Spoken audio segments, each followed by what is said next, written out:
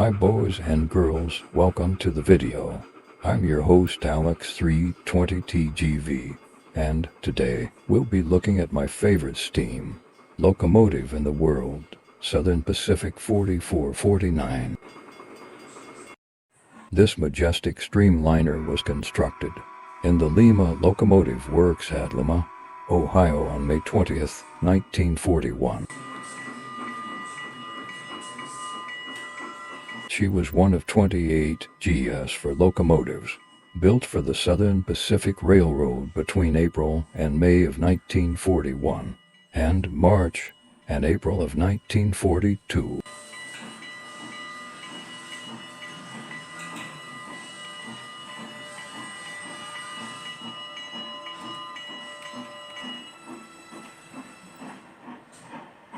"4449 was one of the last GS for locomotives built for the SP, until a newer batch came along a year later. The letters GS stood for Golden State and or General Service. The locomotives were made to all the SP's premier passenger trains like the San Joaquin Daylight,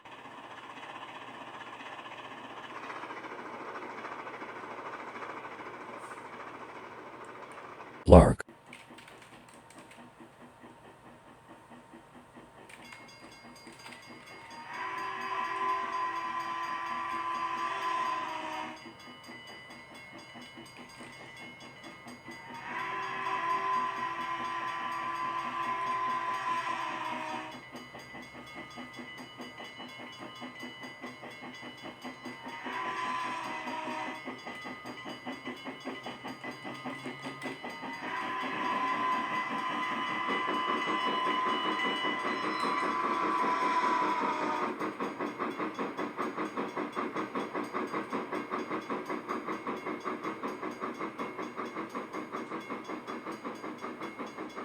Sunset Limited,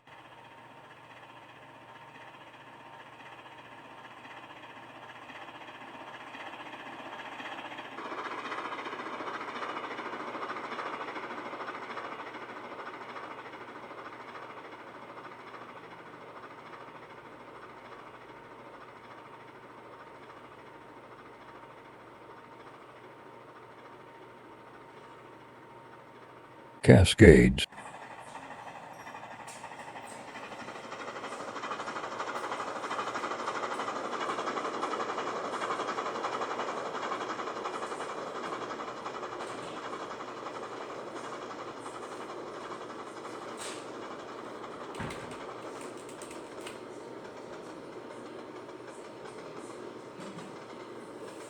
Golden State, which was what the class was named after.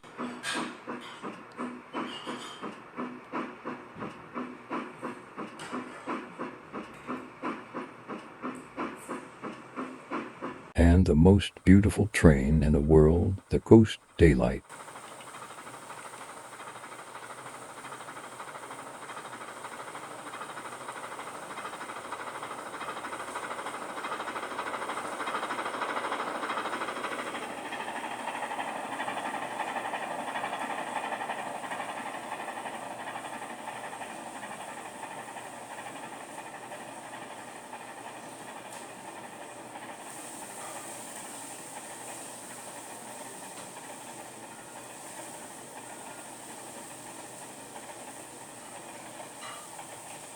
"4449, along with the rest of the class, had 80-inch driving wheels, a length of 110 feet, a width of 10 feet, and a height of 16 feet.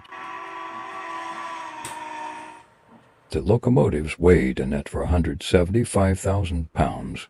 Their tenders weighed in at 395,600 pounds, while their driving wheels weighed in at 275,700 pounds.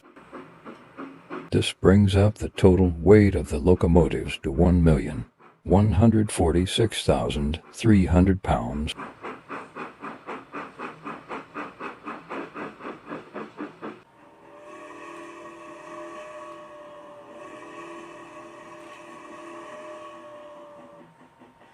The GS4s were all burners, This not only increased their route availability, but also removed the 484's abilities to start line-side grass fires, unlike that of coal burners. The locomotives didn't get their nickname streamliners for nothing. They could reach speeds of 110 miles per hour. However, they were only limited to travel at 75 miles per hour because of the timetable speed restrictions. The locomotives had a tractive effort of 66,326 pounds. They gained an extra 11,674 pounds with the booster engaged.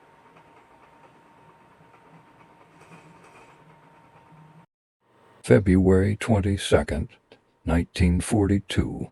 1 month before 4449 got reassigned to the Sunset and Golden State routes. Due to the arrival of newer GS4s and a new batch of streamlined locomotives called GS5s. Anyway, here we are at Los Angeles' Union Passenger Terminal on this beautiful Sunday night to witness 4449 take Southern Pacific train number 75, the northbound Lark, to San Francisco, California, on a 470-mile journey along the SP's beautiful coastline. You may have noticed that 4449 looks different compared to the start of this story. Why does the GS4 look different, you're probably asking?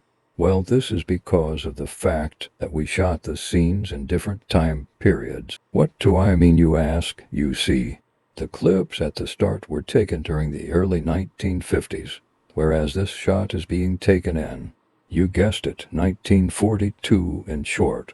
4449 is wearing her pre-war daylight paint scheme in this time frame, whereas the 50s had 4449 and the other GS4s in their post-war daylight paint scheme, which involved their tenders having big Southern Pacific lettering on them, whereas the pre-war paint scheme had the small Southern Pacific lines lettering on their tenders. Complicated, I know. I would also like to imply that 4449 is not wearing any white walls in this time frame, but is wearing black rings on her Mars light and headlight.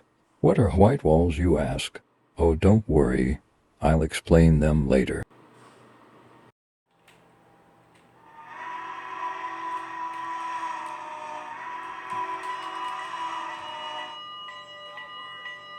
Join us now as we follow 4449 on her 470-mile trek via the Pacific coastline to the Golden City of San Francisco. All I knew this morning when I woke is I know something now I didn't before. And all I've seen since 18 hours ago is green eyes and freckles and your smile in the back of my mind, making me feel right. I just wanna know you better know, you better know, you better now. I just wanna know you better know, you better know, you better now. I just wanna know you better know, you better know, you better now. I just wanna know you.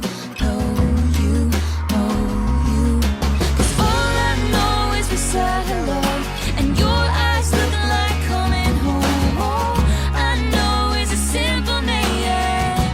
Everything has changed. All I know is you held the door.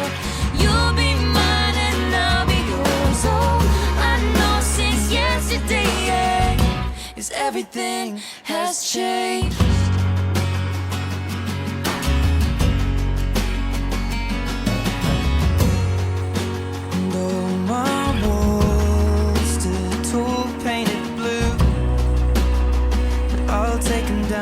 Take him down and open up the door for you. And all I feel in my stomach is butterflies, the beautiful kind, picking up a lost time, taking flight, making me feel like I just wanna know you better know, you better know, you better know.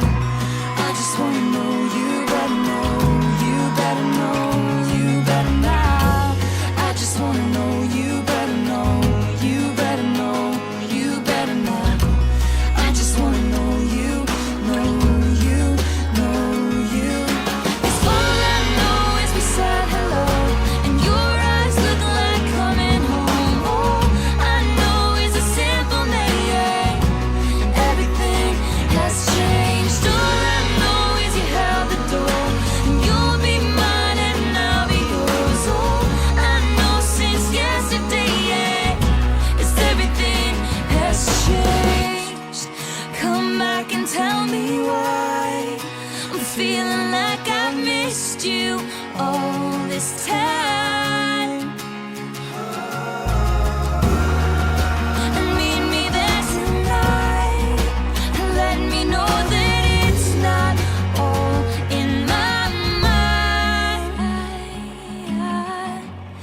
just wanna know, you better know, you better know, you better know.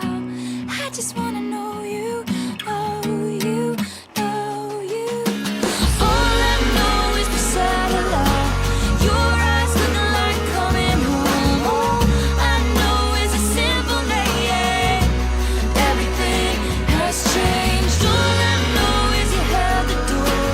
You'll be mine and I'll be yours. All I know since yesterday is everything has changed. All I know is the satellite.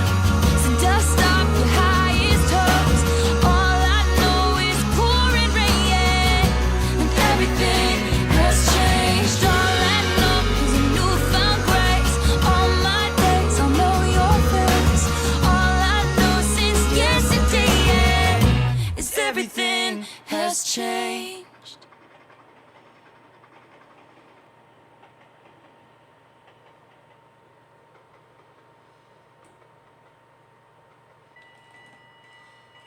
After traveling for 12 hours, 4449 pulls into San Francisco's 3rd and Townsend Depot on schedule.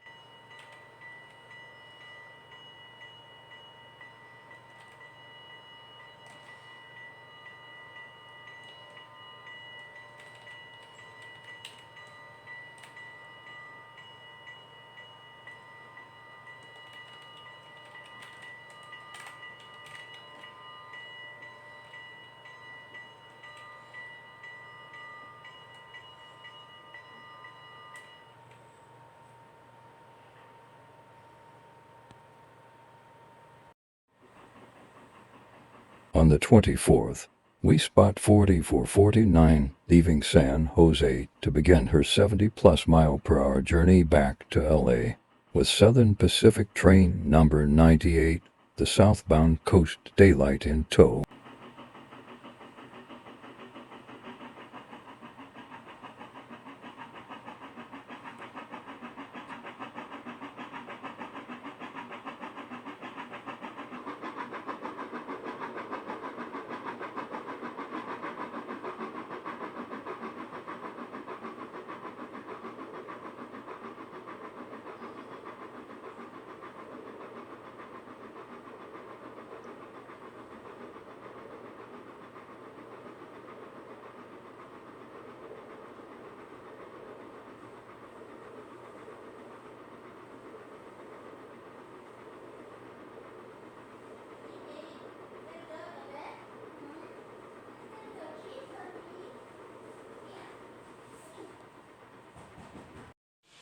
October 17th, 1954, 4449 and sister engine 4447 are seen at Los Angeles' Union Passenger Terminal being steamed up to take a 10-car passenger train to Weno, California for the Railway and Locomotive Historical Society.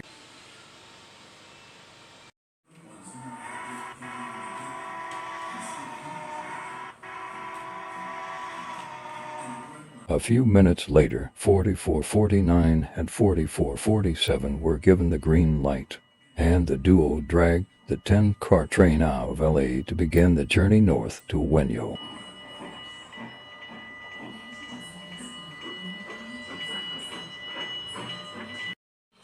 The two locomotives put on a majestic sight as they flew over a bridge.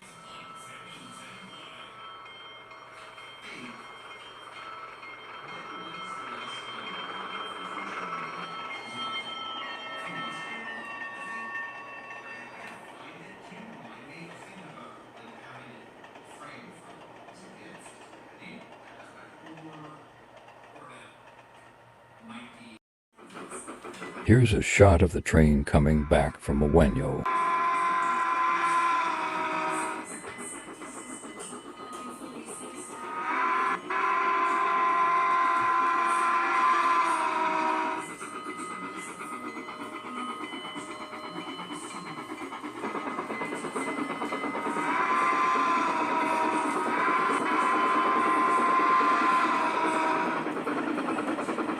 The RLHS, short for Railway and Locomotive Historical Society, is a railway organization that runs in North America. It is the oldest known organization in the continent. In 2021, the RLHS celebrated 100 years of history since its founding in 1921 and is still going strong as of 2023.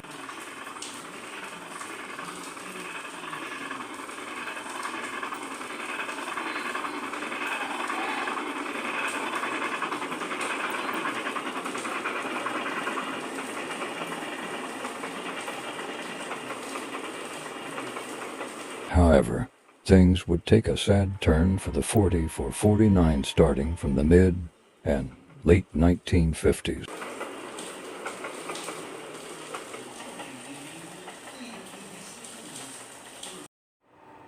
In late 1955, 4449 was one of the last GS-class locomotives that wore the famous daylight paint scheme. So to even the odds, the SP repainted 4449 into the war baby black paint scheme. This was due to dieselization that occurred on the coast daylight in January of that year.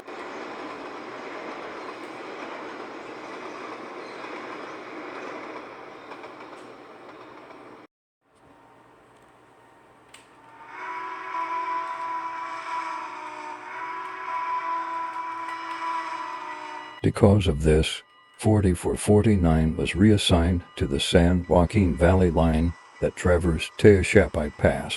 She hauled fast freight trains and on occasions, the San Joaquin Daylight between Oakland and Bakersfield, California. She would also participate as a helper locomotive if needed.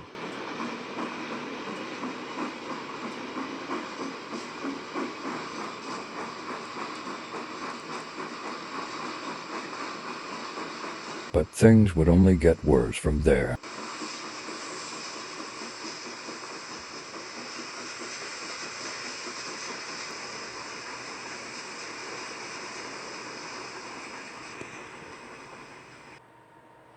On September 24, 1956, 4449 was semi-retired from service.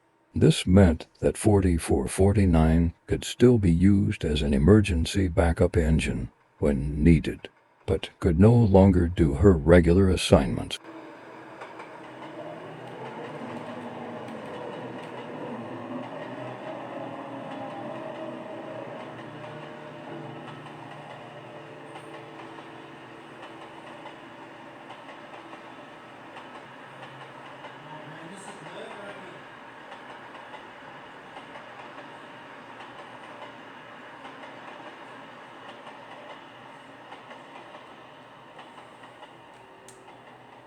On October 2, 1957, Southern Pacific 4449 was officially retired from service and was put into storage at Southern Pacific's Bakersfield Roundhouse, along with other retired engines like the 4444. She was about to be scrapped a year later, but the SP decided to donate the locomotive to the city of Portland, Oregon. We are in one of Northern California's forests to watch the train make its long journey north to Oregon's largest city, Portland. As you can see, 4449 is attached to a train of boxcars hauled by two GP9s, both of which were built in 1958. The train continues to pick up speed as it passes through a railroad crossing.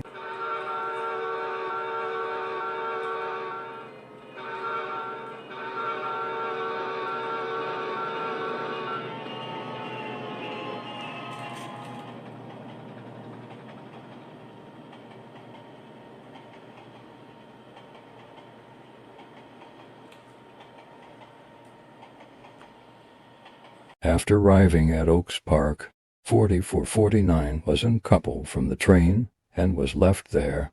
This is where the 4449 would remain on static display for the next 16 years.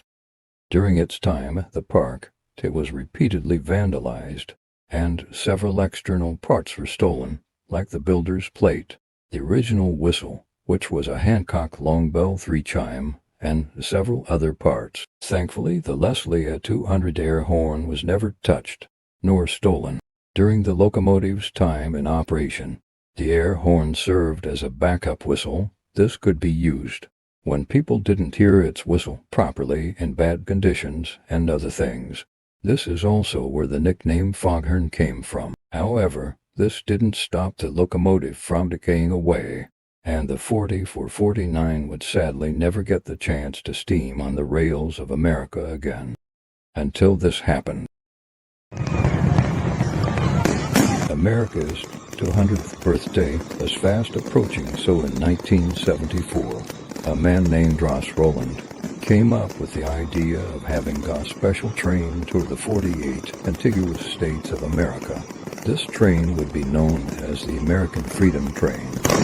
Rowland had selected 3 engines to pull the train, starting from next year Reading T1 number 2101, another for 8 for Northern type locomotive built Texas, and Pacific 610, and, you guessed it, Southern Pacific 4449. 4449 was towed out of Oaks Park and onto the back of an empty flat car train bound for Burlington Northern's Hoyt Street Roundhouse, where restoration on the 4449 will take place.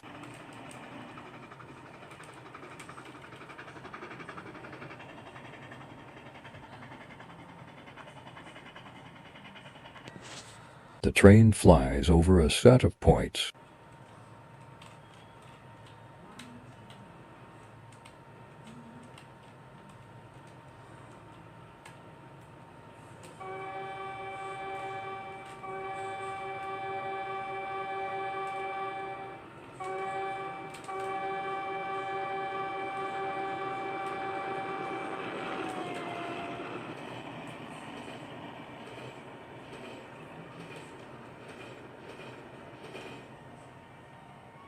Here are a few more shots of the train flying over to the Hoyt Street Roundhouse.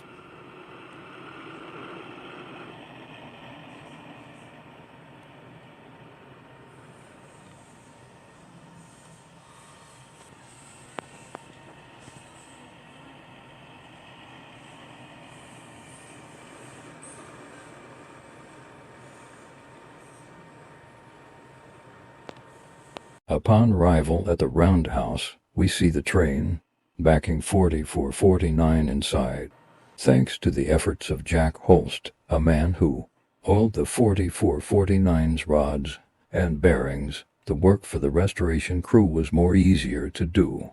Since they didn't need to worry about oiling, they could focus on more important parts that were needed for the restoration.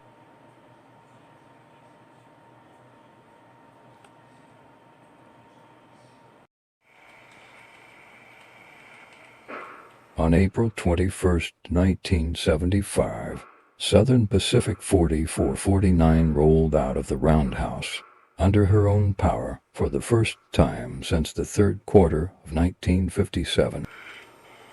This time, though, the GS would appear in a different paint scheme, a color combination of red, white, and blue. This was done to match the consist colors of the American Freedom Train. And what about Jack Holst? Well, he sadly died 3 years before 4449 was fully restored. However, since the original 3-chime was stolen, 2 replacement whistles were brought in. On the driver's side was a Hancock 3-chime that came from a Spokane, Portland, and Seattle Challenger locomotive. On the fireman's side was a Southern Pacific 6-chime that came from a cab-forward locomotive. Here we see 4449 with her newly leased 2 car being prepared to take an 1,800-ton test freight train, the same weight as the Freedom Train.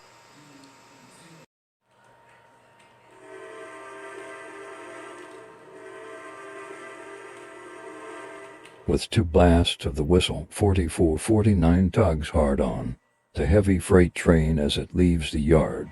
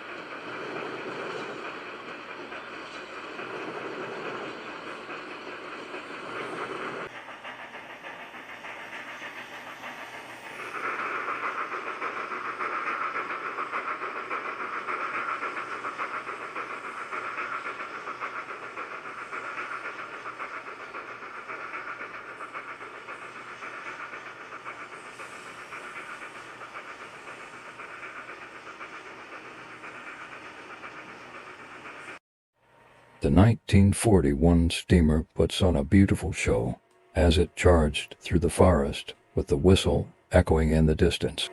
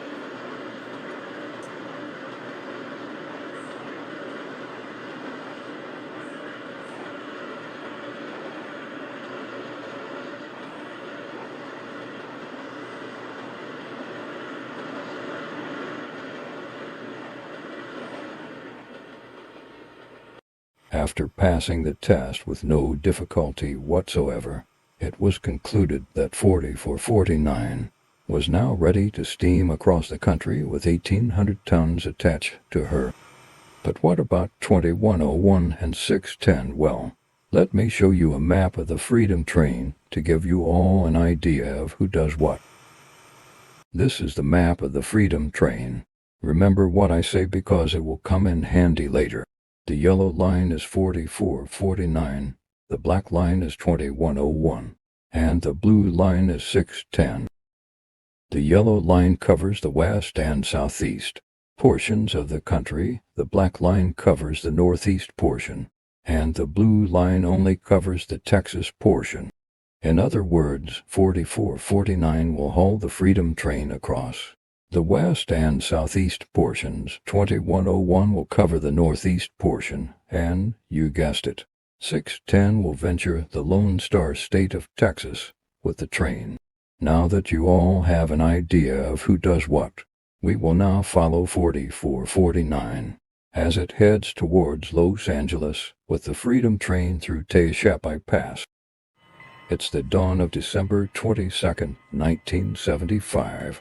4449 is seen pulling into Bakersfield to get some helpers and a quick service stop.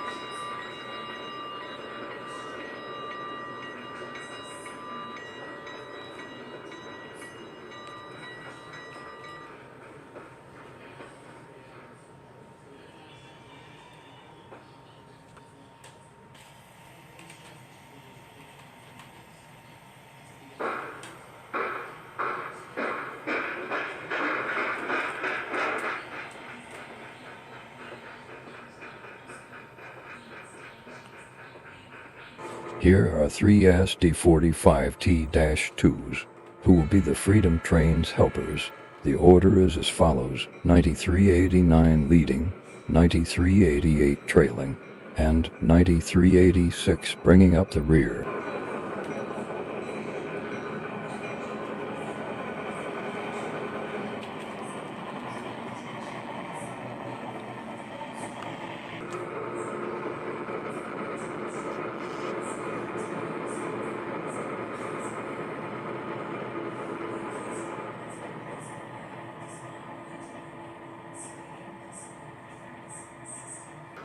Meanwhile, 4449 is getting ready to reverse into the siding, to not only allow the helpers to couple up to the train, but to have her air pumps worked on.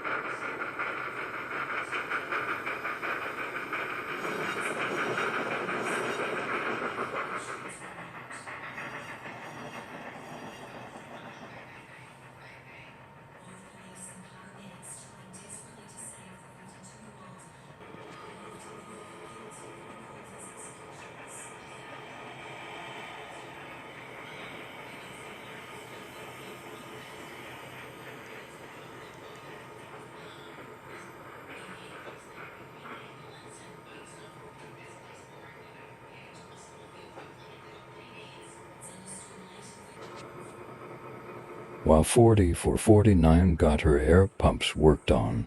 The helpers waste no time getting to the front of the train.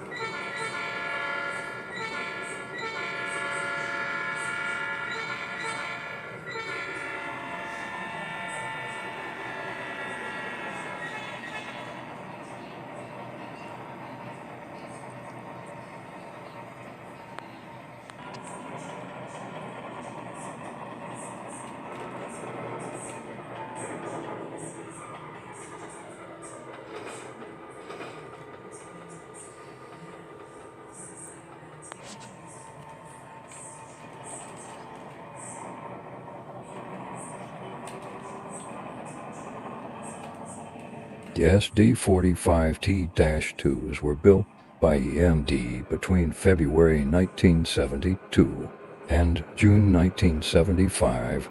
A total of 247 models were built during this time.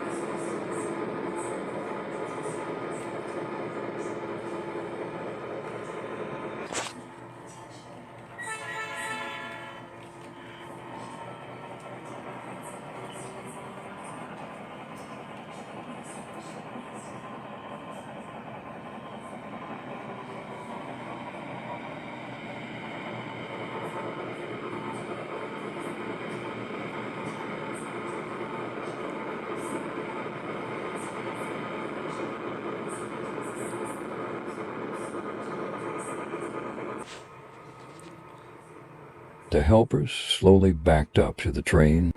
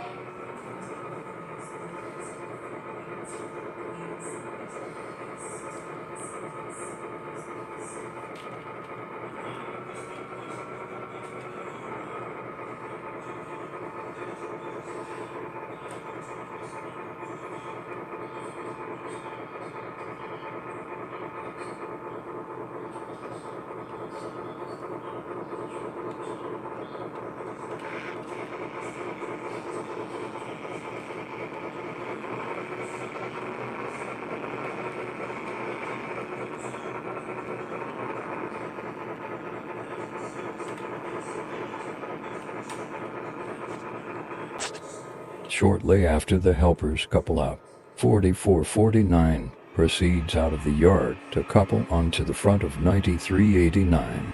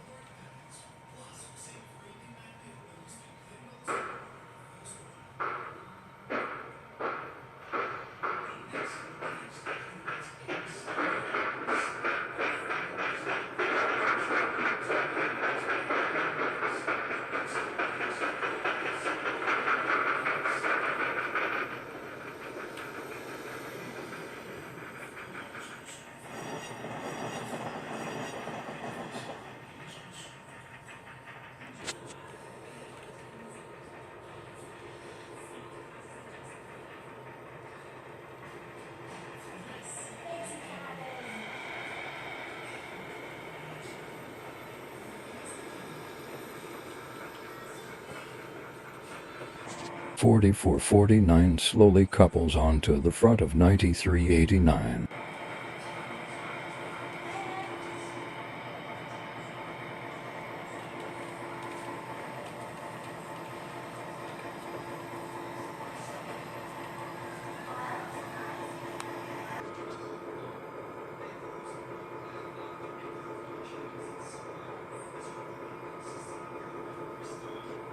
Once everything was set, the engineer gives the blasts on the 3-chime whistle and opens the throttle.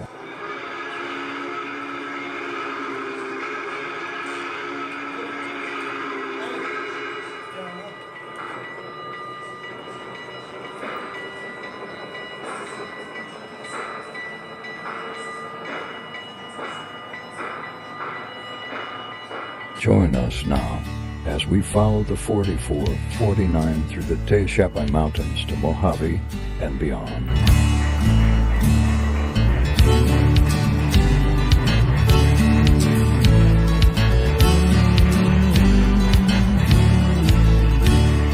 Traveling through our great homeland, helping us to understand what it means to be an American. Here comes that freedom train.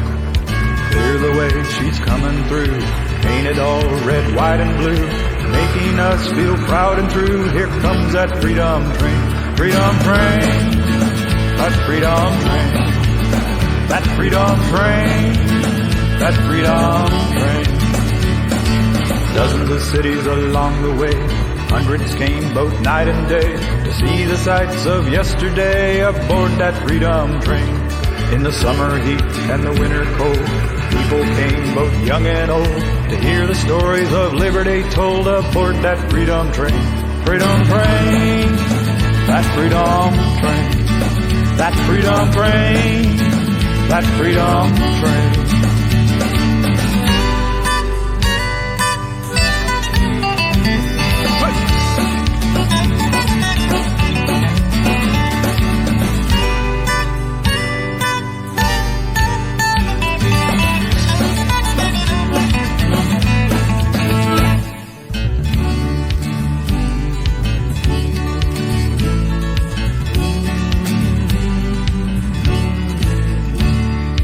Freedom for my sister and brother, flying the race, create a color, bringing hope to one another. Here comes that freedom train, rolling through the countryside, loaded down with American pride, spreading the message far and wide. Here comes that freedom train, freedom train, that freedom train, that freedom train, that freedom train.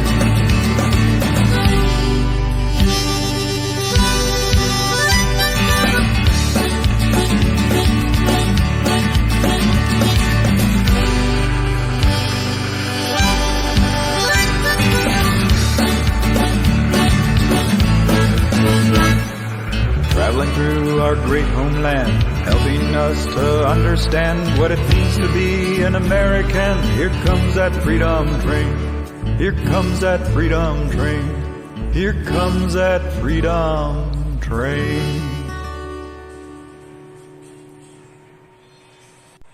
After assaulting the 2.2% grade of Tehachapi Pass, 4449 dropped off the helpers at Mojave before continuing south on flat ground to LA via Lancaster and Palmdale, thus ending the 1975 tour.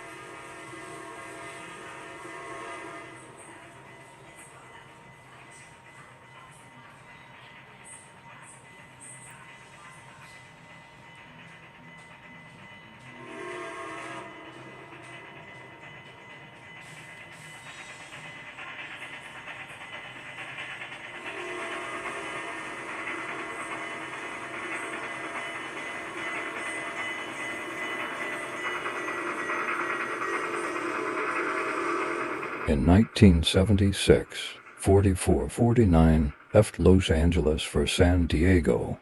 From there she turned east and plowed through the cities of Phoenix, Arizona, Albuquerque, New Mexico, San Antonio, Texas, and then she swapped the train with Texas and Pacific 610 at Austin. From there 610 took the train through the cities of Houston, Fort Worth, and Dallas, where 610 swapped the train out with 4449. From there the GS took the train through the cities of Oklahoma City, Oklahoma, Wichita, Kansas, Kansas City, Missouri, St. Louis, Missouri, Little Rock, Arkansas, Memphis, Tennessee, Jackson, Mississippi, New Orleans, Louisiana, and finally at Birmingham, Alabama, where she swapped the train out with 2101. In August of 1976, 4449 was invited to run a two-day excursion from Birmingham, Alabama to Alexandria, Virginia. Here we see the train thundering out of Atlanta, Georgia.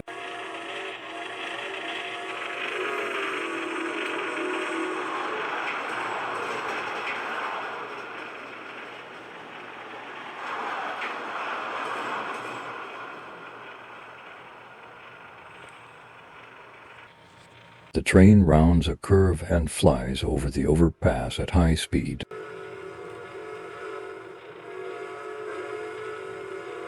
The trip was arranged so that the 4449 could meet up with the Freedom train at Alexandria.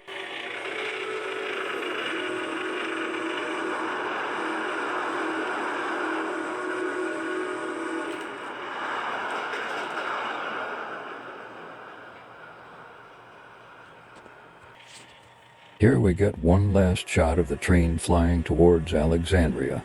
Here the engineer gives us a Doppler whistle effect as he pulled on the 4449 6-chime whistle.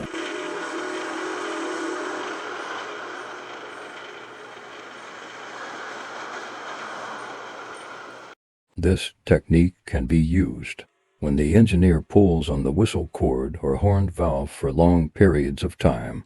Sometimes it's long enough to go past a recording camera, hence the name, Doppler whistle or horn effect.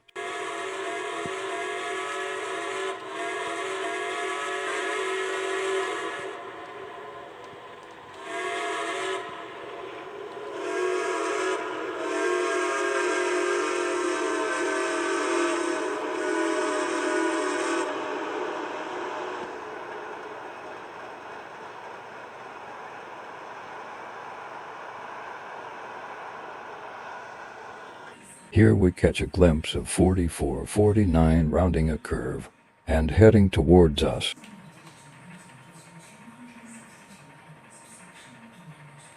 The train is on its last stops with only Lakeland, West Palm Beach, and Miami to go.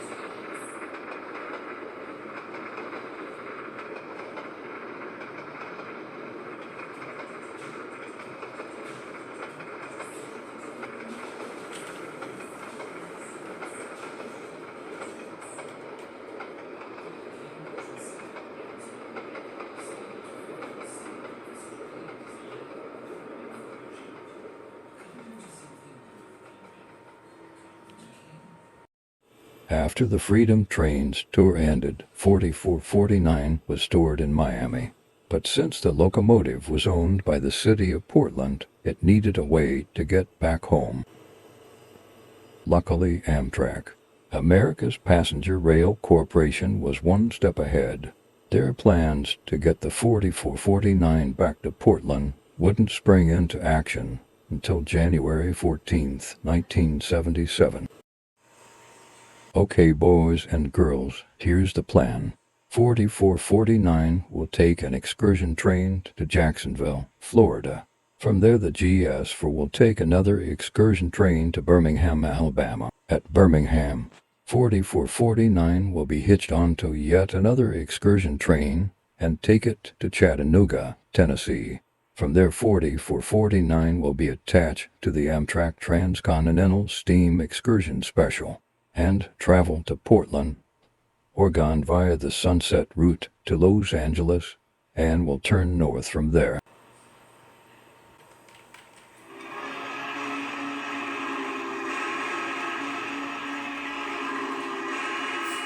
With two blasts of the whistle, the roller coaster journey home began.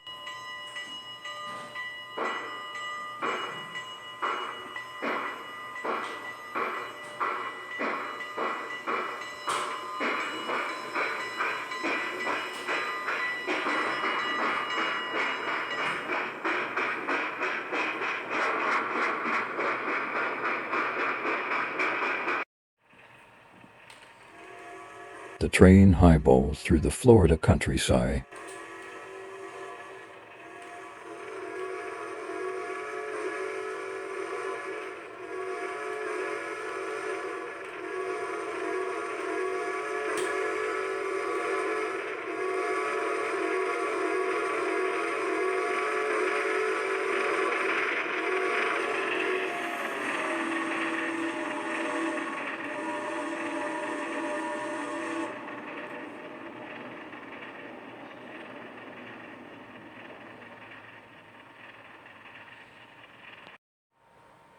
Here we are at a crossing, just in time to see 4449 trundle past on its way to Chattanooga.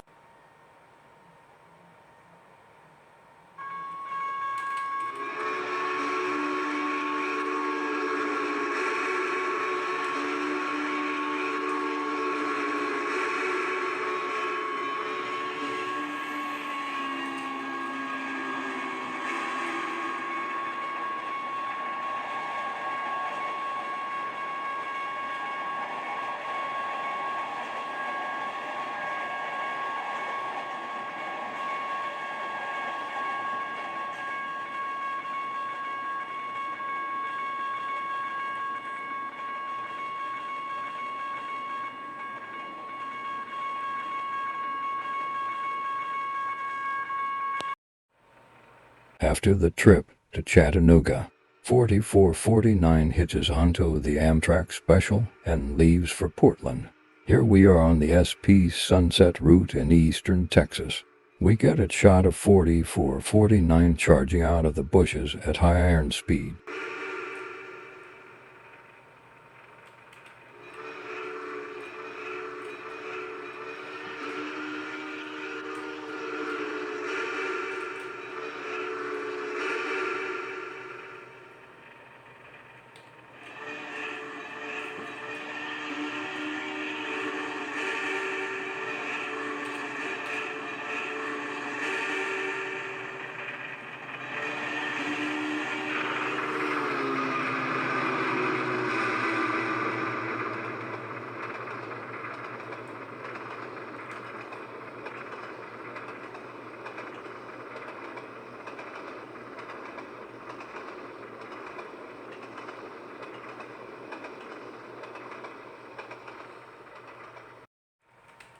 "4449 darts across the river bridge, with the cab forward whistle echoing in the distance.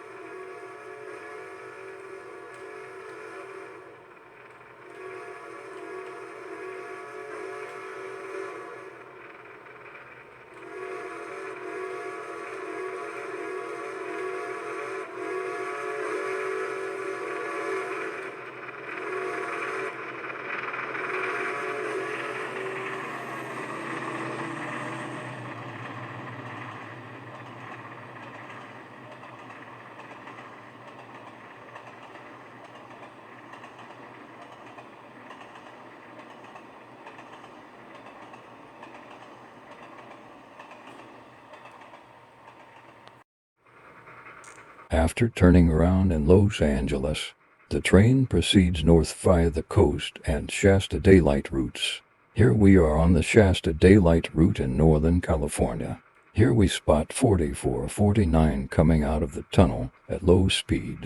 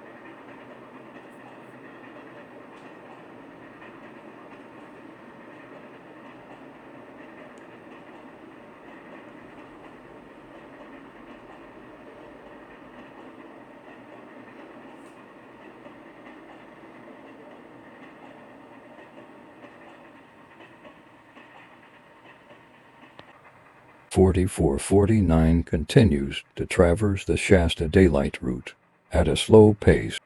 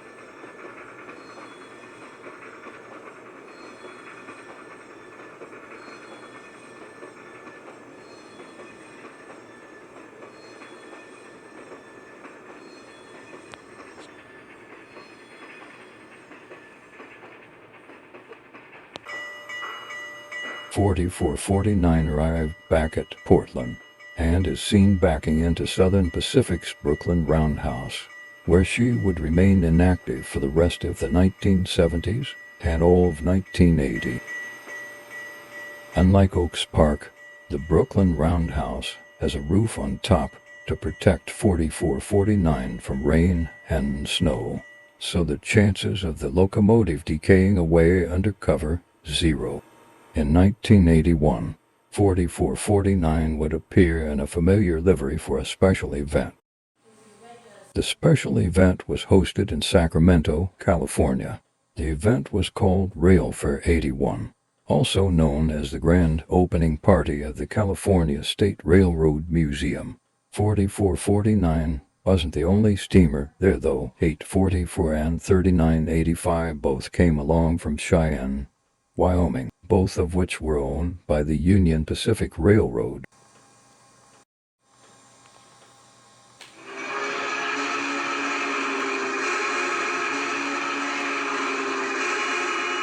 With the blast of the Hancock 3-chime whistle, 4449 leaves Portland for the second time since the age of the American Freedom Train began in 1975. You may have taken note of the strange appearance of the white lines on 4449's wheels. What are they doing on the wheels, you might be asking? Well, 4449 wore the white walls when she first rolled out of the Lima Locomotive Works in 1941, but were taken off a year later. White walls were white lines that steamers of the Southern Pacific wore on their wheels during their service lives. The white lines were brought back because the crew of the GS wanted their prized possession to stand out in the fair, but I can't blame them for doing that. The white walls make 4449 really stand out among the rest. What do you guys think of the white walls on 4449? Let me know in the comments.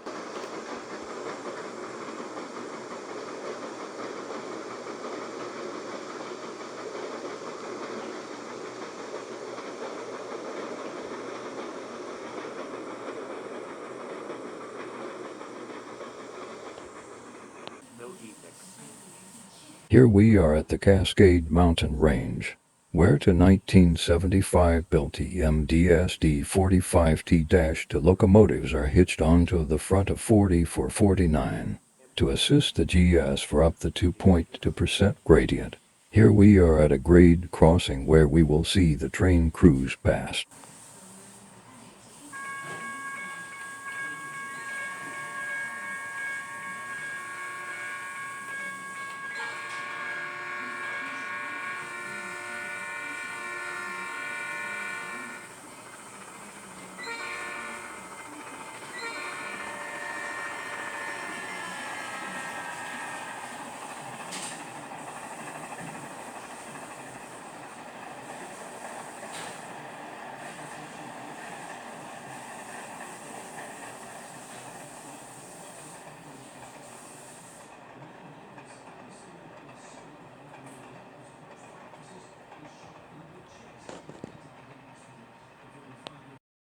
After the climb over the Cascades, 4449 continues south to Sacktown. However, bad fuel oil was stored in the tender of 4449, so diesel helper number 328, an EMDS DP45 locomotive, was attached to the 4449's tender.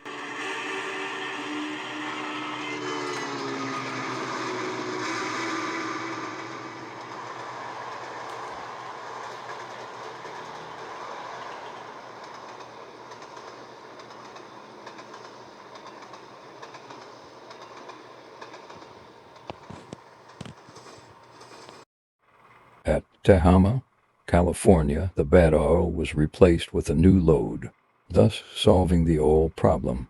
3208 was taken off of the train. From Tehama onwards, it was a solo high-speed sprint to the farm-to-fork capital.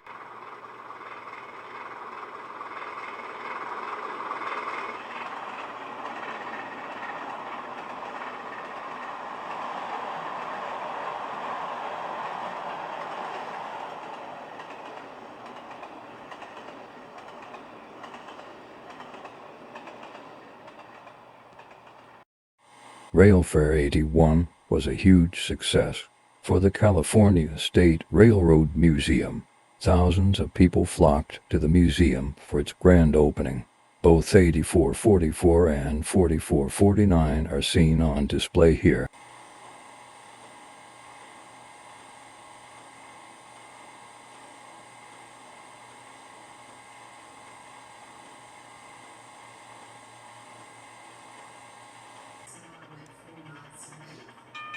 After the conclusion of the fair, 4449 rolled south to Los Angeles.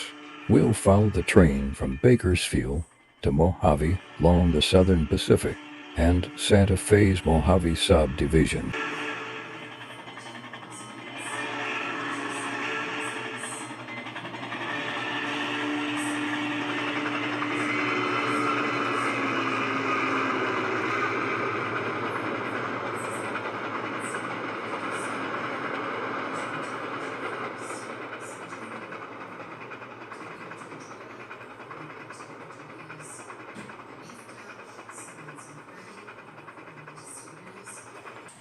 We catch the train cruising through Benham.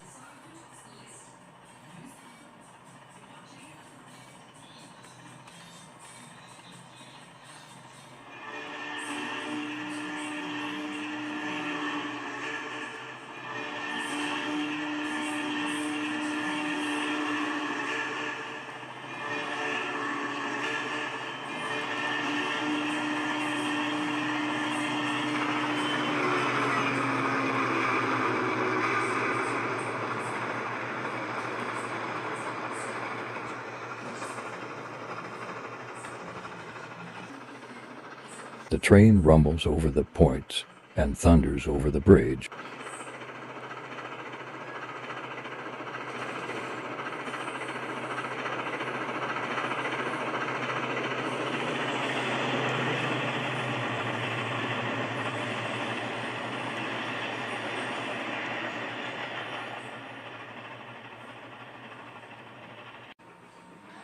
"4449 curves through the Wollong Loop and trundles past us.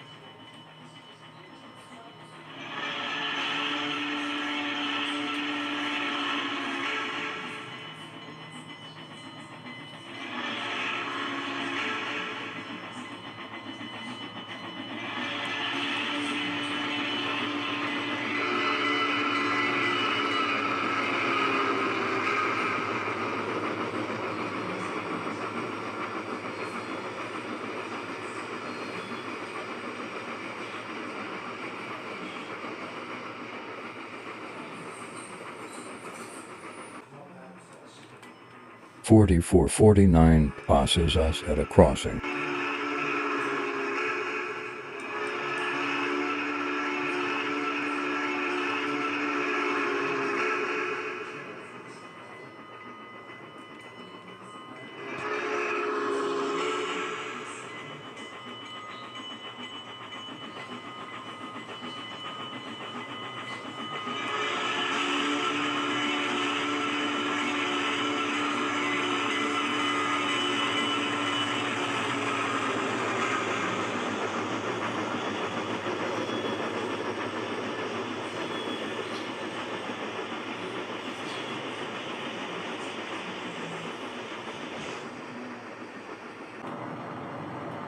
"4449 passes an SP Autorac train, which is waiting in a siding for the excursion to pass through.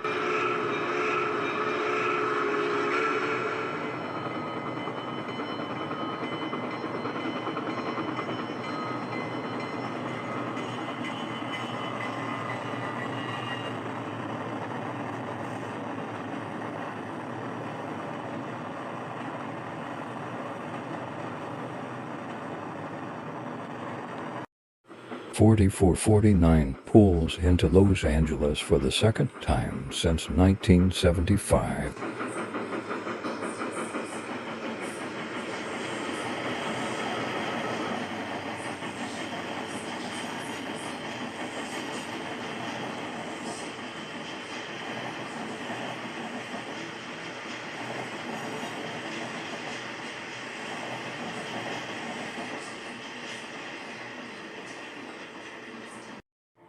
Now we'll join the GS for on the return trip from Los Angeles to Oakland, where she'll pick up the joint SP and our HS Railfan special to continue the journey north to Klamath Falls. Why didn't I include Portland, you're probably asking? Well, you'll find out soon enough.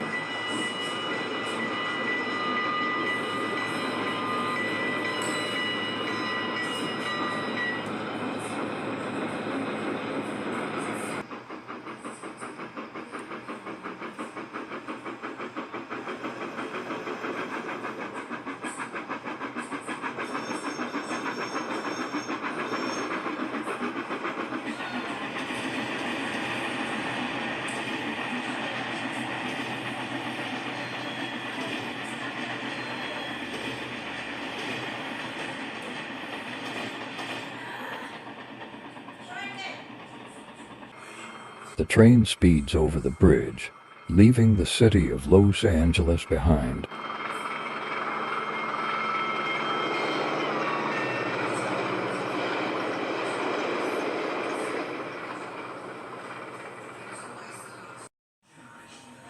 We catch the train passing through a crossing just out of the city of Oakland.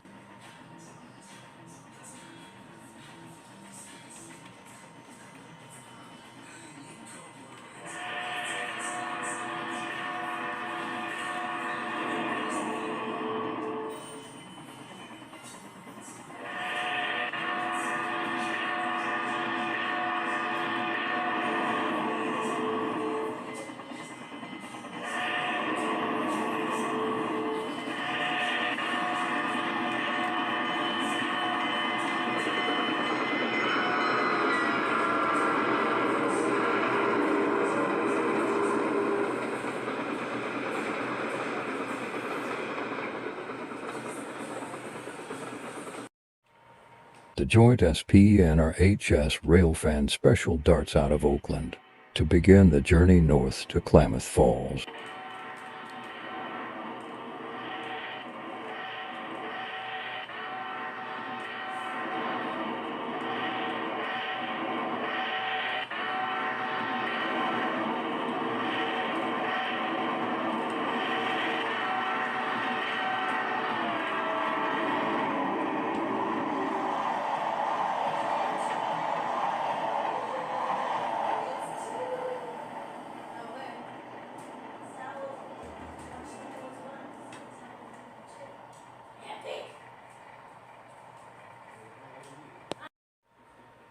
Here we see the locomotive perform a photo run by, and oh boy, what a photo run by that was.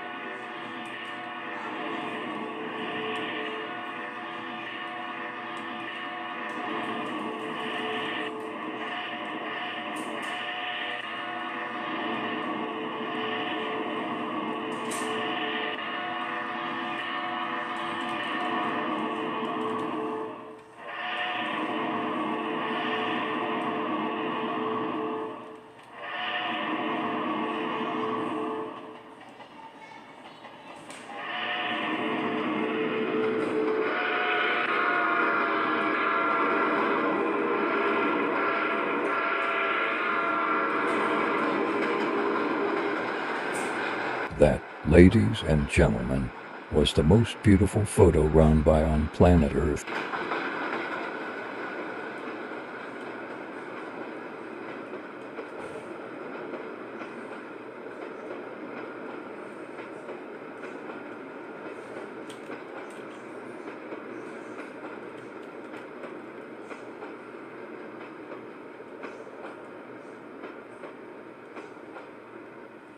Now it's time to answer the million-dollar question.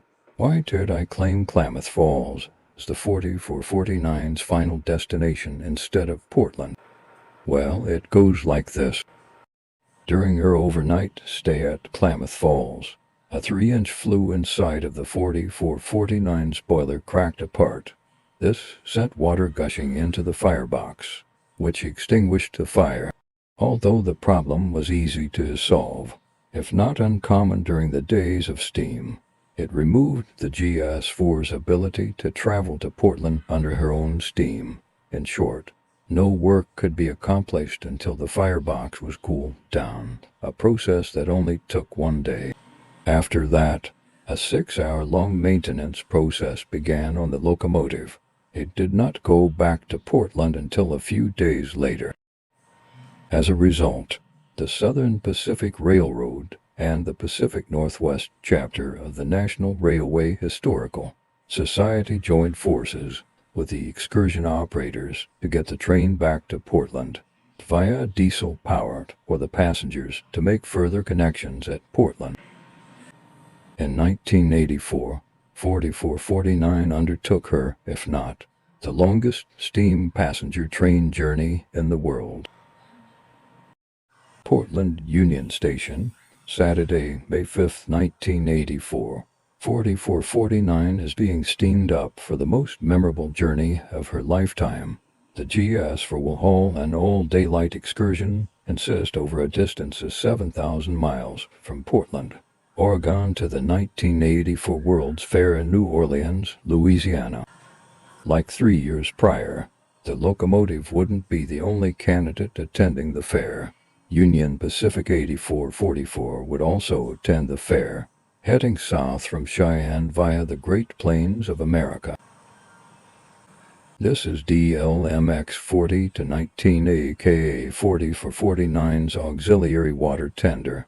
This piece of rolling stock used be the main tender of SP 40 to 19, a scrapped cab-forward locomotive. It is now reused as 40 for 49's water tender to help the GS for with covering long distances. Without the constant need to refill the main tender with water, this trip was no exception. The friends of SP 4449 acquired the tender a few days before the excursion. The tender would be used on 4449's excursions for years to come.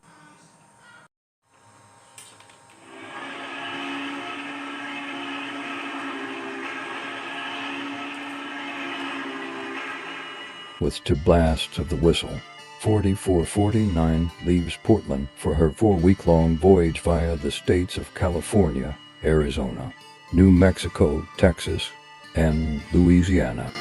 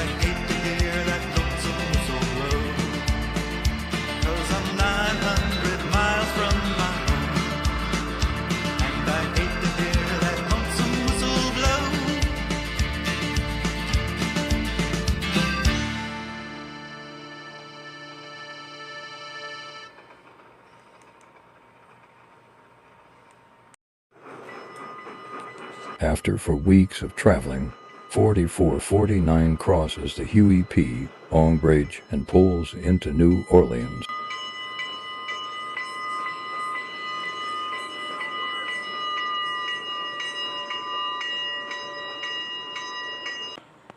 The fair was a success.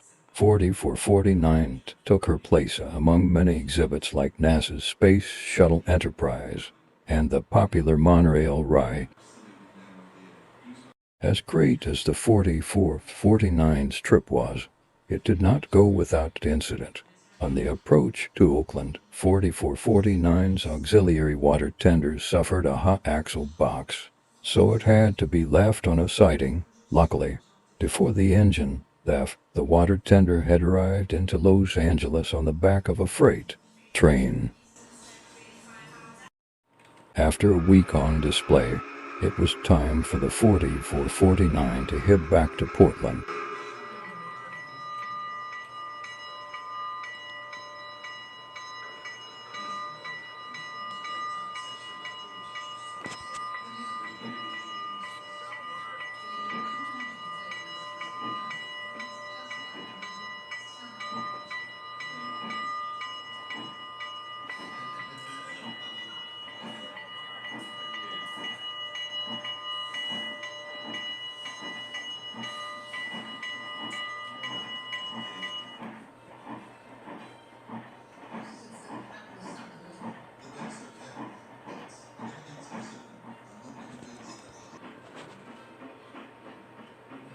But just like the eastbound leg, the westbound leg would not go without incident.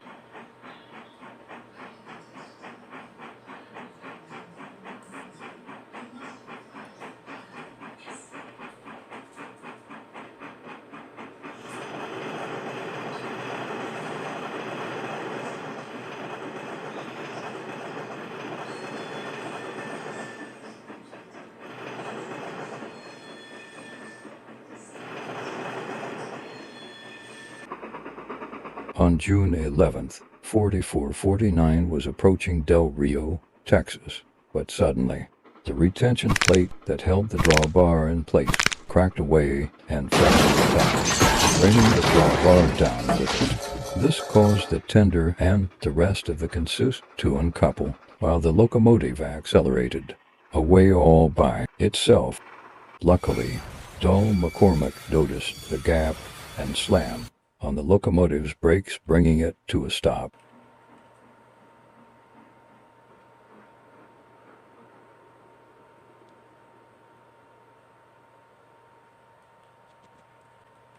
The brakes were automatically applied on the consist, bringing it to a stop as well.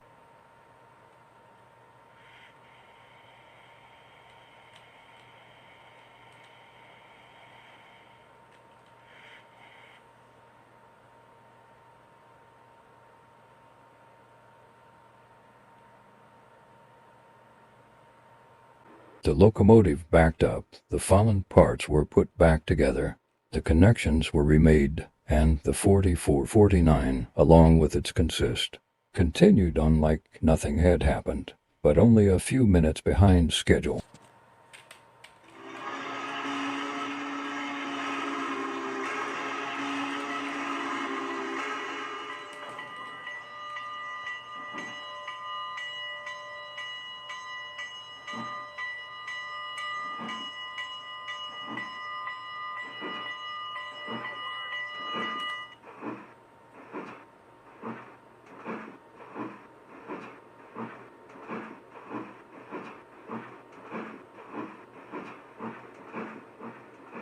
In 1986, 4449 was featured on the big screen for the very first time.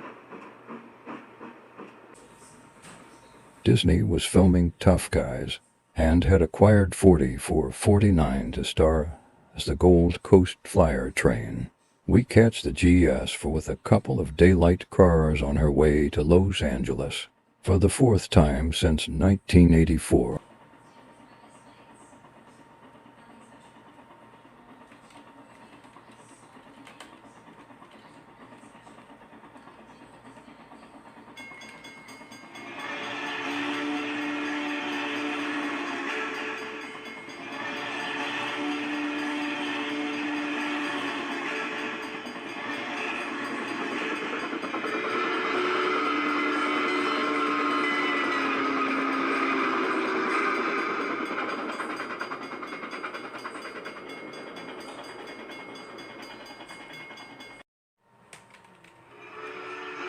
The train passes under a bridge, with the whistle echoing in the distance.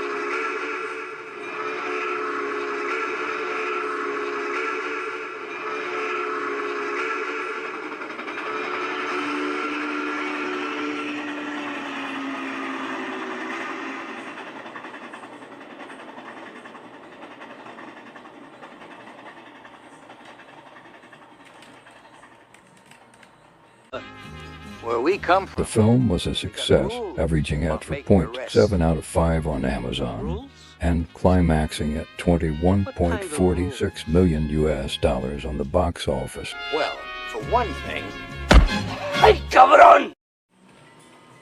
After the film, the train heads back home to Portland.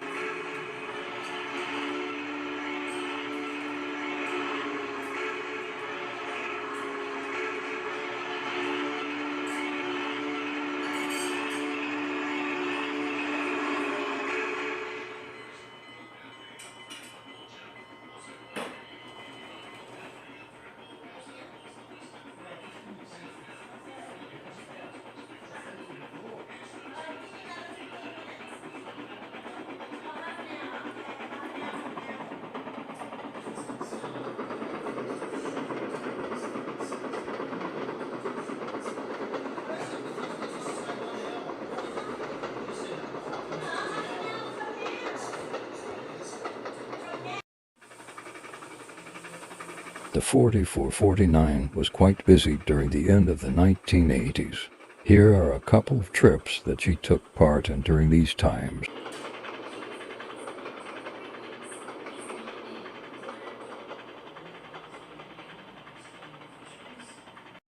This was one of these trips. On December of 1988, Southern Pacific 4449 was chosen to power the Southern Pacific and Rio Grande Merger Officers Special. She was given black rings on her Mars light to celebrate the occasion.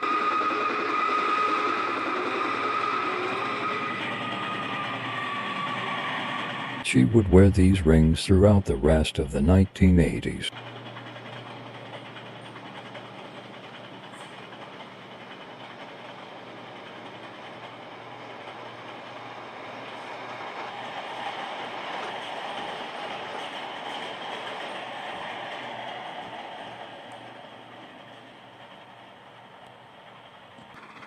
The train picks up speed as it flies under a bridge.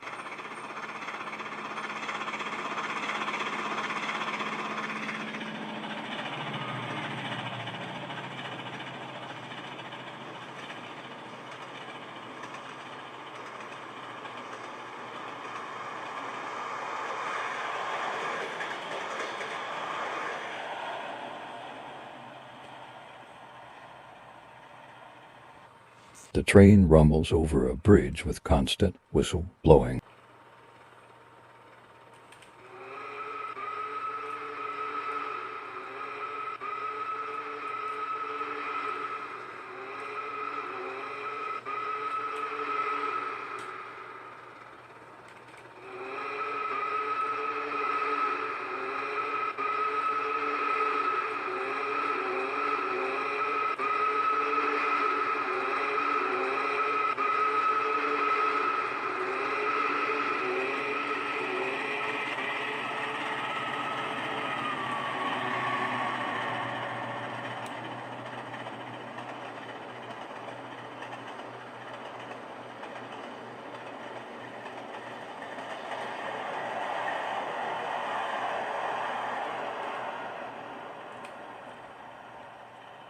On February of 1989, 4449 ran a special excursion between the cities of Seattle and Wenatchee, both of which are located in the state of Washington.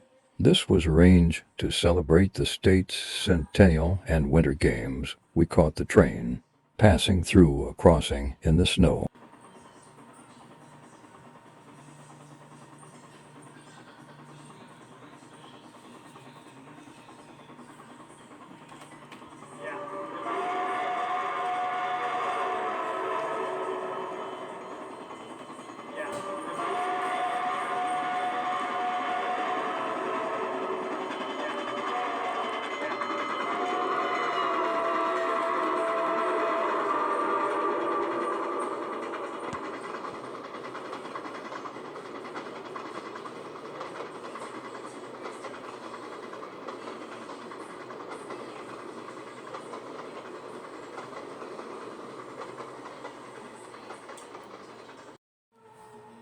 "4449 continues her trek through the snow, with the Southern Pacific six-chime whistle echoing in the distance.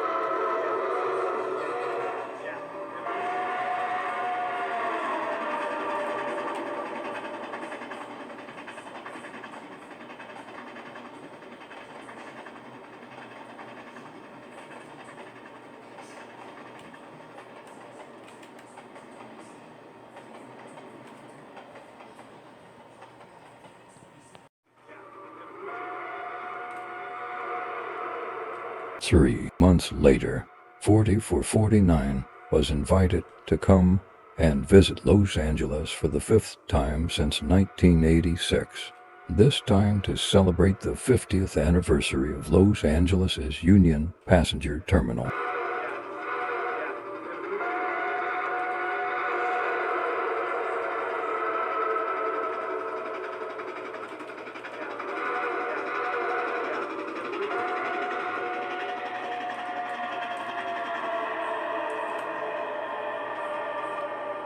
Like the New Orleans World's Fair 5 years earlier, Union Pacific 8444 would participate alongside 4449 in the anniversary.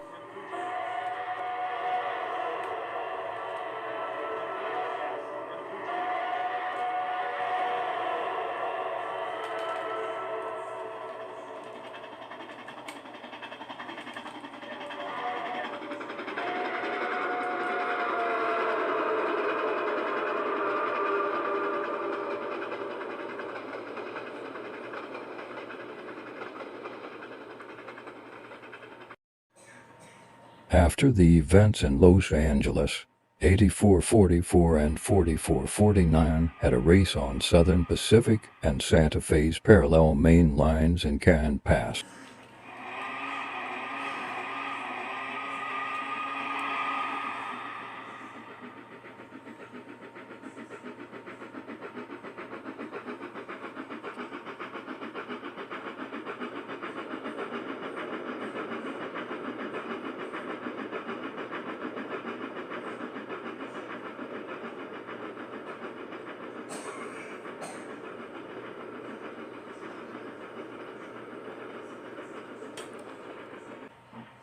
Eventually, 4449 had to stop due to a hot axle box, which resulted in her traveling at slower speeds.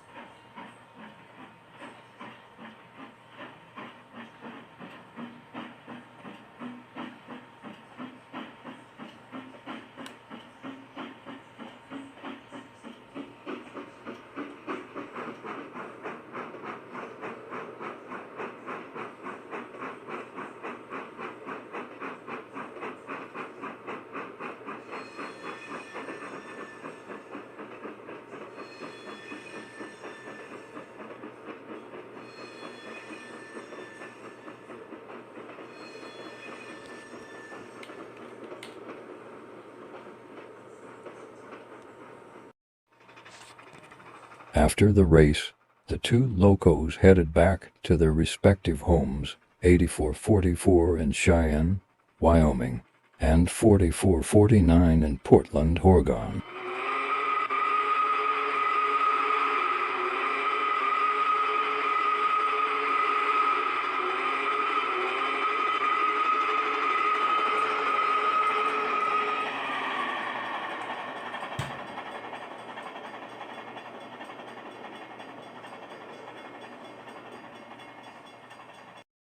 Somewhere between the months of May and July of 1989, 4449's SP and S3 chime was taken off of the locomotive in favor of SP and S700's restoration. A Hancock 3 chime from a Northern Pacific Challenger was placed on the driver's side of 4449 as a result. Take a listen as 4449 passes a crossing with the Dixieland Jubilee Daylight in tow.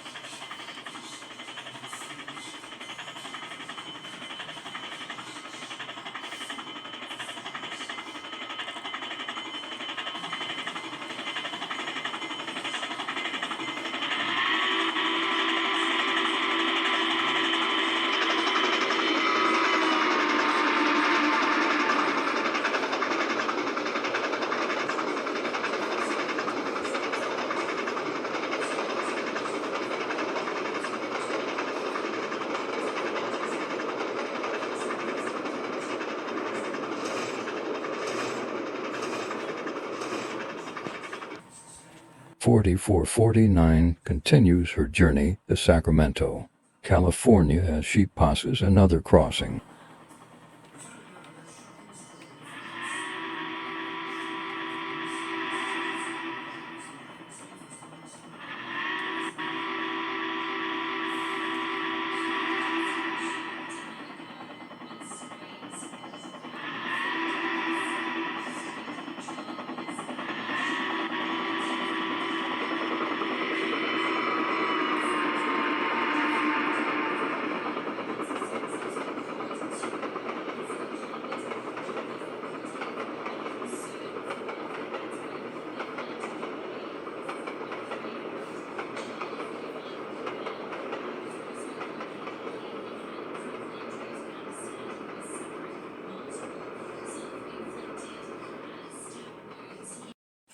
This next catch features some air horn action, so get ready.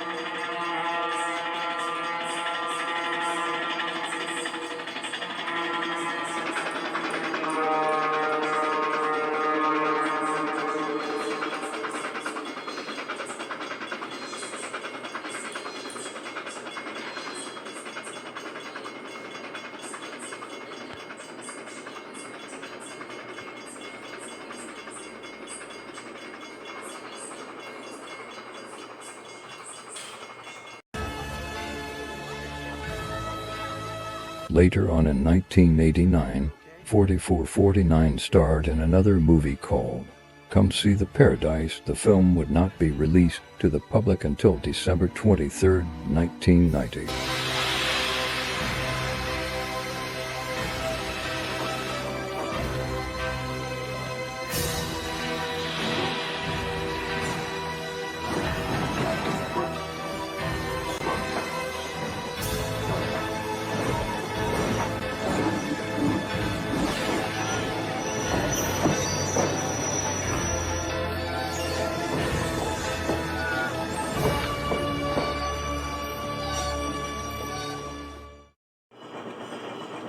For 49 was weathered black and had her side skirts removed for the film. The filmmakers wanted the locomotive to look like an average steam locomotive that ran on coal. This was ideal since the film took place during World War II.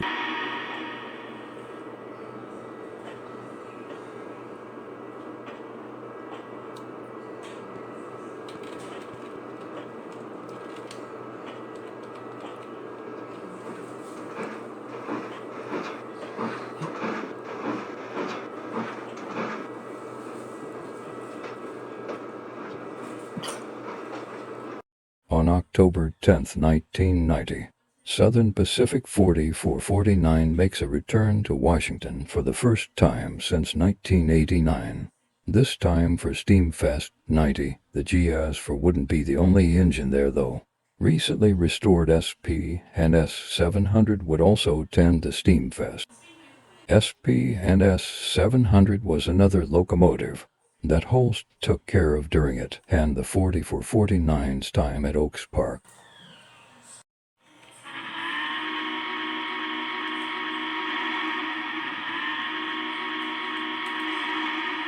With two blasts of the NP3 chime, 4449 leaves Portland for Kennewick, Washington, the site of Steamfest 90.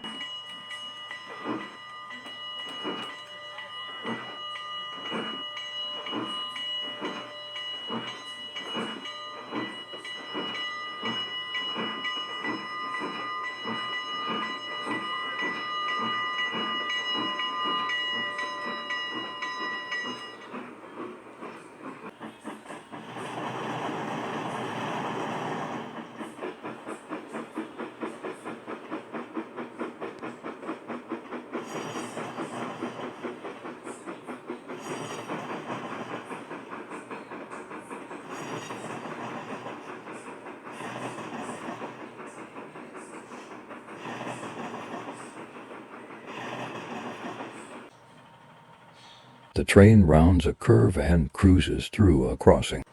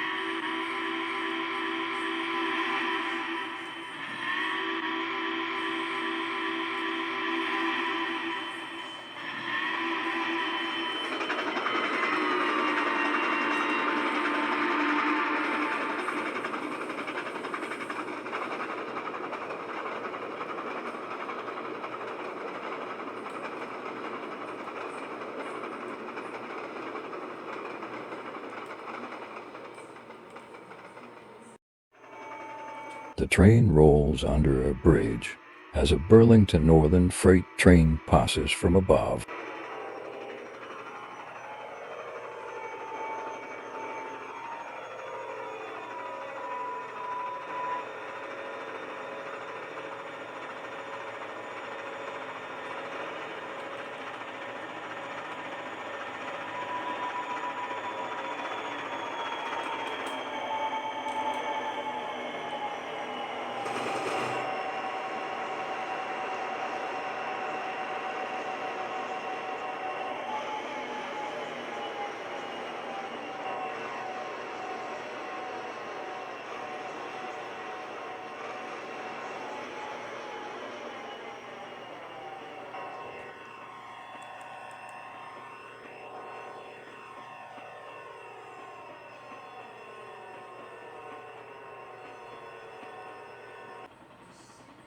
We catch the 4449 at a crossing just a few miles out of Kennewick.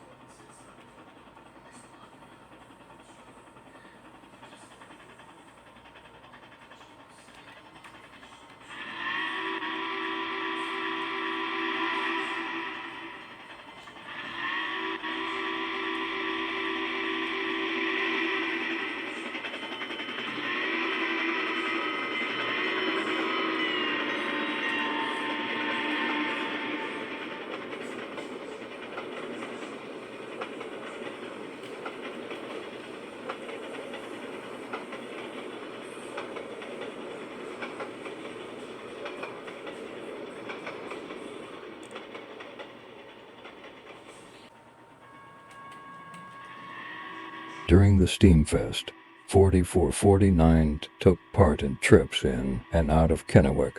She was even chosen to power a dinner train special to Yakima, Washington, on October 12th. Here we see the GS for passing under a few bridges and a crossing with a train in tow.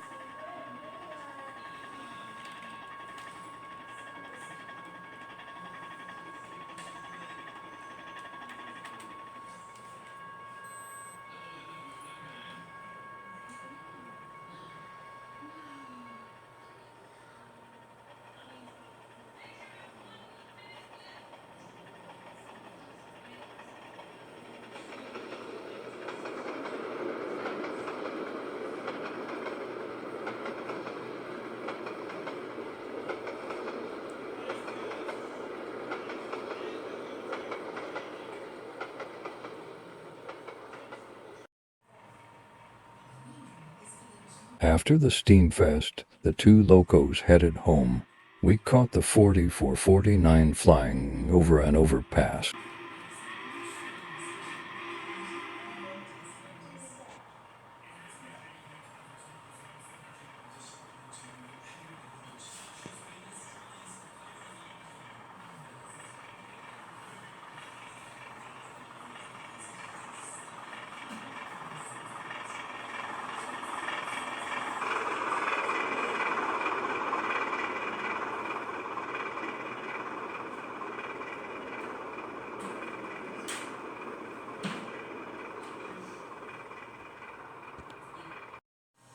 One year later, on April 26th, Southern Pacific 4449 went back to Sacramento, California, this time to celebrate Rail Fair 91.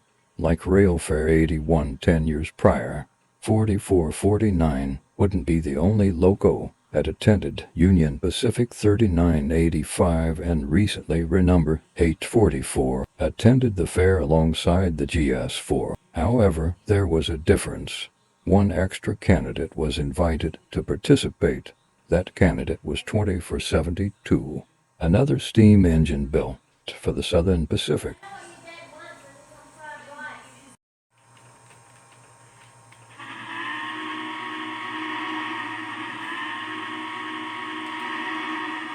With two blasts of the whistle, 4449 leaves Portland once again for the California State Railroad Museum in Sacramento, California.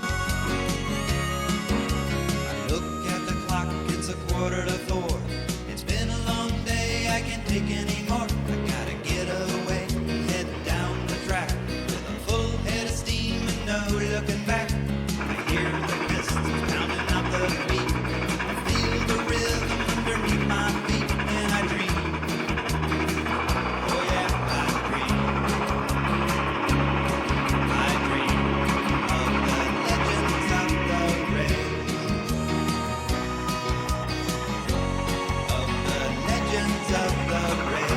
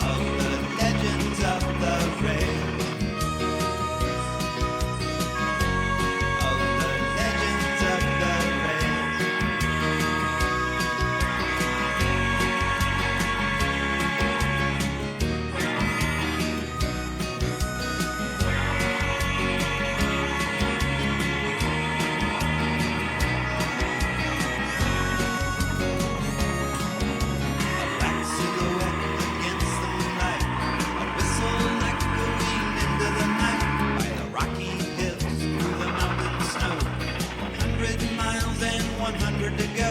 It's a journey back to a place and time when a hot cup of coffee only cost you a dime. And I dream, oh yeah, I dream.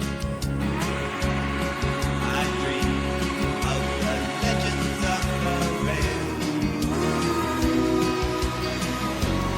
of the legends of the rail.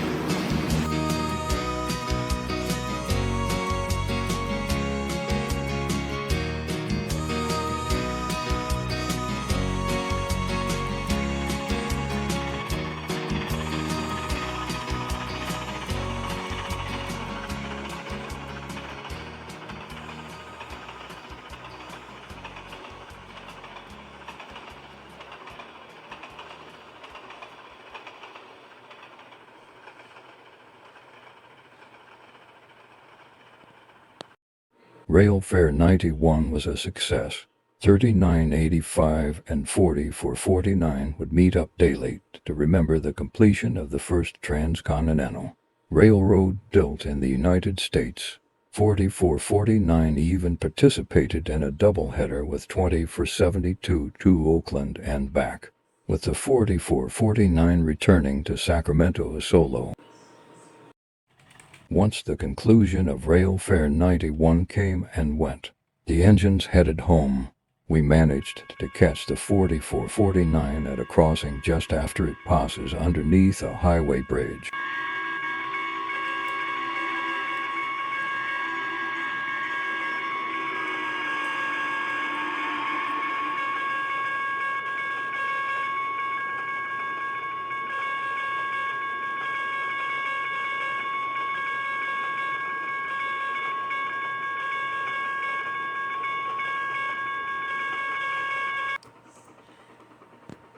On July 14, 1991, a Southern Pacific freight train derailed on the Contara Loop in California, which sent herbicide, a chemical found in weed killers, spilling out of a tank car and into the Sacramento River. Because of this, all of the fish that swam in the river were killed along with the vegetation. But what does all of this have to do with the 44.49? Well, to calm the public down, the SP sent the GS4 to California, where it would perform a tour run from Redding to Black, Butte and back. Here we see 44.49 and 7116, a diesel helper, tackling the steep climb over the loop.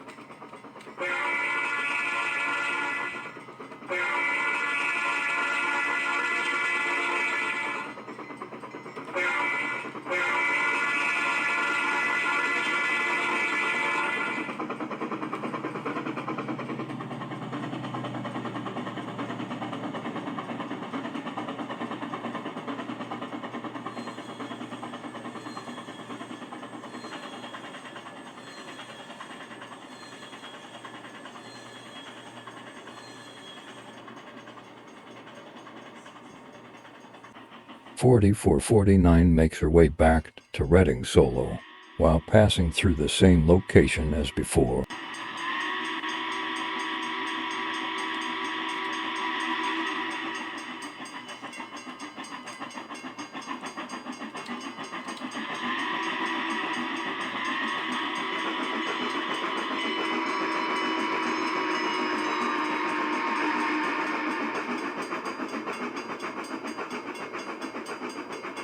Many months later, 44.49 made a return to California, this time to participate in a special event hosted by the National Railway Historical Society.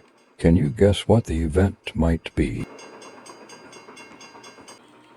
If your answer was the 1992 convention hosted by the NRHS, then you're correct. The convention was held in San Jose, California, which brought 3 steam engines to the event. One of them being SP 44.49, like in the 1980s. 44.49 carried a second whistle on the fireman's side. That whistle was a star brass 5 chime that came off of ACB and QM for type steam locomotive. Take a listen to the whistle as the 44.49 approaches a crossing.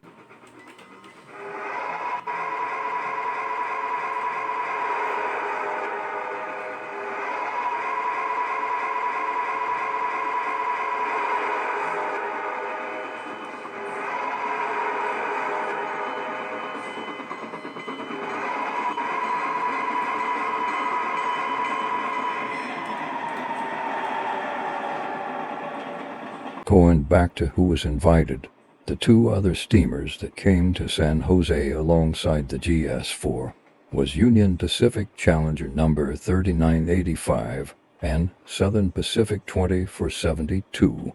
They were the same steamers that took part in Rail Fair 91 the year before.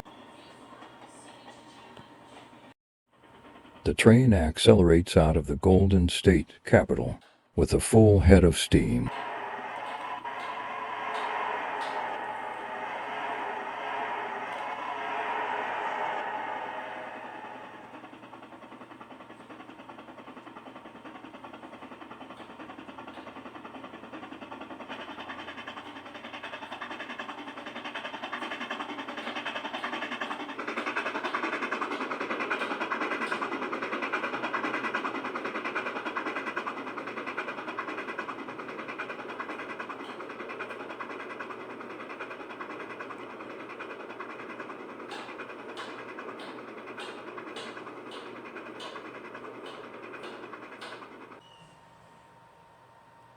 One day before the conclusion of the convention, 4449 ran a special excursion train from San Jose to Sacramento and back.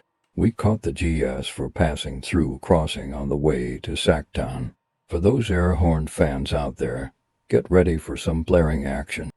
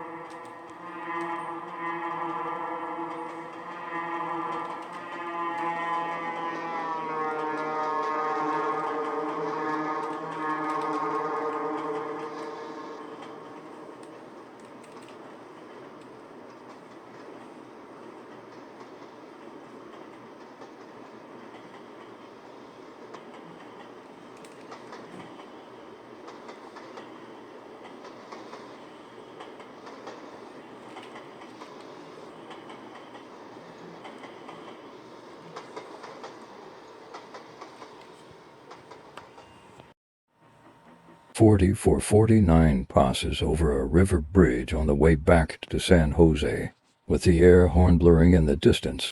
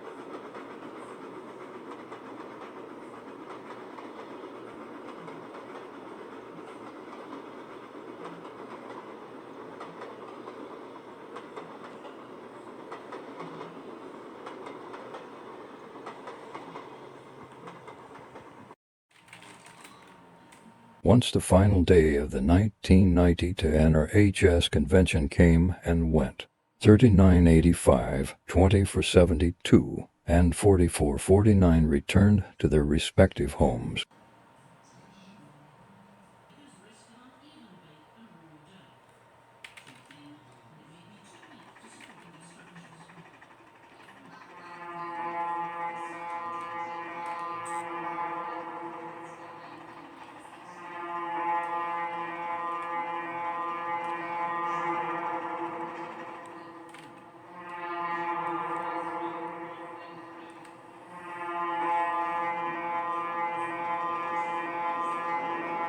Time for a backstory.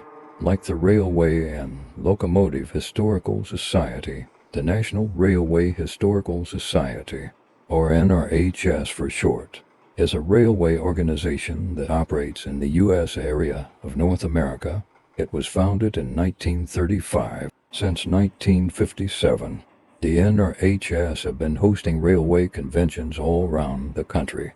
4449 would attend some of the NRHS-hosted conventions like the 1992 convention mentioned here, the 2005 and 2011 conventions, both of which will be mentioned later on.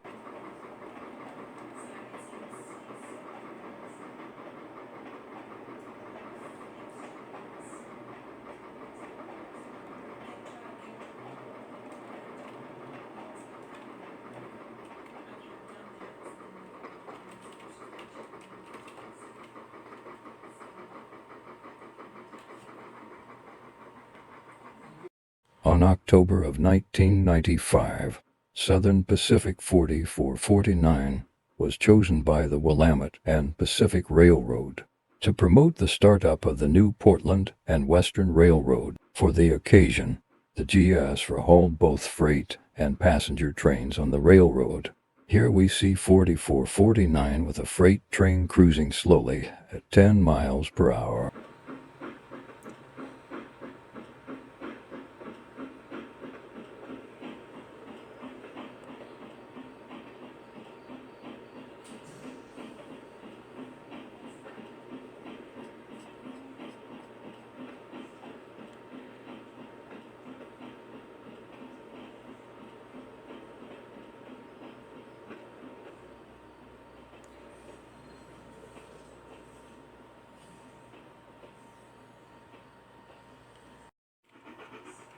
"4449 traveled on the Toledo line with a passenger train in tow.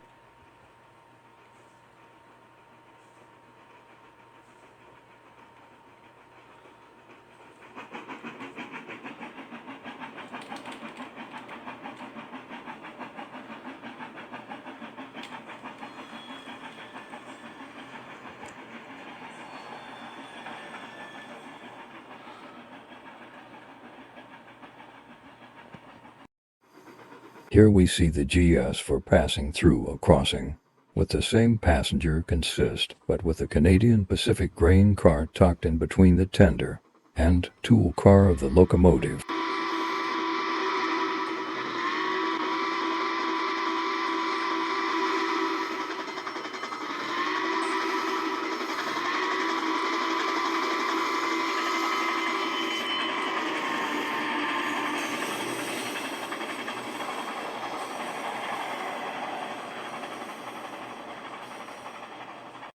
May 5th, 1996 was a special day for 4449 because she went on a 316-mile voyage from Portland, Oregon to Vancouver, British Columbia, Canada, making this her first ever international trip.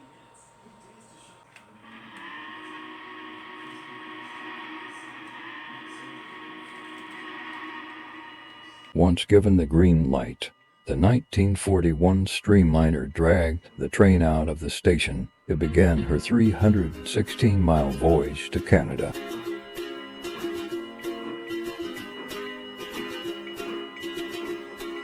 I was scared of dentists and the dark. I was scared of pretty girls and starting conversations. All my friends are turning green. Yeah, the magician's assistant in their dream.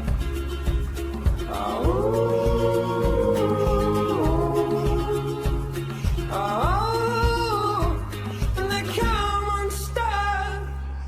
Baby, running down to the riptide, taken away to the dark side. I wanna be your left-hand man. I love you when you're singing that song, and I got a lump in my throat 'cause you're gonna sing the words wrong. Is this movie that I think you like? This guy decides to quit his job and head to New York City. This cowboy's running from himself. She's been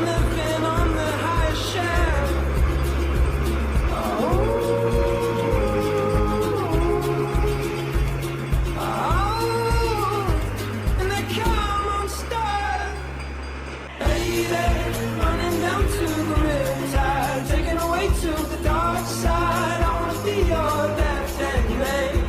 I love you when you're singing that song, and I got a lump in my throat 'cause you gonna sing the words wrong.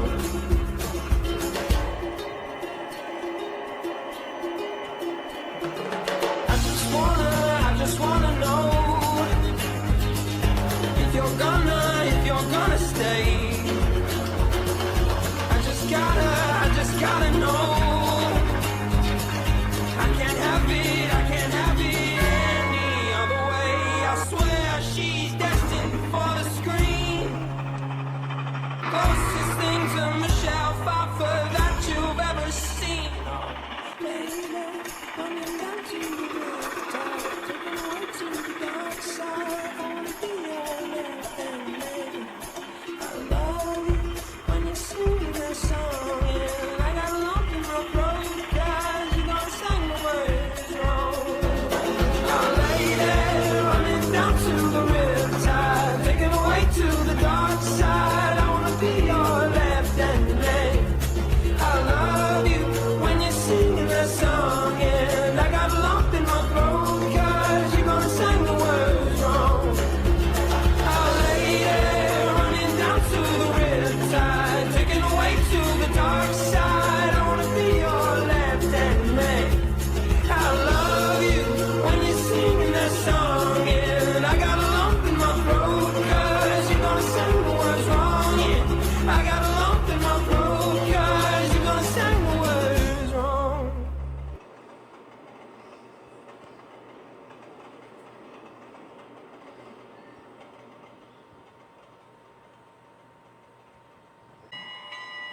After the trip to Canada, 4449 returns just in time for Portland Union Station's centennial. The GS was also meant to bring home another streamlined locomotive, Canadian Pacific number 2860, but for an unknown reason, it didn't happen. However, we do get a shot of the legendary streamliner backing into the station right next to SP and S700, where people could gather round to take photos of the two legendary Northern type steam locomotives.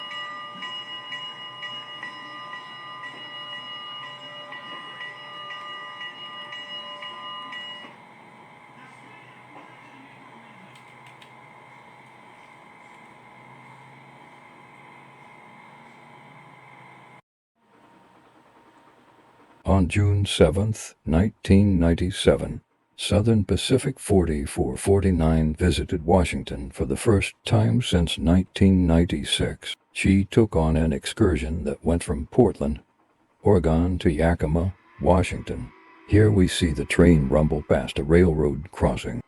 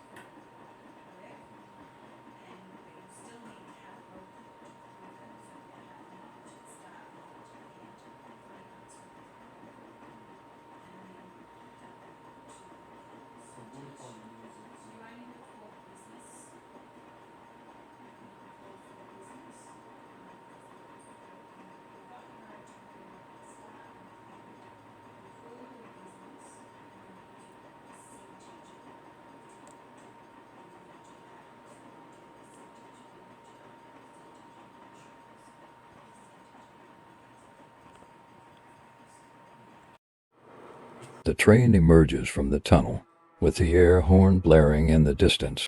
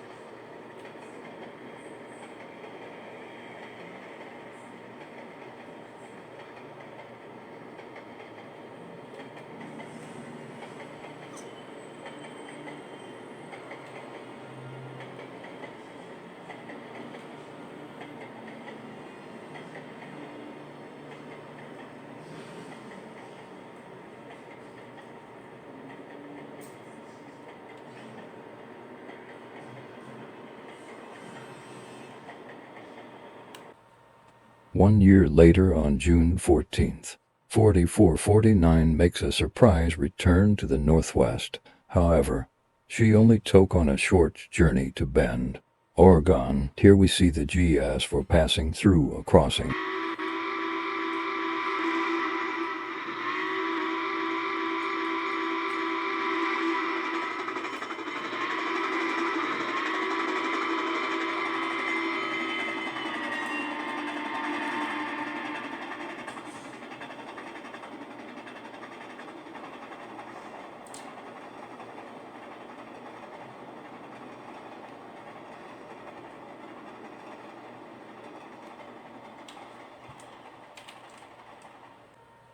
On the outskirts of Bend, the train passes underneath a bridge and another crossing, then it decelerates as it nears town.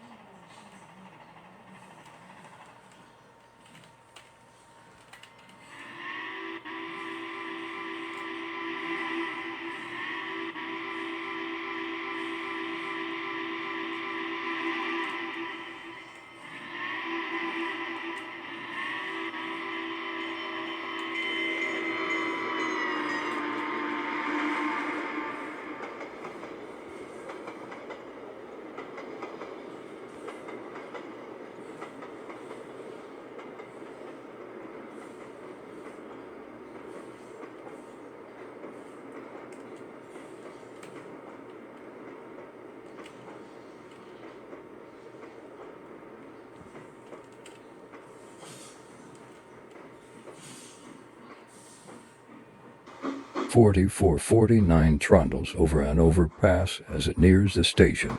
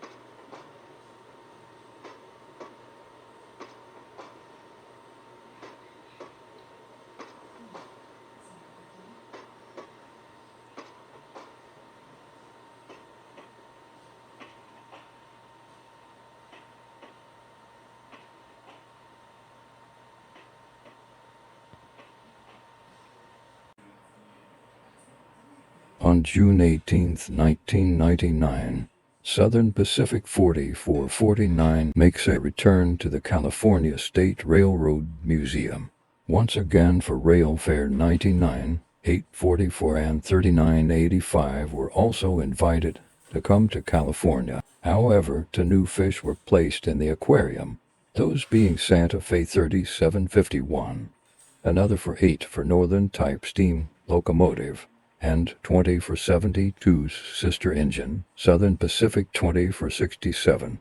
Even Thomas the Tank Engine himself was invited to pay California a visit from the island of Soder. Sound familiar? It should, anyway. We caught a glimpse of the train passing over a bridge at track speed, which is 55 miles per hour.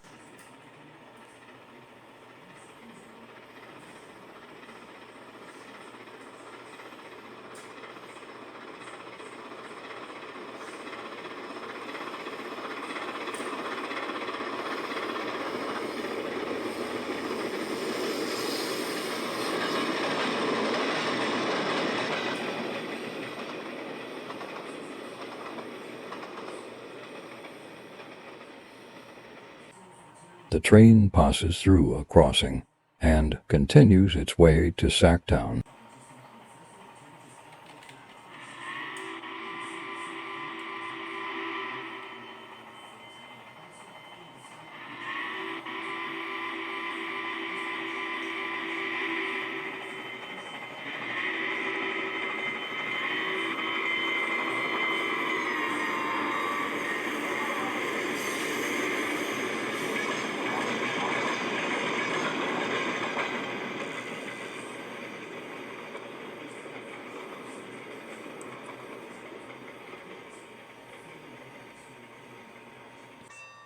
Like Rail Fair 91 8 years prior, Rail Fair 99 was a runaway success. Because of the new addition of steam locomotives, more salt was added to the chips, which made them more delicious. It's a saying I made up if you guys didn't know. In other words, everyone had a good time at Rail Fair 99 to make the chips more delicious. Santa Fe 3751 backs in right next to 4449 so that everyone could take nighttime photos of the two mighty Northerns. Ooh, makes me hungry now that I think about it. How about you? Are you hungry just thinking about it? Let me know in the comments.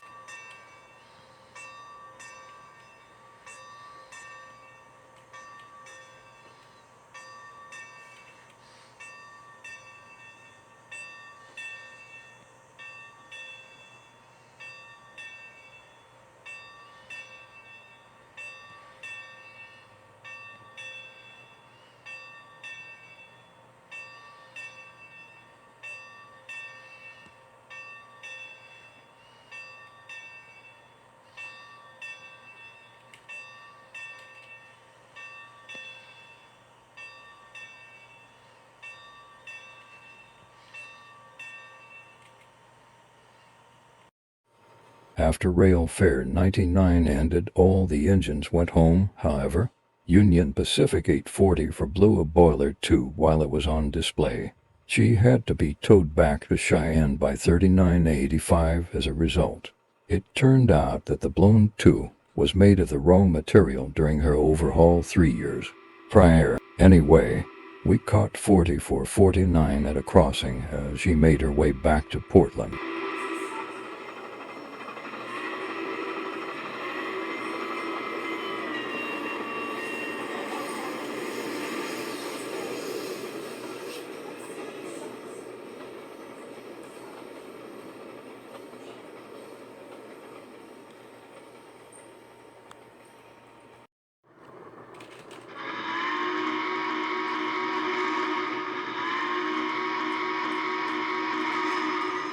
To kick off the new century in 2000, 4449 powered the Burlington Northern and Santa Fe Employee Appreciation Special Train, or BNSF for short, all over the Pacific Northwest part of the system.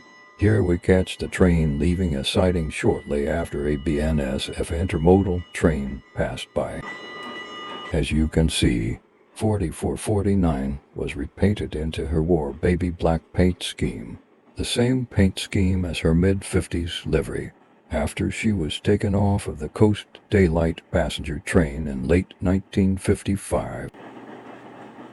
It is also worth noting that her auxiliary water tender was repainted into the same paint scheme as her, and the return of the white wheel linings since Rail Fair 81 19 years prior. Her crew wanted her to stand out, so she was given white linings once again.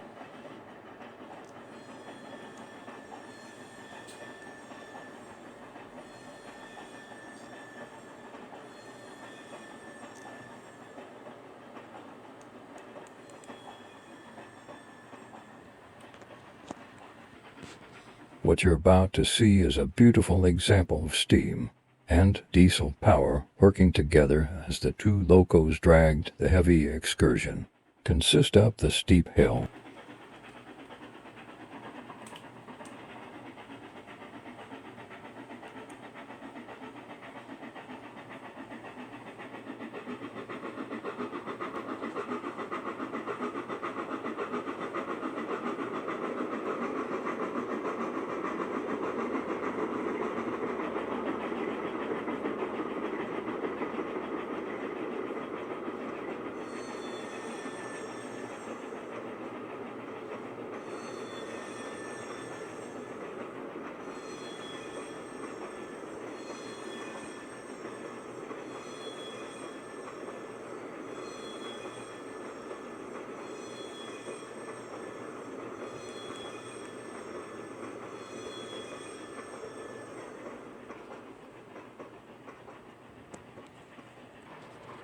The train rumbles through the station.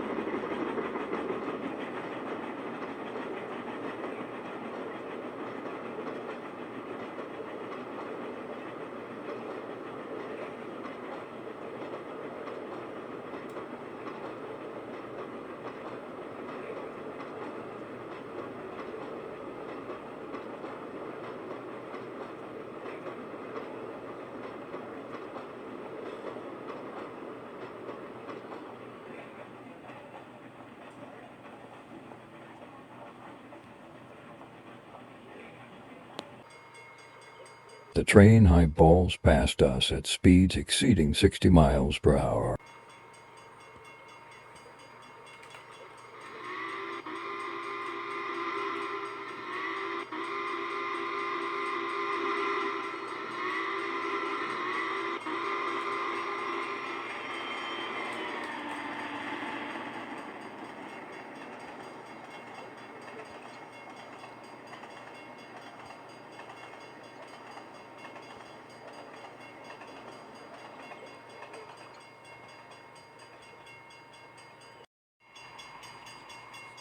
"4449 flies through with the same consist as before, but with 2 diesel helpers for the price of 1.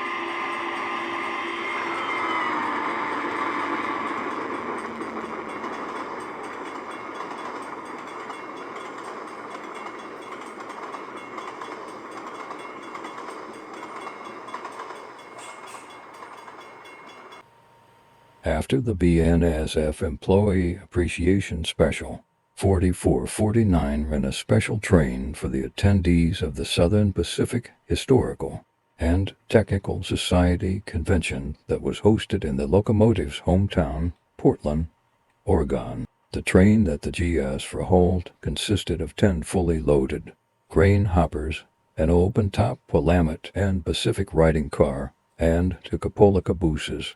The train passes us at a crossing.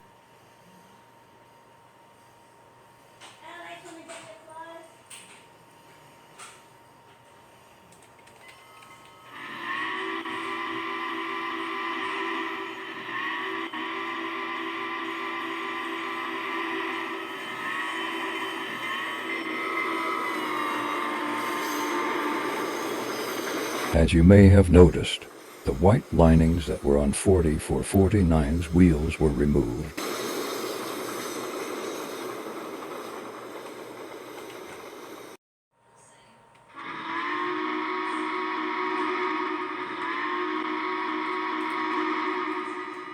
In 2001, 4449 ran an excursion train, still painted black, from Portland, Oregon to Tacoma, Washington, with a night stopover at Yakima.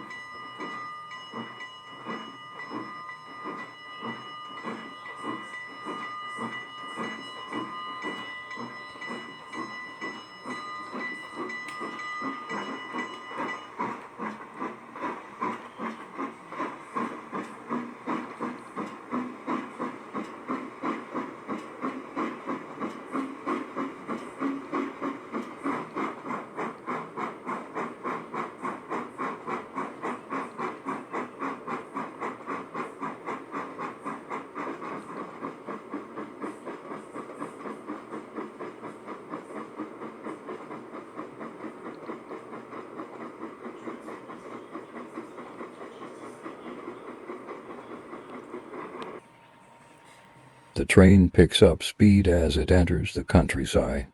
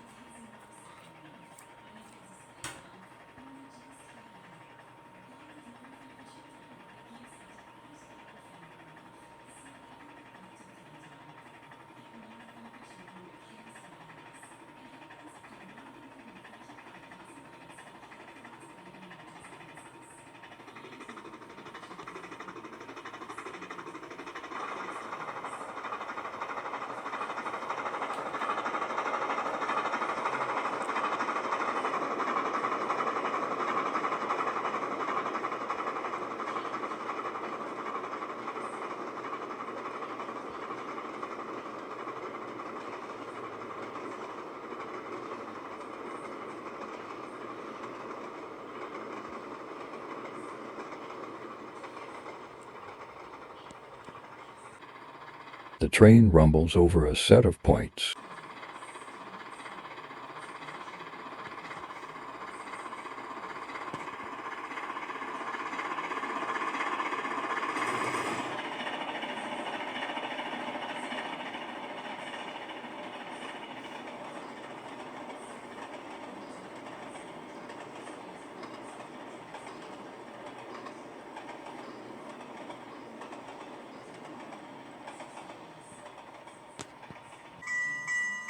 In 2002, 4449 was repainted into yet another familiar paint scheme.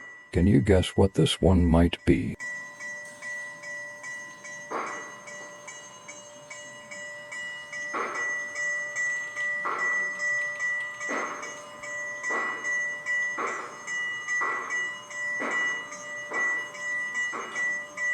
If you guessed the American Freedom Train paint scheme from 1977, then you're correct.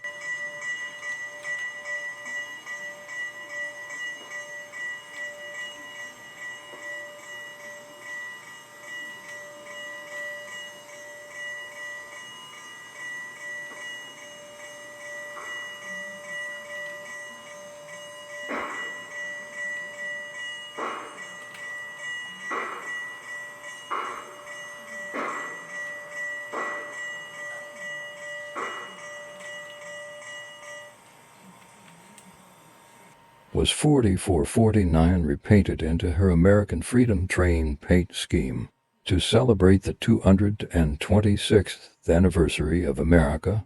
Well, I hate to burst your bubble, but the answer is no.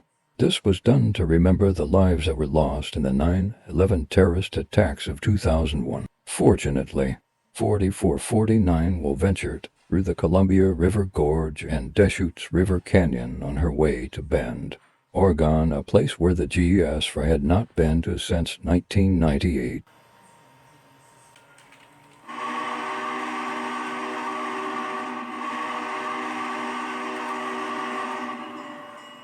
Join us now as we follow the 4449 through the Columbia River Gorge and Deschutes River Canyon to Bend, Oregon. Well, I know I'm gonna be the man who makes a mix to you.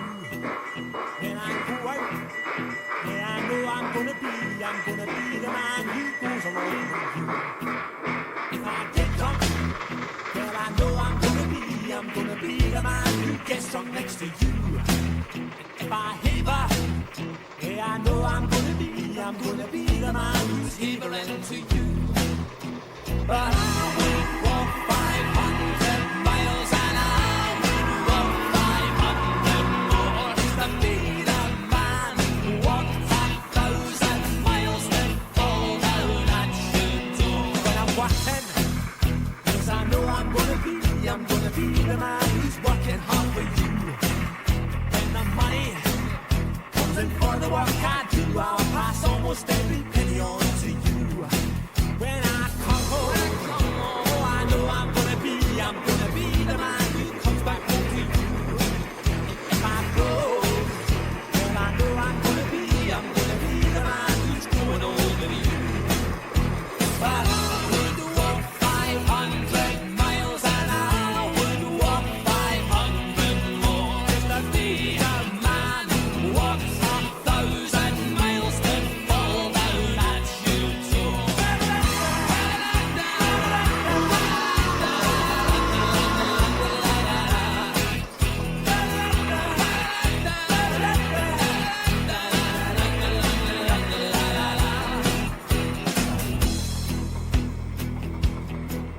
When I'm lonely, well, I know I'm gonna be the man who's lonely without you. And when I'm dreaming, well, I know I'm gonna dream about the time when I'm with you. When I go out, well, I know I'm gonna be the man who goes along with you. And when I come home, yes, I know I'm gonna be the man who comes back home with you. I'm gonna be the man who's coming home with you. But I would walk 500 miles and I would walk 500 more just to be the man who walks 1,000 miles to fall down at your door.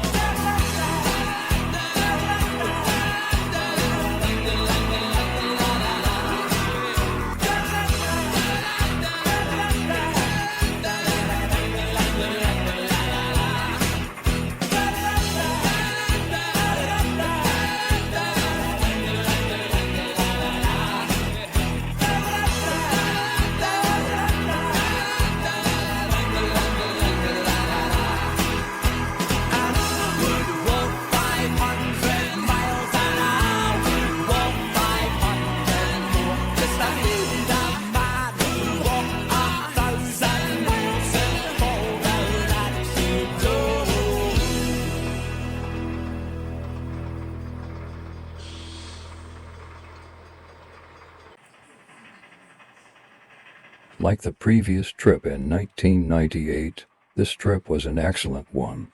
So excellent that it would have made the victims of 9/11 proud.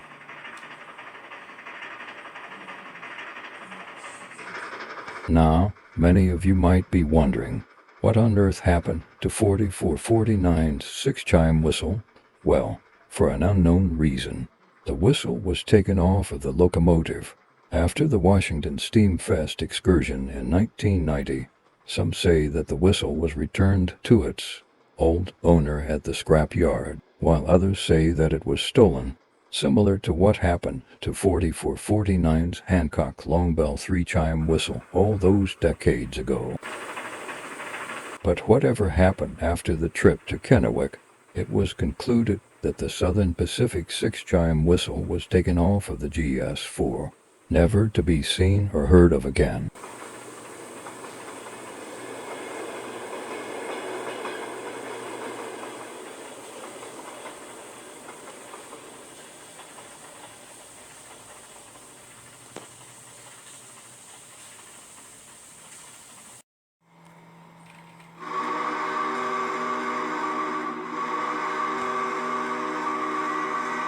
Still painted in red, white, and blue, 4449 took enthusiasts up and down the newly opened Spring Water Trail in 2003. The Spring Water Trail ran between the city of Portland and Oaks Park, a place that both 4449 and SP and S700 had not been to in years. The Oregon Rail Heritage Foundation will run their annual Holiday Express trains on the trail 2 years later, which will be hauled by both 4449 and SP and S700.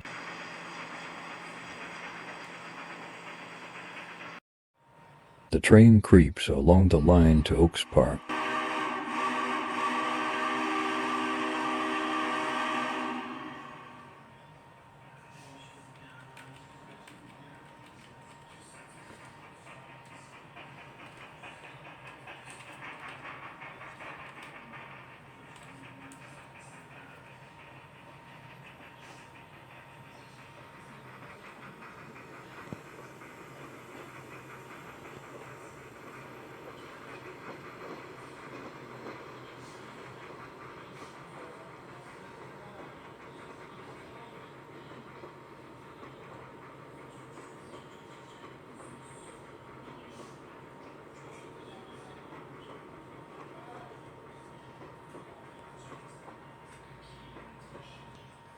The train makes its way back to Portland in reverse.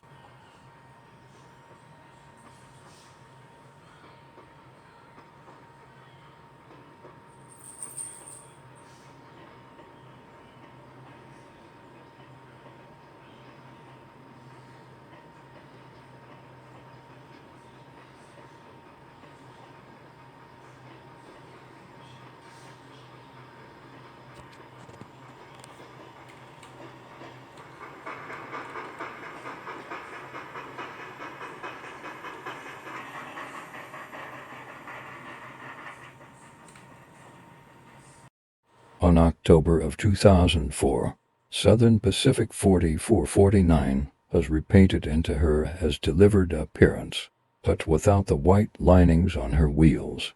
She also took part in the second stage of the Montana by Steam special. The first stage had already been undertaken by SP and S700 2 years prior. This would be 4449's longest trip. Since 1984, she would undertake a distance of 1,025 miles from Portland, Oregon to Billings, Montana, and back, bringing the total number of miles up to 2,050. 4449 has already covered the first 445 miles to Sandpoint, Idaho, with 3 Oregon Rail Heritage Foundation-owned passenger cars in tow. Here we are at the station with 4449, coupled up to her, insist, ready to complete the remaining 580 miles to her destination in Billings, Montana.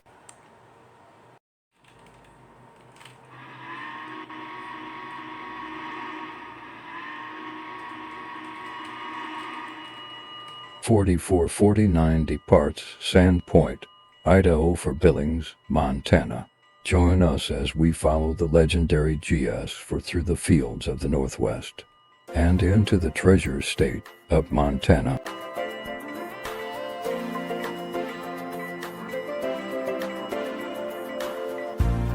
We're losing faith, and things won't change. Stuck inside a rainy day. The road is long, we stay strong. We can find a better way. All we need is a little music to lift our spirits high.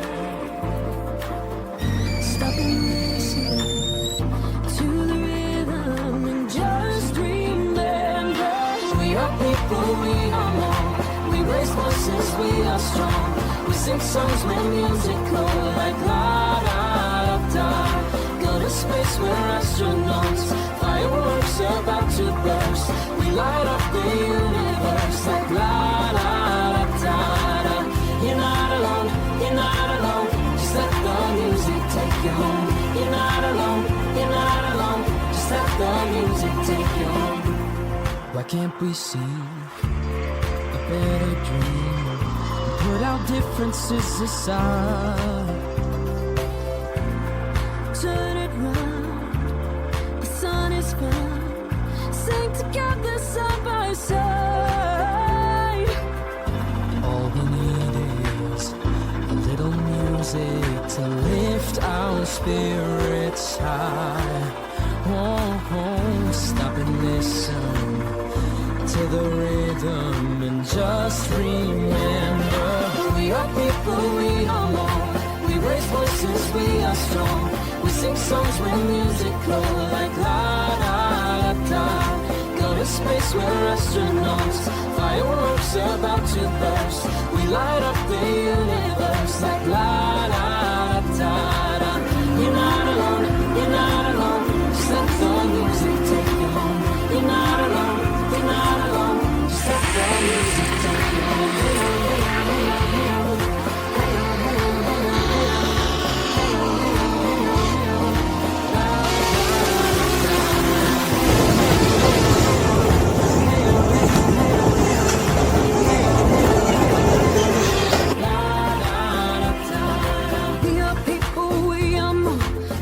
Voices, we are strong. We sing songs when music cold like la da da da.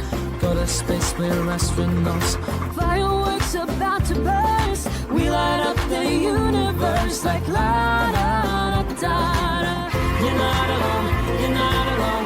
Just let the music take you home. You're not alone, you're not alone. Just let the music take you home.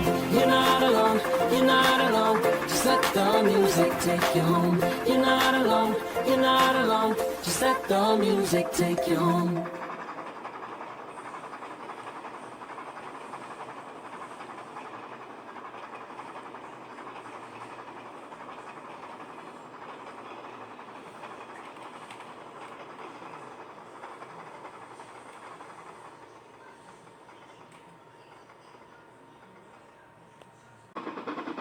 After a 3-day stayover at Billings, 4449 crosses the border heading west to begin her journey home.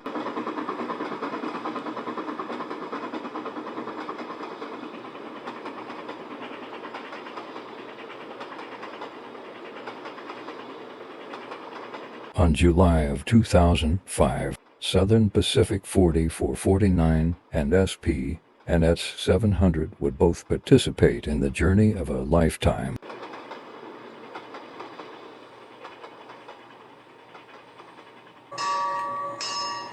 The National Railway Historical Society was hosting another one of their annual conventions. This one was hosted in Portland, Oregon, both of which were the homes of Southern Pacific 4449 and SP and S700.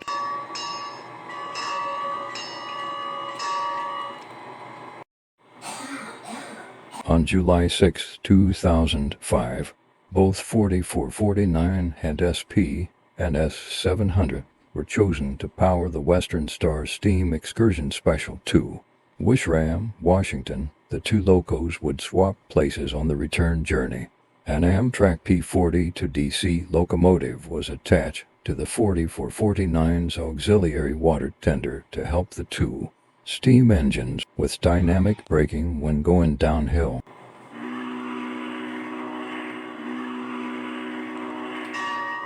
Once the engineer gave to blast on SP and S700's Hancock 3-chime whistle that originally came from 4449, the journey of the century began.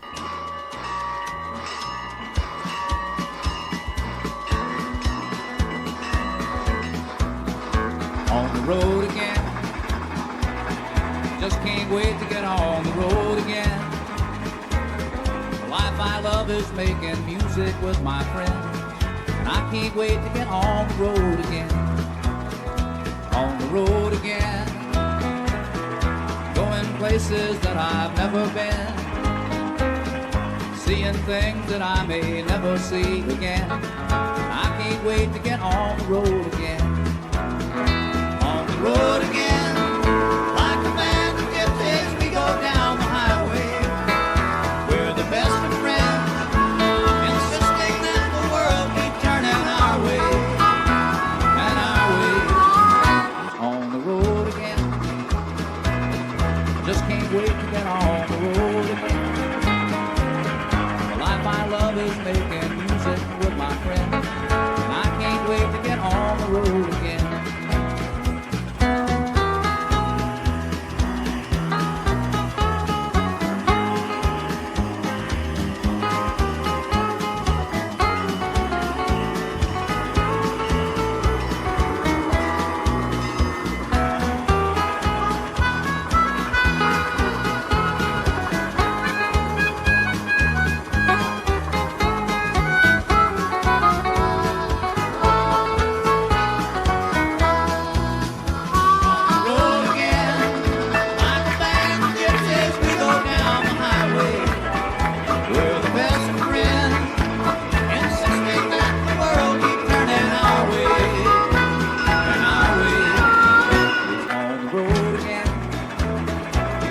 Just can't wait to get on the road again. The life I love is making music with my friends, and I can't wait to get on the road again. And I can't wait to get on the road again.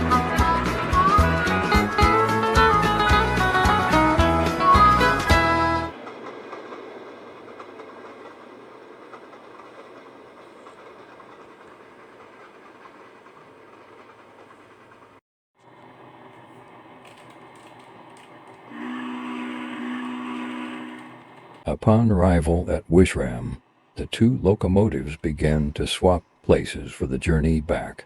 SP and S700 starts off by decoupling from 4449 and moves forward to a set of points.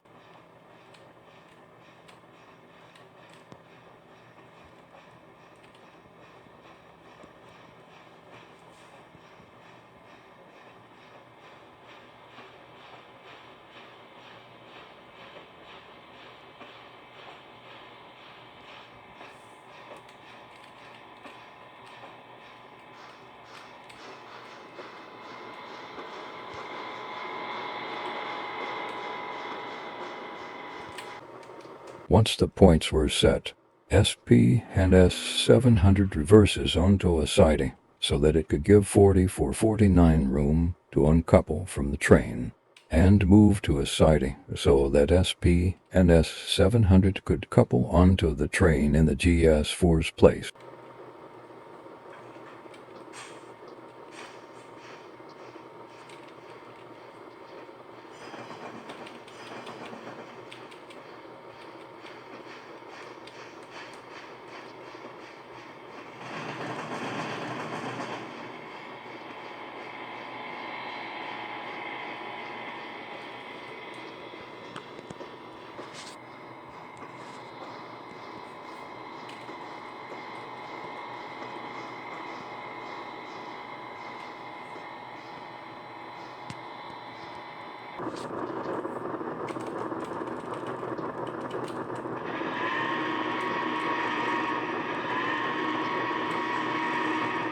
After uncoupling from the water tender, 4449 moves into a siding where it would wait for SP and S700 to couple onto the train.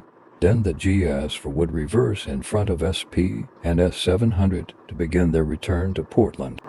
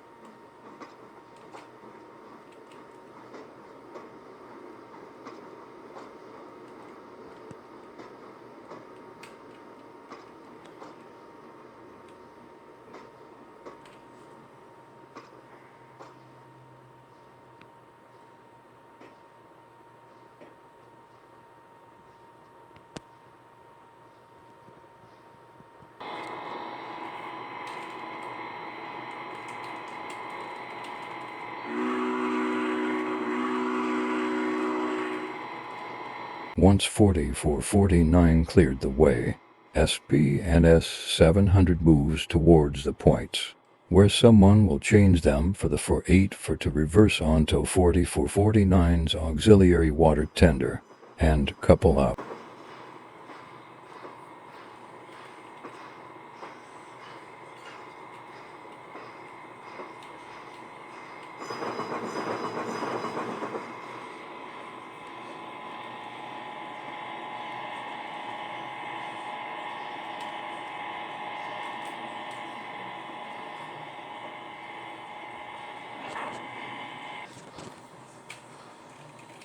The points change and the spoke in Portland, and Seattle Northern reverses towards the train to couple up.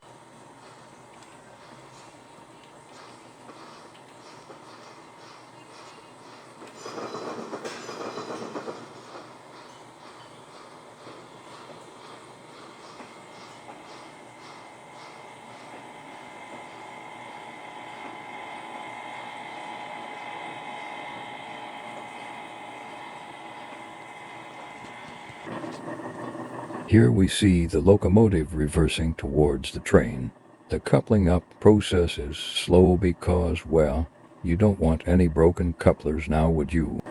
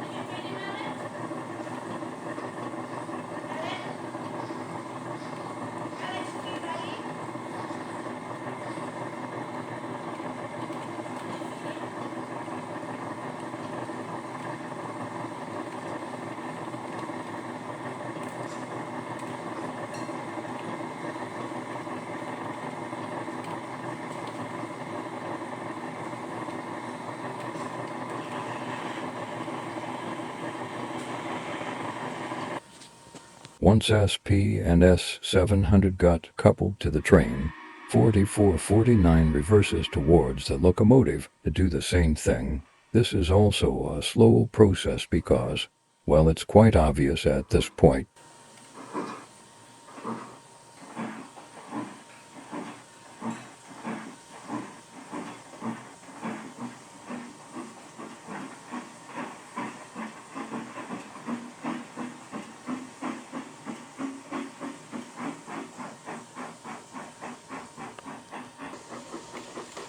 The GS4 crosses the points as it approaches the train.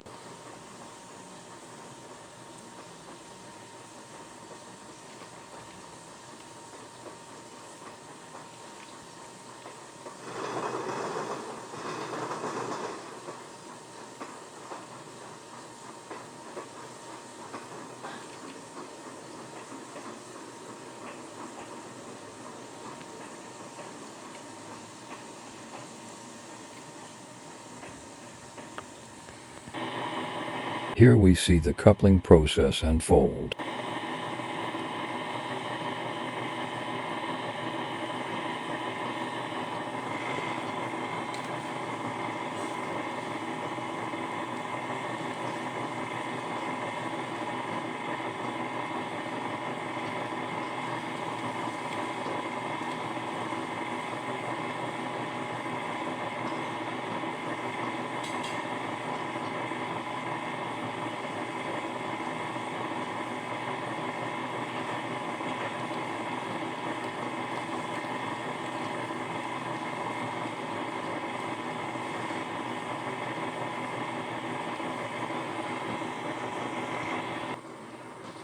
Once the enthusiasts had boarded, the engineer gives the blasts on the Northern Pacific 3 chime whistle, opens the throttle, and the journey back home began.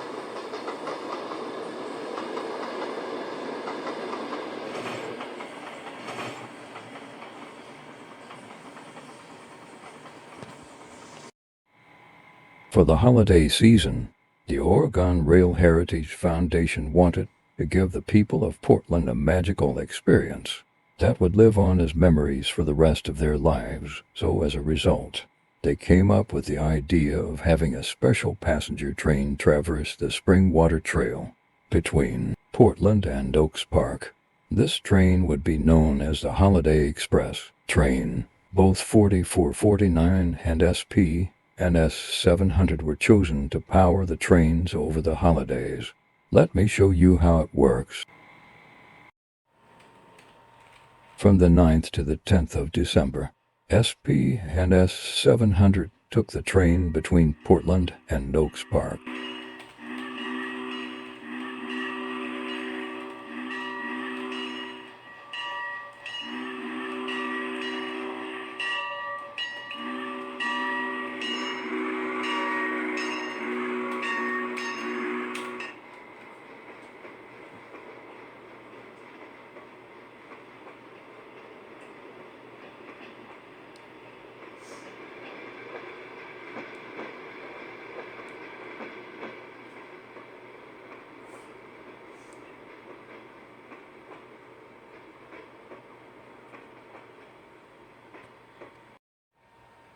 From the 11th to the 16th through 18th of December, 4449 ran a Holiday Express train between Portland and Oaks Park. In short, the two Northerns take it in turns to haul the train up and down the Springwater Trail, similar to that of the Western Star excursion 5 months prior.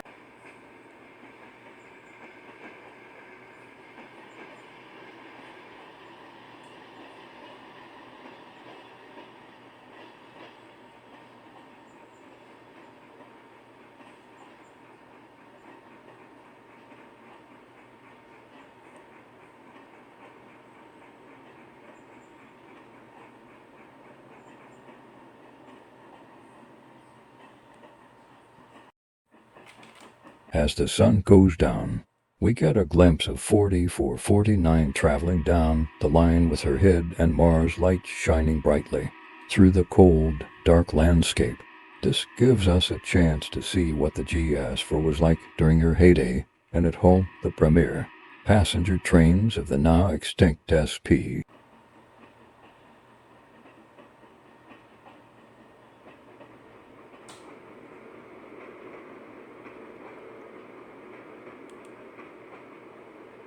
The Holiday Express train service helped the Oregon Rail Heritage Foundation to accomplish their goal of providing a memorable and exciting experience to the people of Portland. However, tragedy struck on the 10th of December.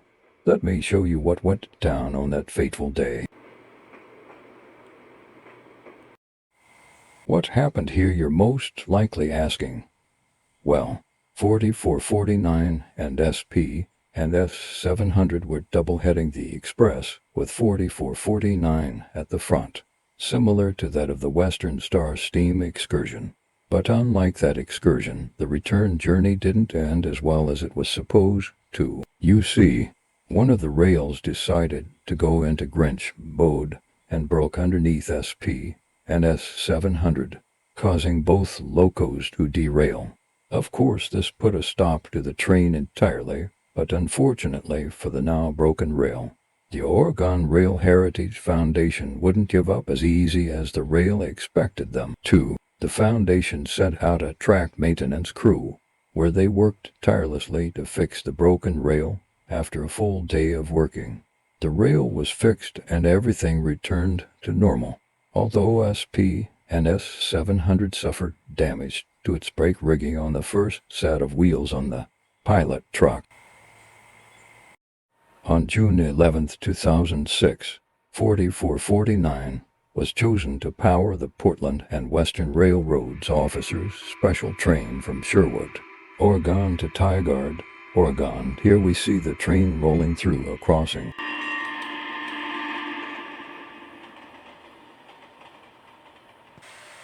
The train rolls over the river bridge, with the whistle echoing in the distance.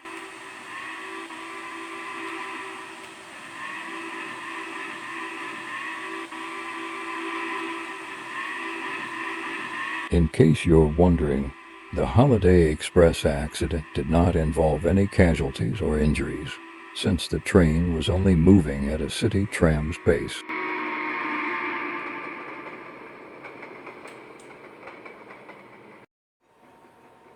The train reverses through a unique-looking railroad crossing as it makes its way back to Sherwood.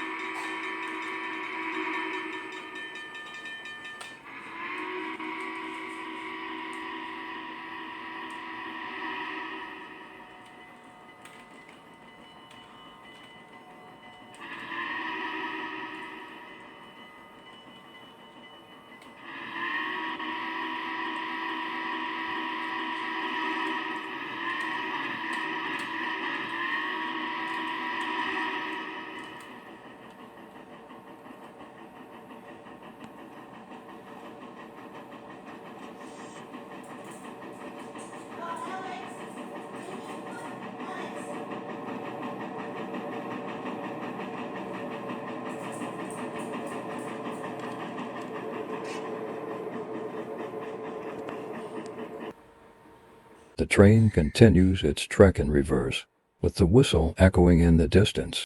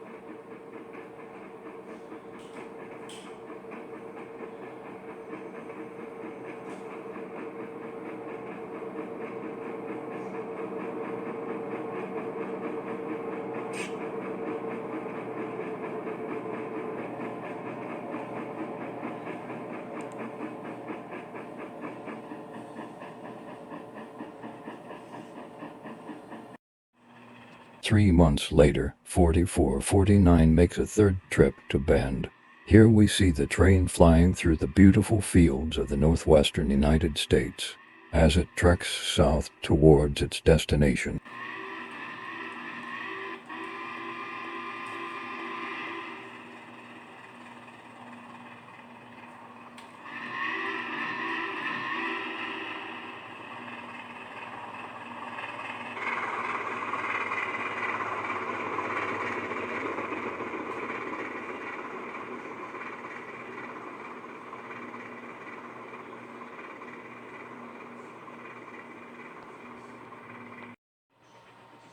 After a Union Pacific freight train passed by on the opposite track, the excursion continued on its journey, picking up speed while passing under a milepost detector in the process.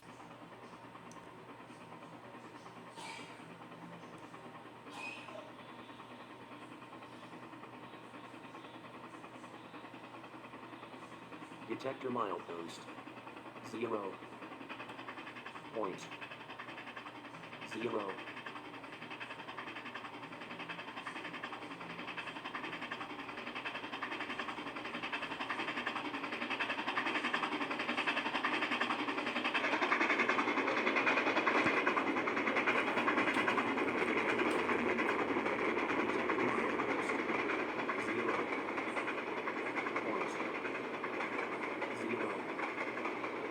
No vehicles. Total axles 6. 0. Train speed. The train slithers up a steep hill while passing through a railroad crossing, 2 of them to be exact, one of which is a fully functioning grade crossing, which is where we're at right now.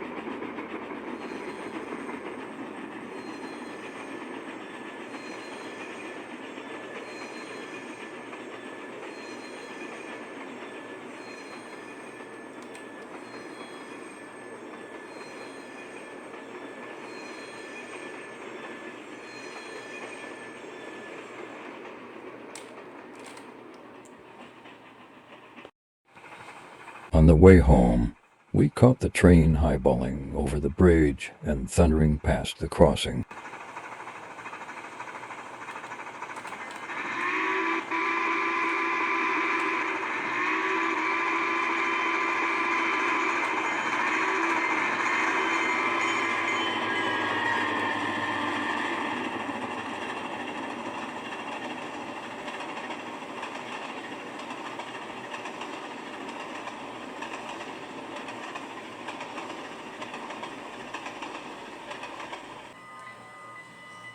Another 3 months later, 4449 took on the second annual Holiday Express train and took it out on a round trip between Portland and Oaks Park from the 15th to the 17th of December.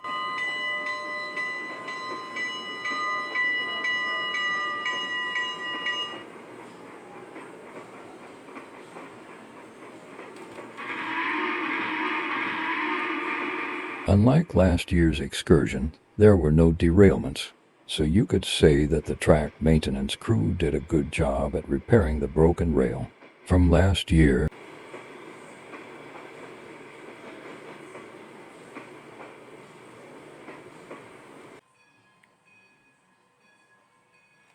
On May 12, 2007, 4449 teamed up with a steamer that she often bumped into during the 1980s and 90s for a special trip to Tacoma.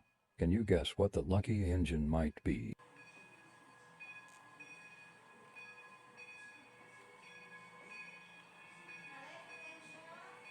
If you guessed Union Pacific 844, then you're correct. Built by the American Locomotive Company, or ALCO for short, on December 24, 1944, 844 was the last steam locomotive that was delivered to the Union Pacific Railroad. But what made 844 so special, you might ask? Well, she was the only steamer in North America to not be thrown out of service. That's right, boys and girls, 844 was never retired, which earned her the nickname the Living Legend. But I can't say any more or I might spoil the next story. Starting the journey in Cheyenne on May 3rd, 844 ventured through Idaho, crossed the border into Oregon, and made a stop at Peninsula Junction in northern Portland to get 4449 on the point, which is what's happening right now.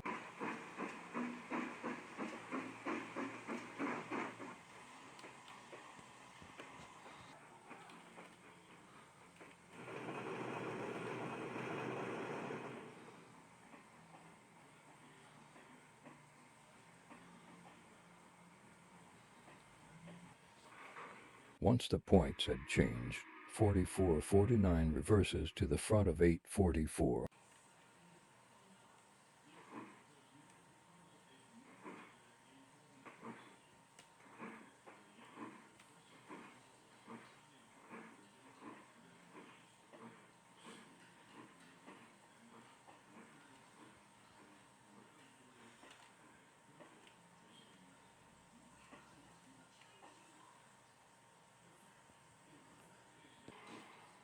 With her front coupler exposed, 844 waits patiently for 4449 to latch on.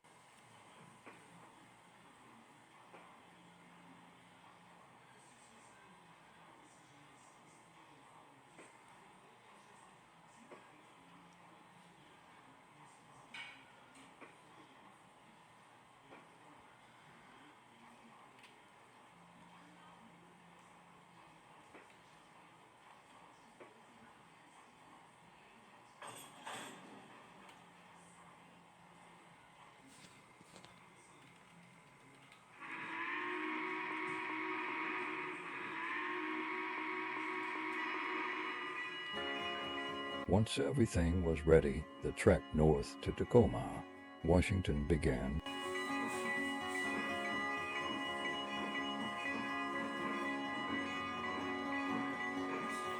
There's a time in your life when the world is on your side.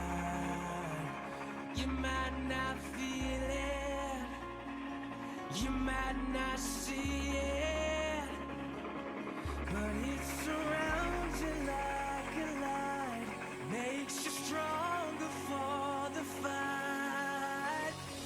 I'm never letting go, gotta learn to grow. Watch me as I touch the sky.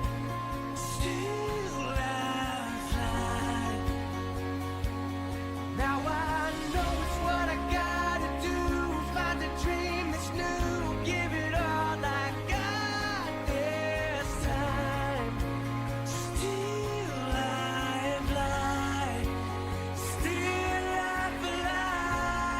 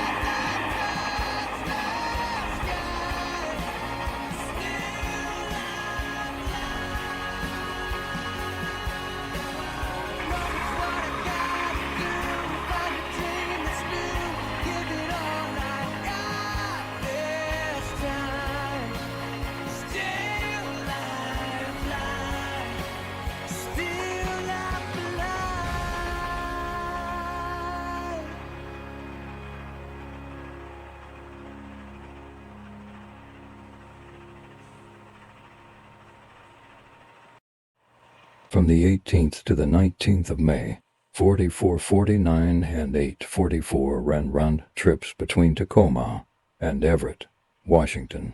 On the return journey to Tacoma, the living legend shows us what she's made of as the mighty steamer plowed through the crossing at high iron speed.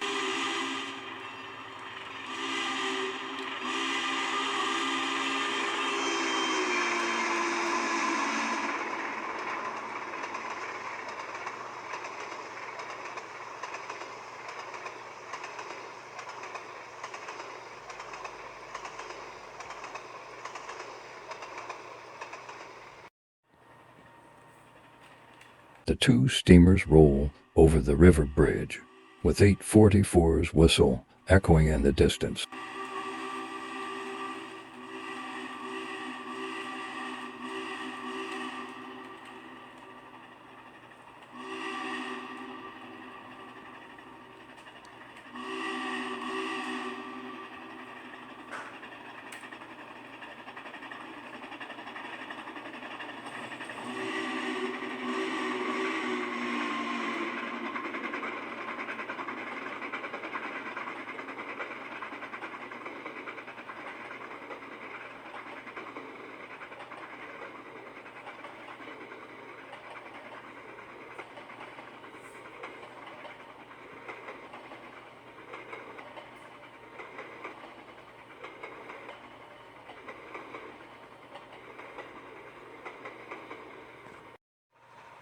On May 22nd, the two steamers went back to Portland.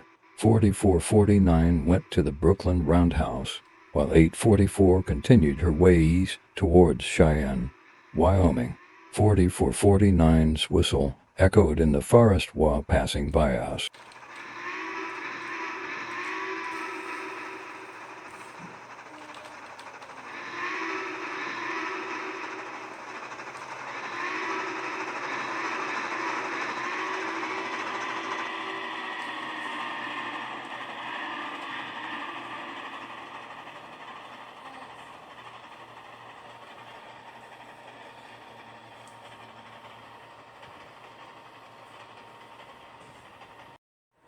To end the year off, 4449 took the Holiday Express train to Oaks Park and back.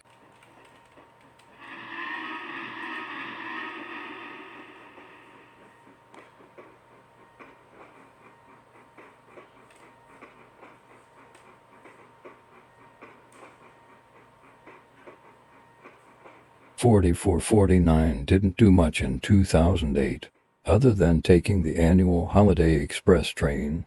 Did you know that I was born 3 days after 4449 finished up with the Holiday Express? Anyway, nothing big happened during that year, but the year after that, 4449 would take part in one of the biggest events in railroad history.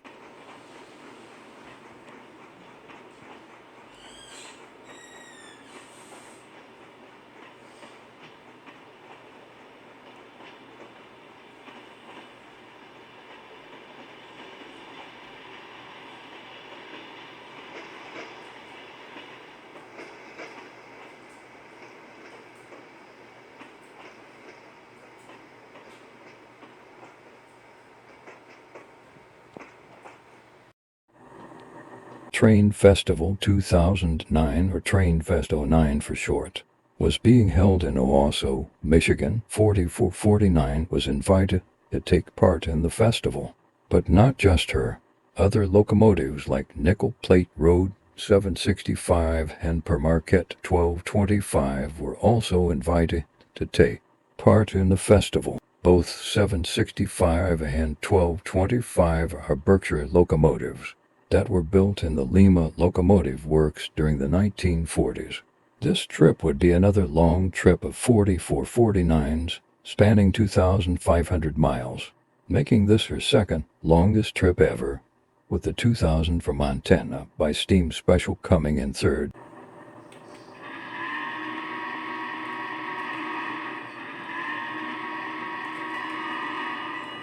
With two blasts of the whistle, the 2,500-mile trek to Owasso, Michigan began.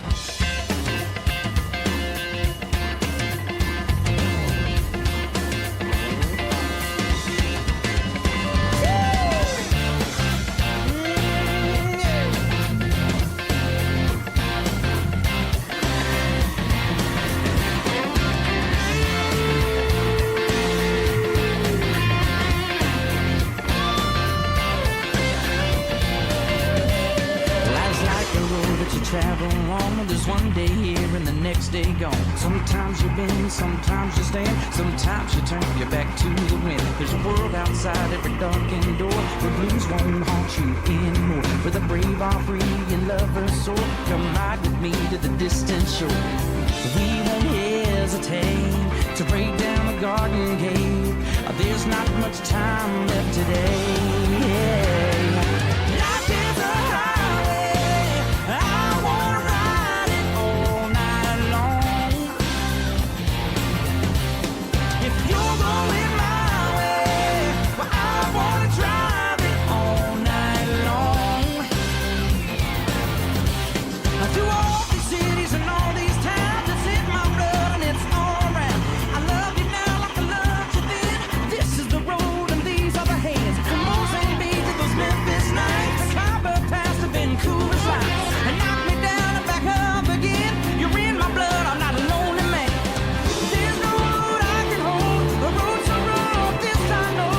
I'll be there when the light comes in, tell me we're survivors. Life is a highway, but I wanna ride it all night long. If you're going my way, I wanna drive it all night long. Gimme, yeah. Life is a highway, but I wanna ride it all night long. If you're going my way, I wanna drive it all night long. There was a distance between you and I.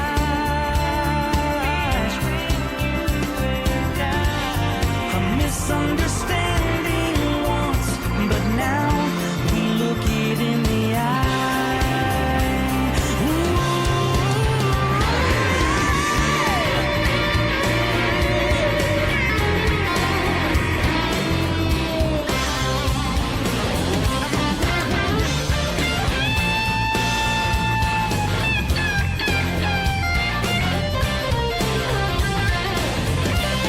There ain't no load that I can't hold. A road so rough, this I know.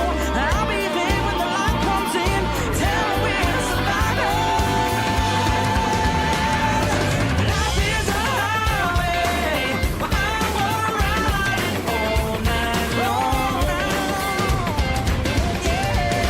You're going my way, but I wanna drive it all night long. Gimme, yeah. Life is a highway, I wanna ride it all night long. You're going my way, I wanna drive it all night long. Come on, yeah. Life is a highway, I wanna ride it all night. Yeah, I wanna drive it all night long, baby. You're going my way, I wanna drive it all night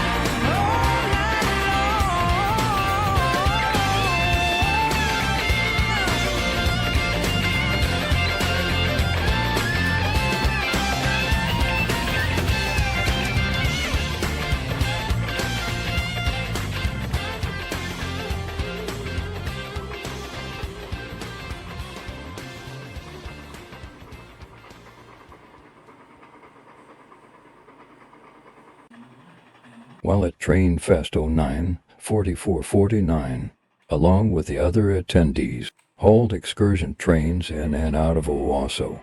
Here we catch 4449 at a crossing with an excursion train in tow.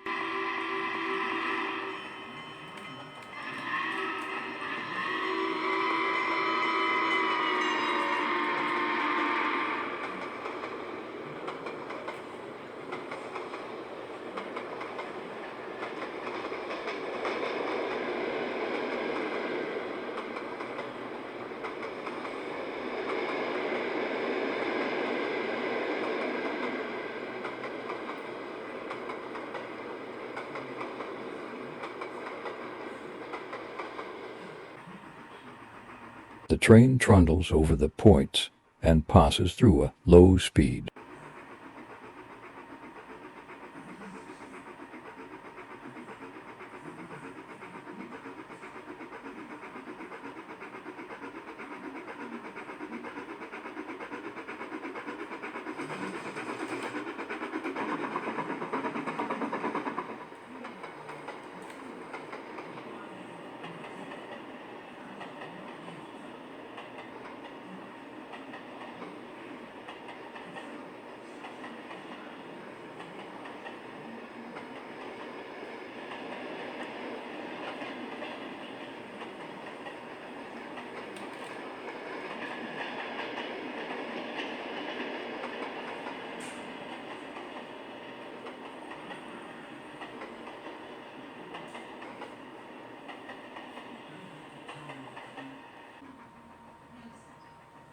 caught 4449 moving through a set of curves as she makes her way back to Owasso.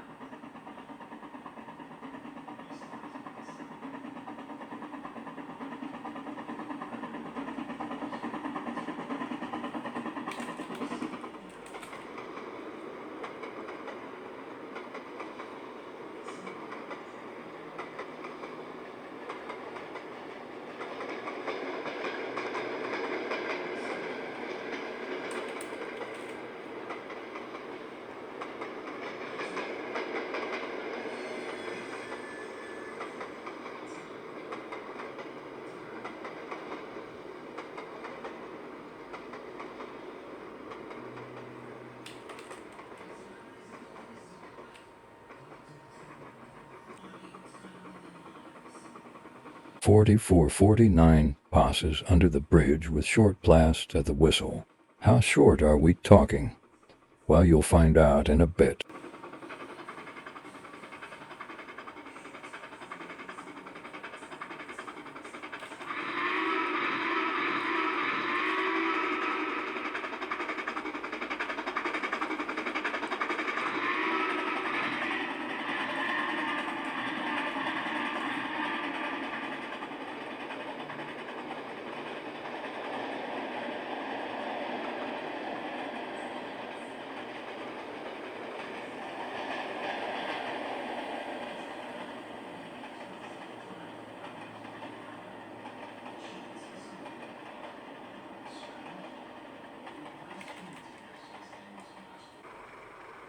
After Train Fest 09 came to a close, 4449 began the journey back to Portland. Here we see the train plunging out of the snow.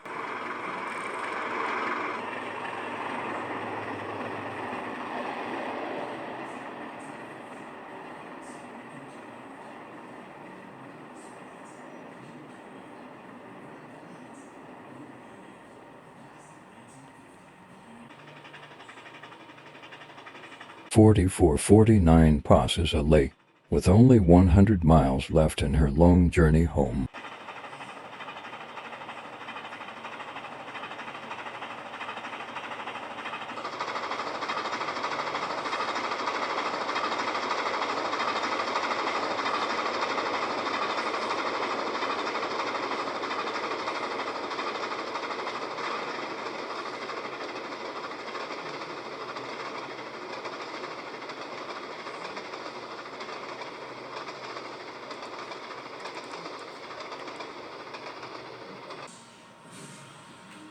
To end the fabulous year off, 4449 hauled the annual Holiday Express Christmas train from the 11th to the 13th of December.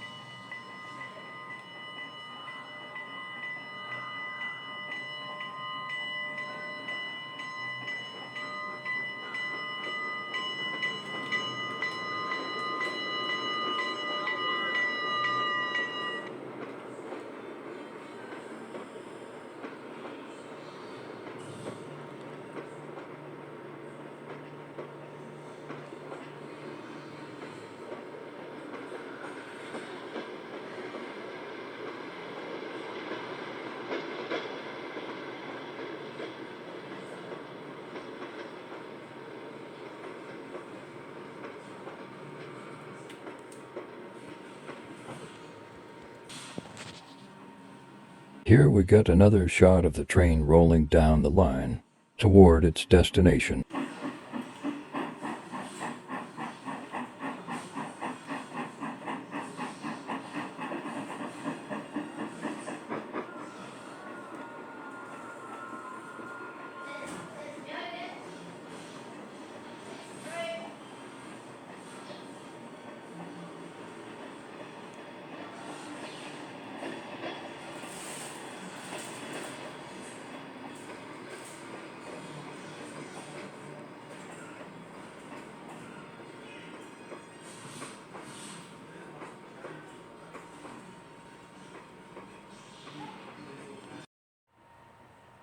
On May 7th, 2010, 4449 left the Brooklyn Roundhouse with a Great Northern coach in tow, to be placed on display at Portland's Union Station for that year's National Train Day. Here we are at a crossing where we see 4449 trundle past tender first.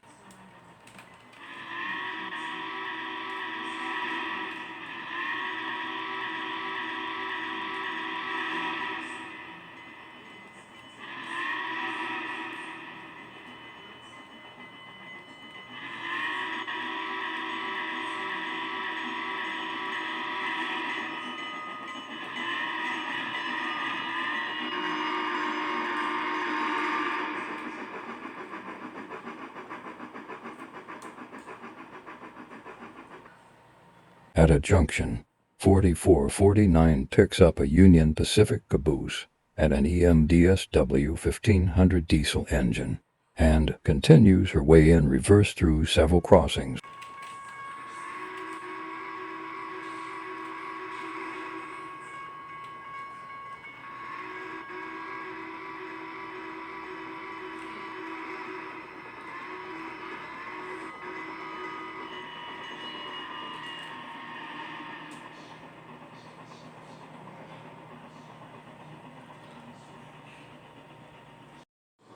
A BNSF 44DC locomotive was placed alongside 4449 for National Train Day 2010, and needless to say, the event went smoothly. Hundreds of people gathered around to see 4449 and other locomotives that were placed on display for the occasion. After the event was over, 4449 went back to the Brooklyn Roundhouse.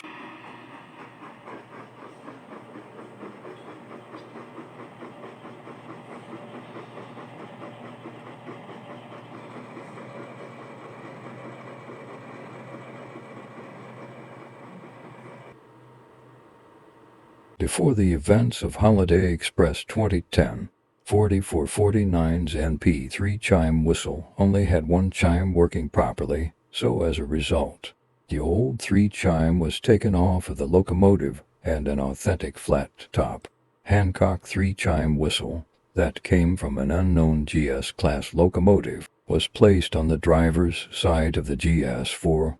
Whoever thought of this idea must have had Albert Einstein as their father, because take a listen to this.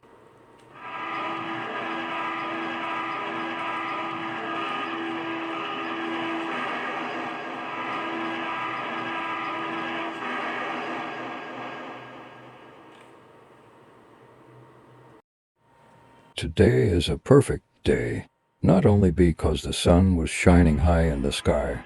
4449 is seen hauling the Holiday Express with her new whistle sounding off like a crying baby, except the whistle sounded way better than that.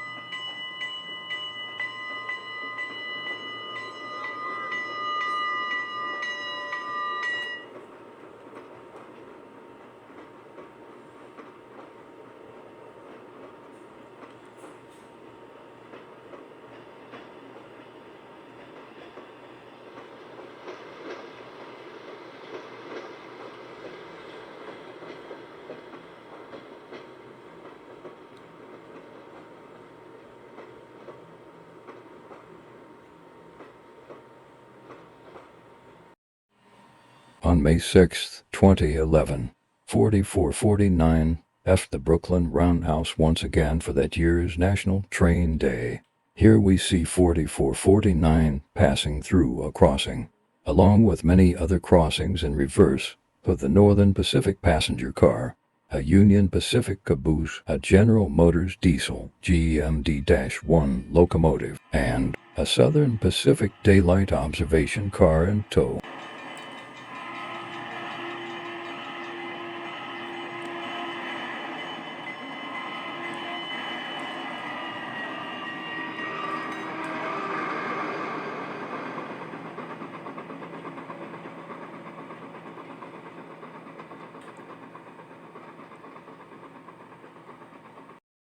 Like last year's event, thousands of people flocked to Portland to see 4449 and the other locos that were put on display, which was a huge success overall.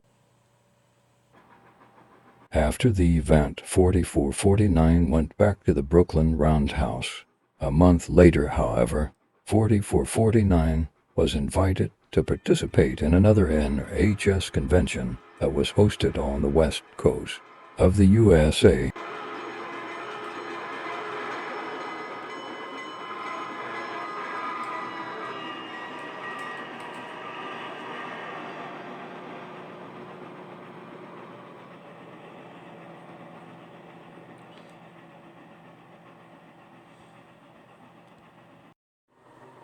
The 2011 NRHS convention was being hosted in Tacoma, Washington. This was great news for rail fans because up until this point, no one had seen 4449 in the city of Tacoma since the Puget Sound doubleheader with 844 in 2007.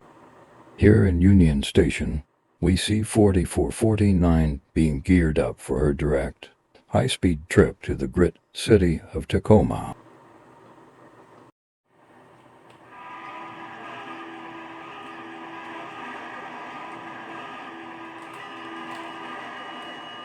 Once the engineer gave to blast on the flat top 3 chime whistle, the high-speed sprint to the 2011 NRHS convention in the great city of Tacoma began.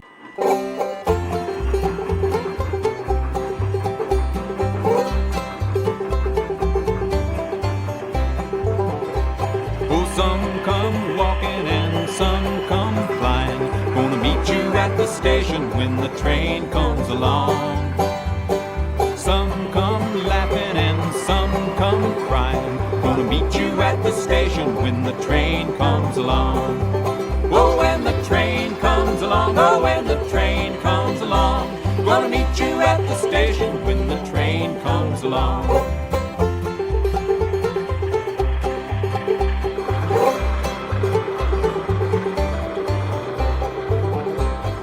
All my blues are chased away. Gonna meet you at the station when the train comes along. Darkest hour is changed today. Gonna meet you at the station when the train comes along. Oh, when the train comes along, oh, when the train comes along. Gonna meet you at the station when the train comes along.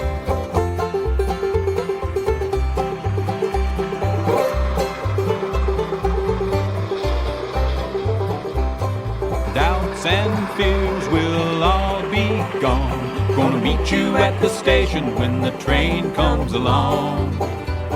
Sorrow changes into song. Gonna meet you at the station when the train comes along. Oh, when the train comes along, oh, when the train comes along. Gonna meet you at the station when the train comes along.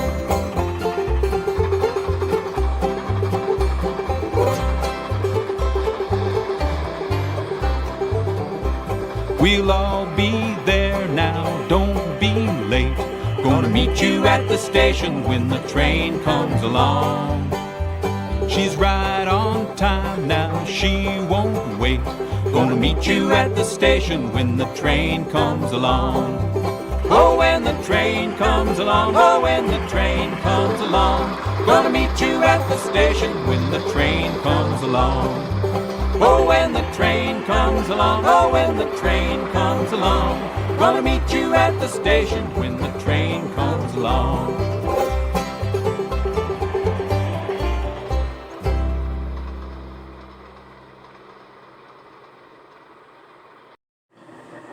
Upon arrival at Tacoma, everyone's eyes were immediately glued to 4449 and they either began recording or taking photos of the massive 484. The convention overall ran smoothly and was a success, just like the ones that came before it.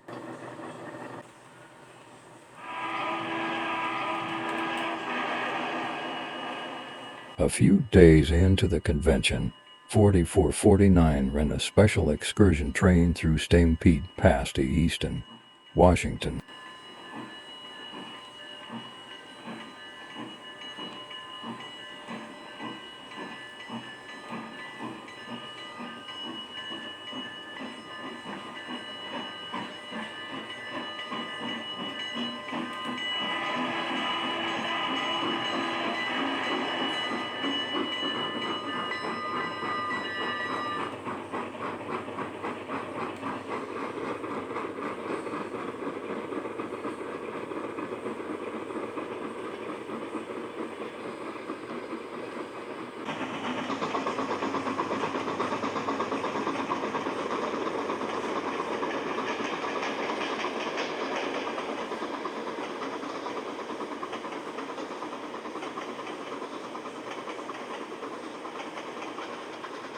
The train blasts through several crossings, with the flat-top 3-chime whistle echoing in the distance.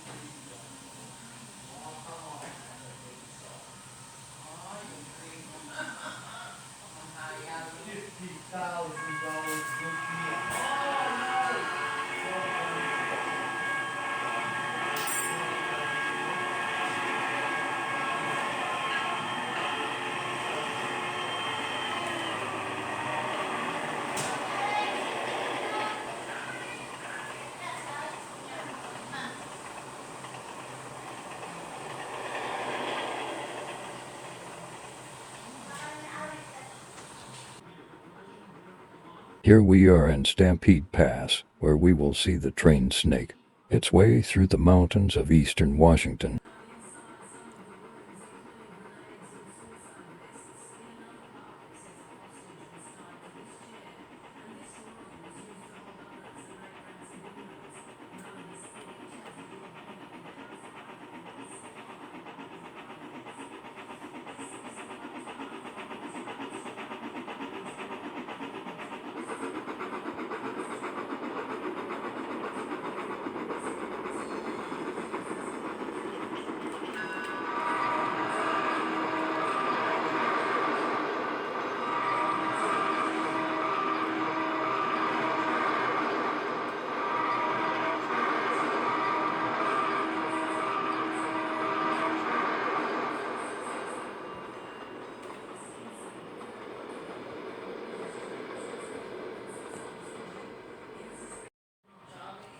Here we get another shot of the mighty GS4, making its climb through the rugged terrain and steep slopes of Stampede Pass.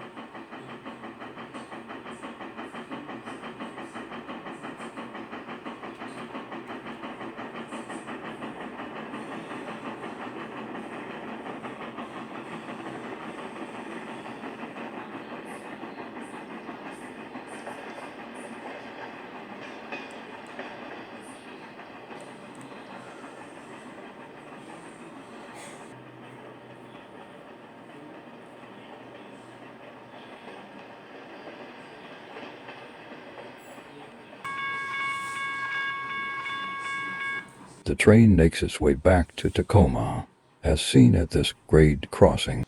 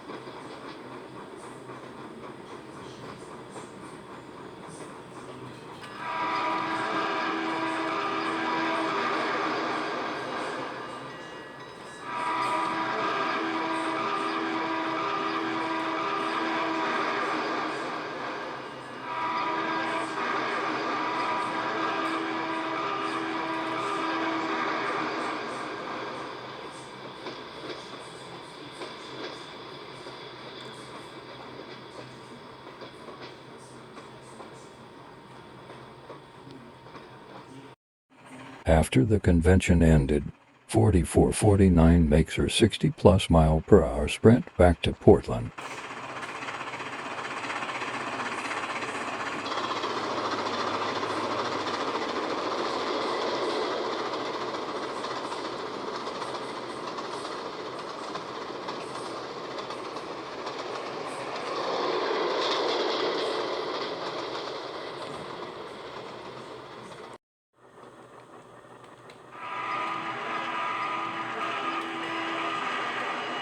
One week later, 4449 returned to the Washington state once more. This time the GS foretook on a 200-mile round-trip journey between Portland, Oregon, and Wishram, Washington. This was done to both celebrate the locomotive's 70th anniversary and raise funds for its upcoming 1,472-day or 15-year inspection. The inspection is a process that has literally every nut and bolt of the locomotive's boiler checked.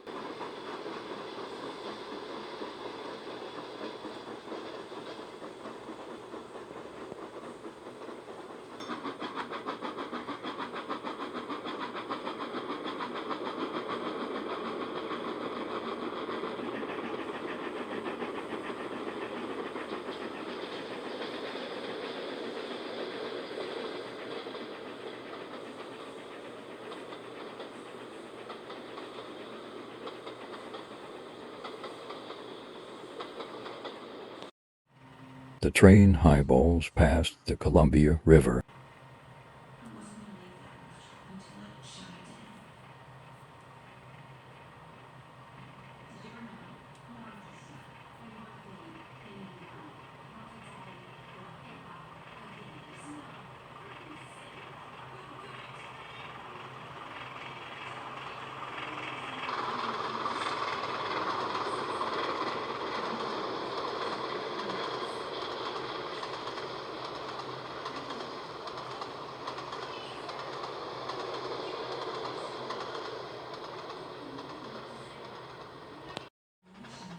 The train accelerates out of Wishram on its way back to Portland.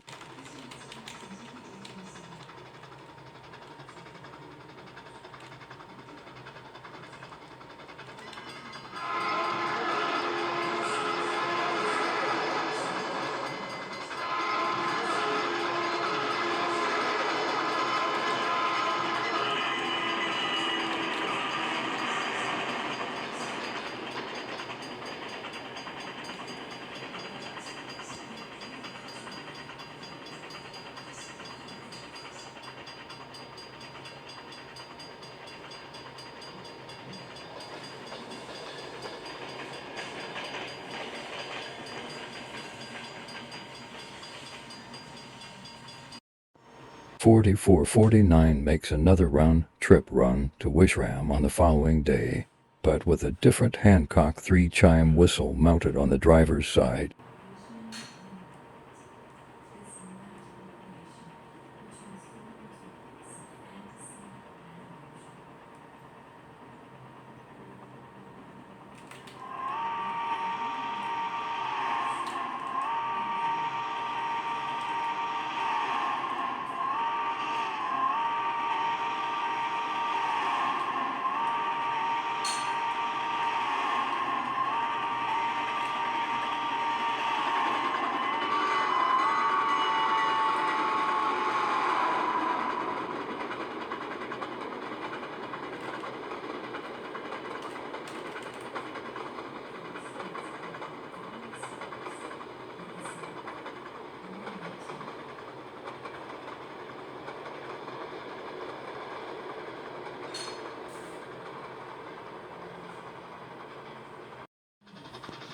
The locomotive is on the home stretch of her journey back to Portland with only 20 miles to go.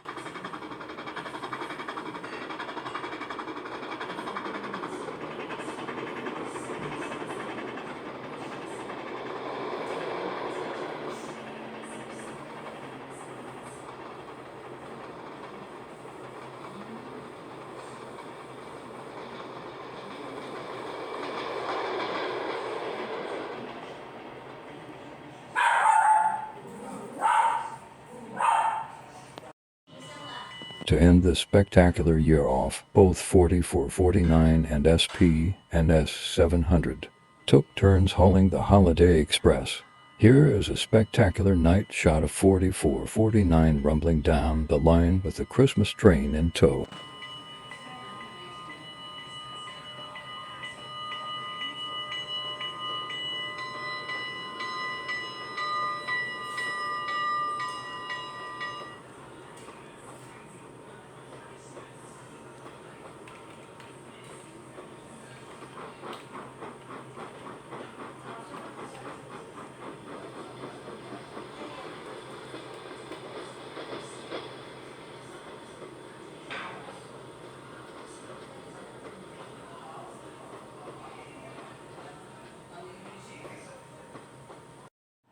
The following year, in 2012, the Brooklyn Roundhouse began to show its age.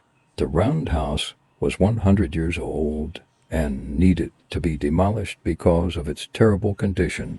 So the Oregon Rail Heritage Foundation decided to have a building called the Oregon Rail Heritage Center be constructed to house 4449 SP and S700 and Oregon Rail and Navigation Company number 197. 197 was also at Oaks Park with the two Northerns before they were moved out for restoration, with 197 still undergoing restoration as of 2023. But I'll get to that when we get there. Anyway, the three locos, a Northern Pacific passenger carriage, a steam generator car named Little Boy, no seriously, that's the actual name of the car, a baggage dormitory car, an SP, and S700's auxiliary water tender were moved out of the Roundhouse and into the construction site to be put on a siding until construction on the building was complete. Here we see the weirdly arranged consist making its way to the construction site.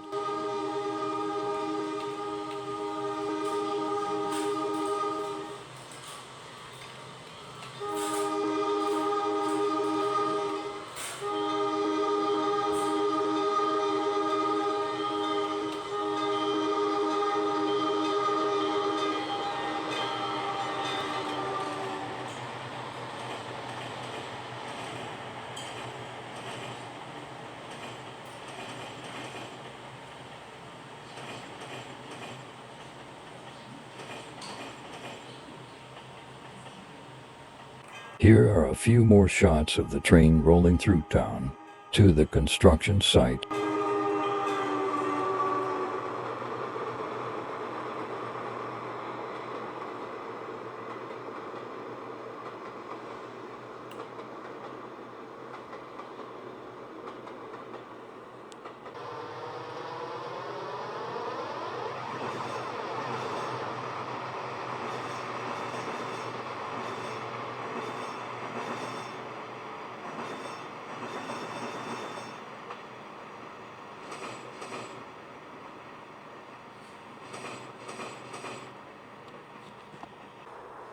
Here we see the consist slowly being backed into the siding.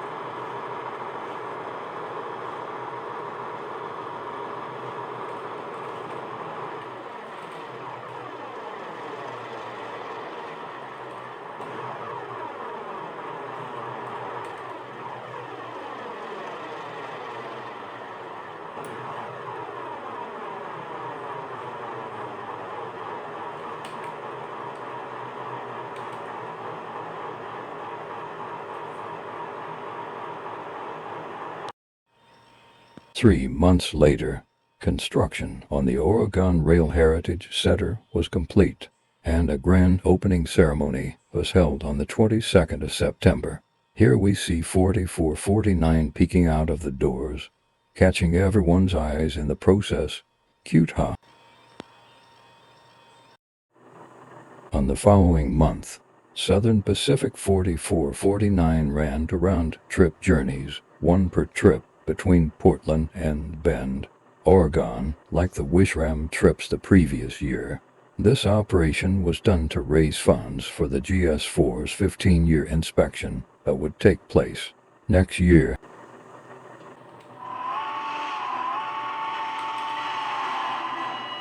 Once the train was given the green light, the engineer gave two blasts on the whistle and off the GS4 went.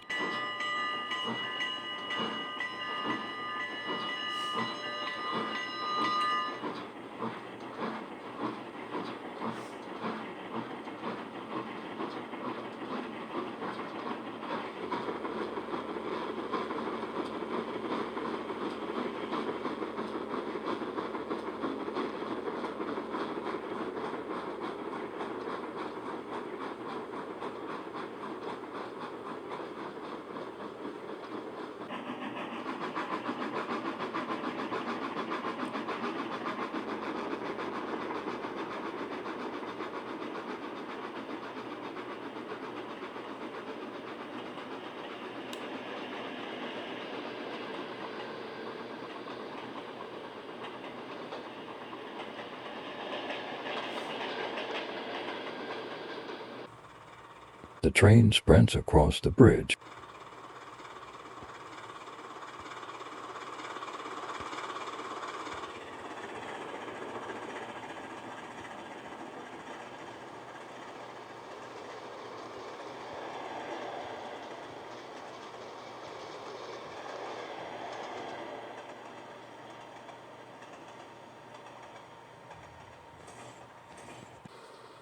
After stopping in Wishram, 4449 makes her way south to Bend.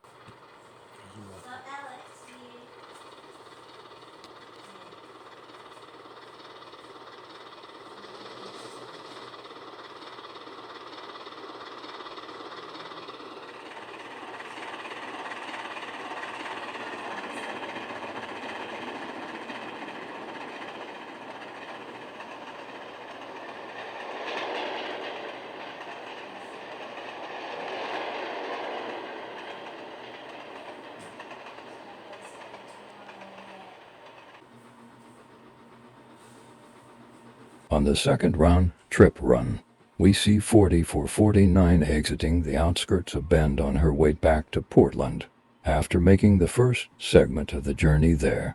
Now it was time to make the second journey back home.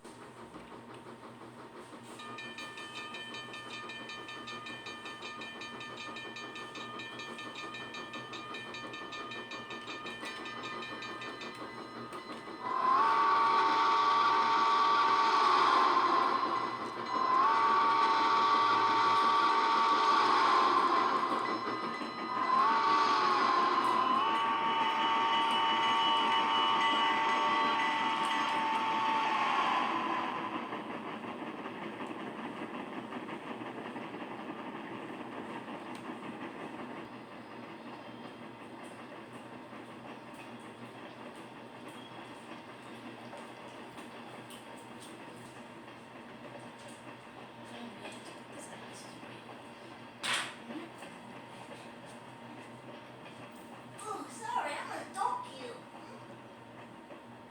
Sorry.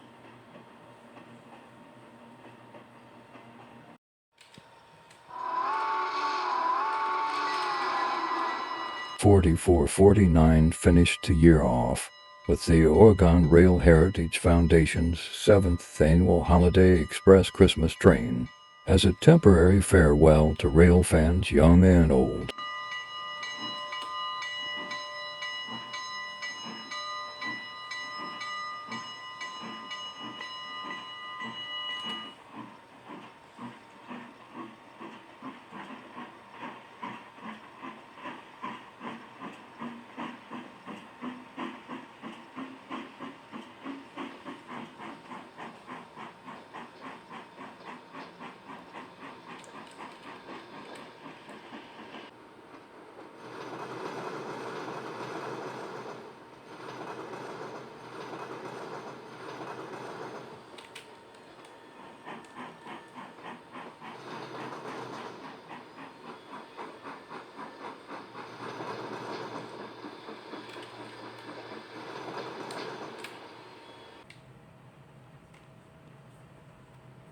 For the next 2 weeks, 4449 ran forwards and backwards through Oaks Bottom Wildlife Refuge and the Willamette River with the Holiday Express.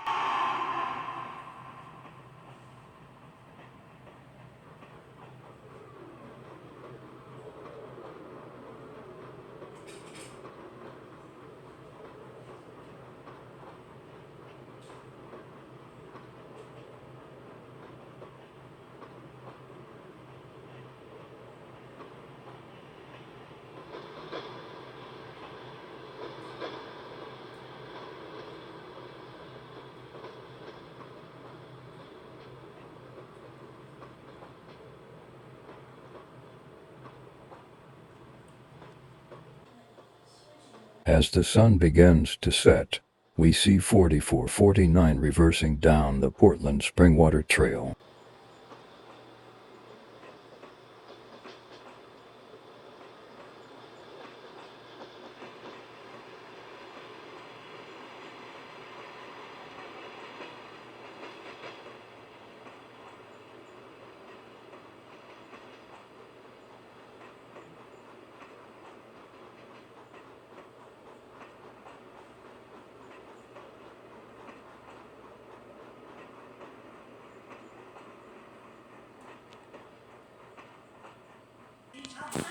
Here we get a spectacular night shot of 4449 cruising through with the Holiday Express.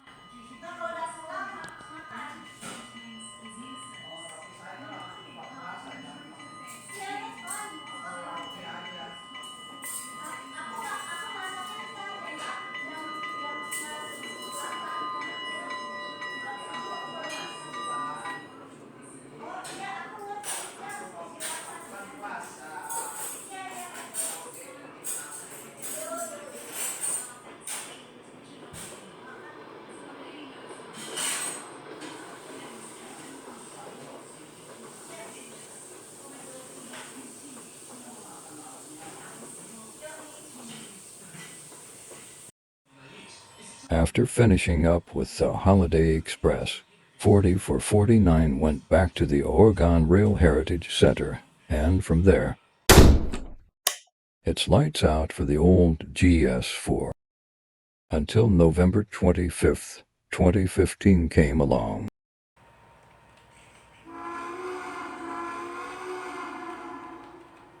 For the first time in 3 years, Southern Pacific 4449 exits the doors of the Oregon Rail Heritage Center under her own steam. Now better and stronger than ever, the GS4 was ready to take on another 15 years of excursion service. This was also convenient because the ORHF's 10th annual Holiday Express had begun, so having a newly refurbished locomotive pulling the train would be a thrill of a lifetime, especially if the engine was a streamliner from the Art Deco era. Here we are on the Springwater Trail, where we will see several shots of 4449 rolling along with the Holiday Express in tow. I would also like to mention that 4449 is wearing a newly fitted step-top Hancock long bell 3-chime whistle that came from scrapped GS for locomotive number 4452.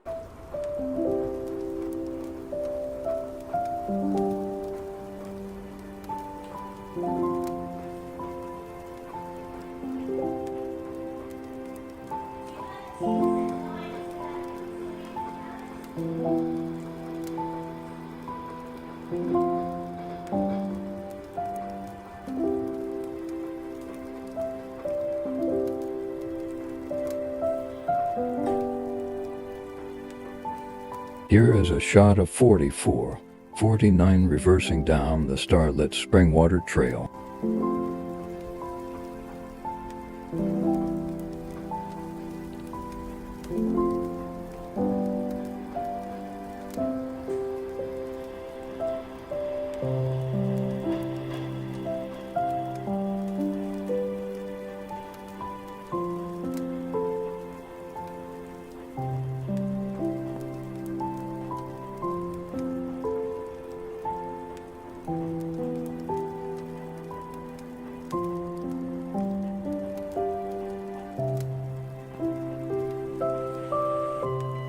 Here are two more shots of 4449 rolling through the snow with the Holiday Express in 2016.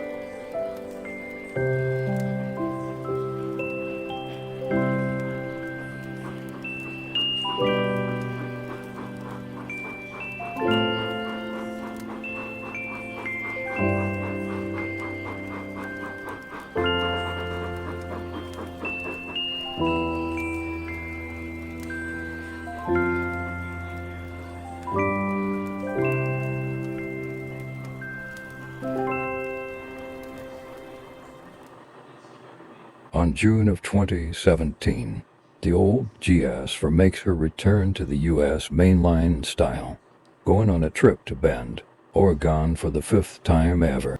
This was a thrill of a lifetime for rail fans because 4449 had not been seen on the main line in 5 years. Here's the plan. On the 24th, 4449 will head to Bend via Wishram, and on the 25th, 4449 will make the return trip to Portland.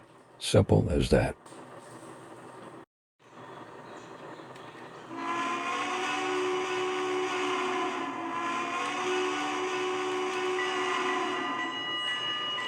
With the blast of the step-top 3-chime whistle, the exhilarating trip to Bend, Oregon began.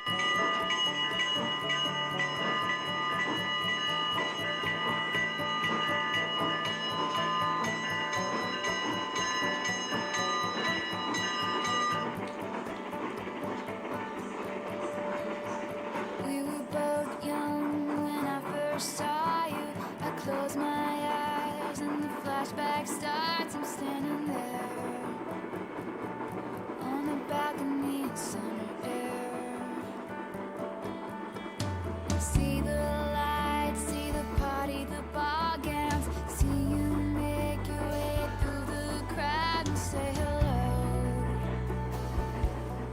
Little did I know that you were Romeo, you were throwing pebbles, and my daddy said stay away from Juliet.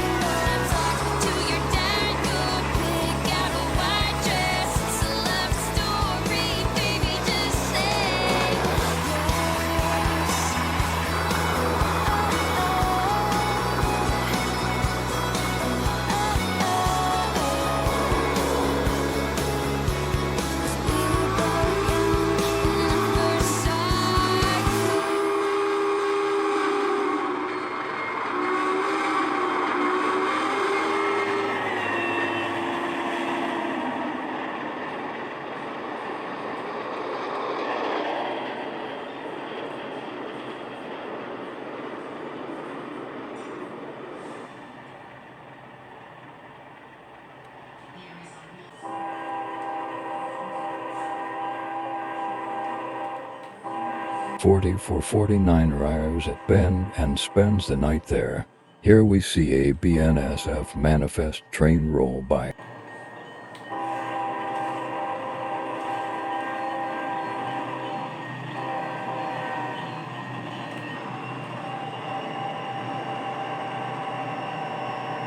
What is a manifest train, you ask?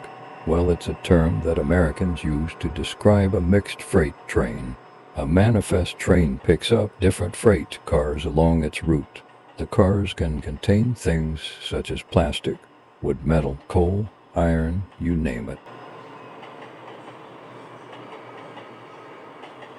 Fun fact, manifest trains used to be one of the most common types of freight trains that you would see out on the main line of America, but are becoming less common because of intermodal trains that carry their cargo inside shipping containers. Hence the nickname. This means that the container can be transported on a train, ship, or truck. Does this mean that they don't use manifests anymore? Fortunately, no. They can still be seen out on the main line, just not as common as they used to.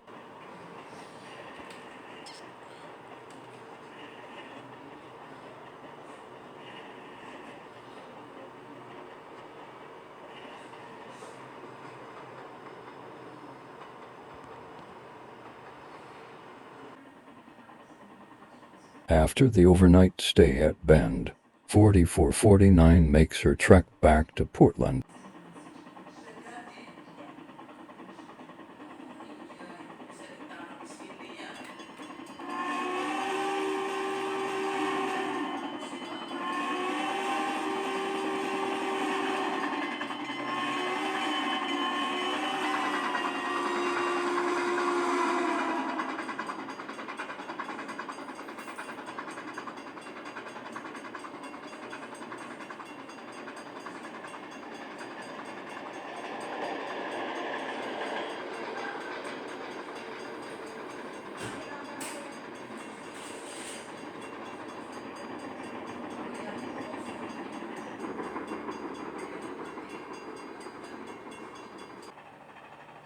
The train is seen roaming through the lush green fields of the Pacific Northwest with only 50 miles of its journey left to go.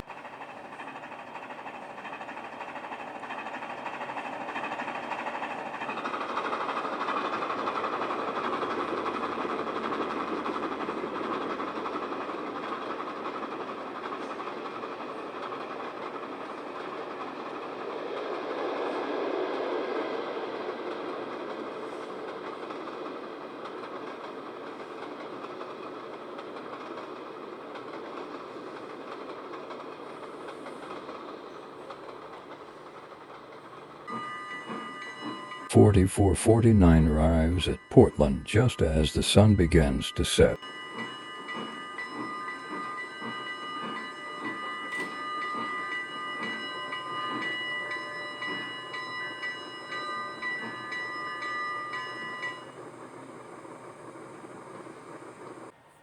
To end this spectacular year off, 4449 took part in the Oregon Rail Heritage Foundation's 12th annual Holiday Express Christmas train and took it up and down the Springwater Trail as per usual during the holiday season.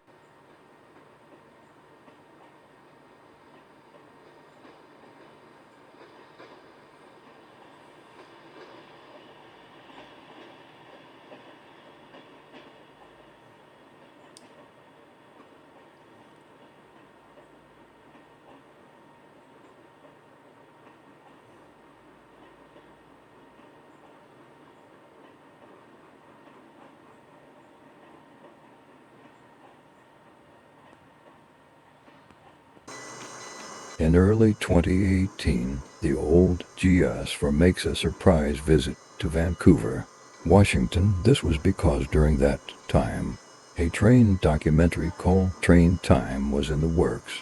Being directed by Stephen Lowe, 4449 would star in a couple scenes of the documentary, hence the reason why it was brought up to Vancouver.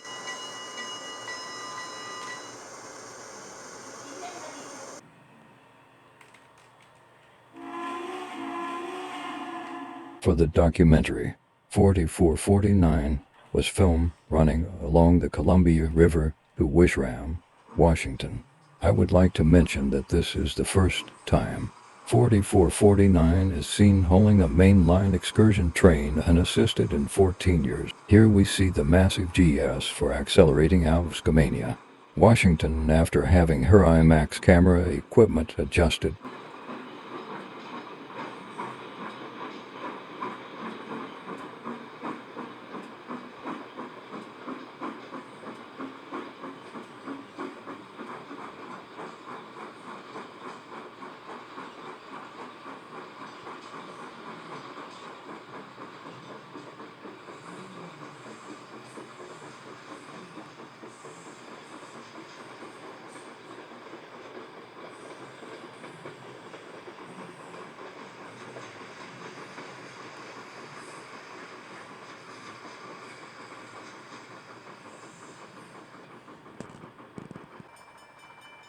The train highballs past Stevenson, Washington.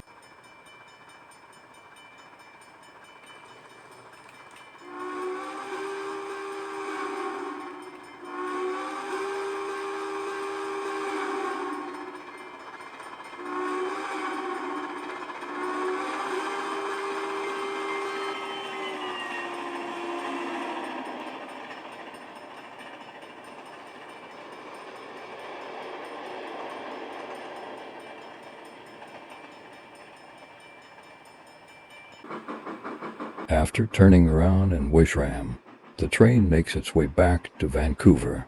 As for the train, documentary was released in IMAX theaters across the globe, including North America 4 years later.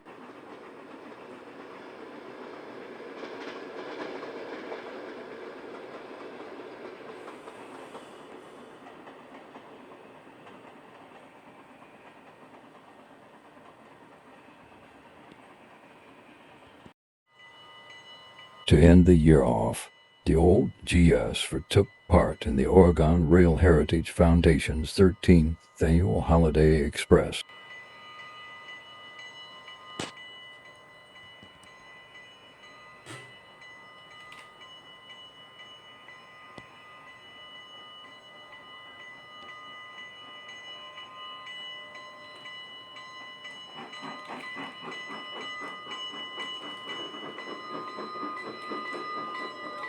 Not much happened on the following year, other than 4449 taking the Holiday Express once it ended. But what came after that caught everybody off guard.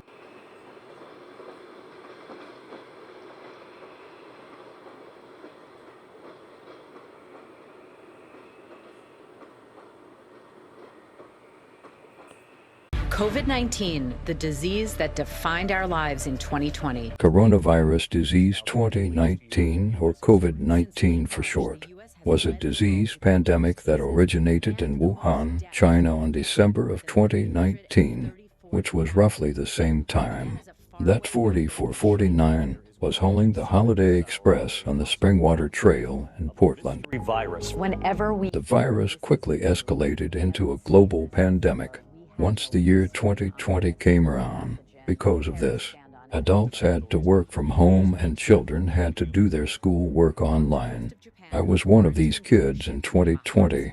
I was nearing the end of my primary school life during that time. Diamond Princess saw the biggest cluster. Back to the 4449. It was kept in the Heritage Center during the holidays because the Oregon Rail Heritage Foundation had canceled the 15th annual Holiday Express train. This would be the first time that the foundation had canceled their well-known Christmas train excursion special. It can't possibly get much bigger than Italy. Showing us the Fortunately, the virus began to clear up in America once the year 2021 came around. This year also marked the beginning of my high school life, among other things. Because of this, the foundation decided to kickstart the Christmas train special to make up for lost time last year. Don't believe me? Well, get a load of some of these shots, and they'll tell you otherwise. To slowly watch infirm elderly people be picked off by a deadly disease, it's unacceptable. Here we get a shot of 4449 rolling through the rain with the Holiday Express.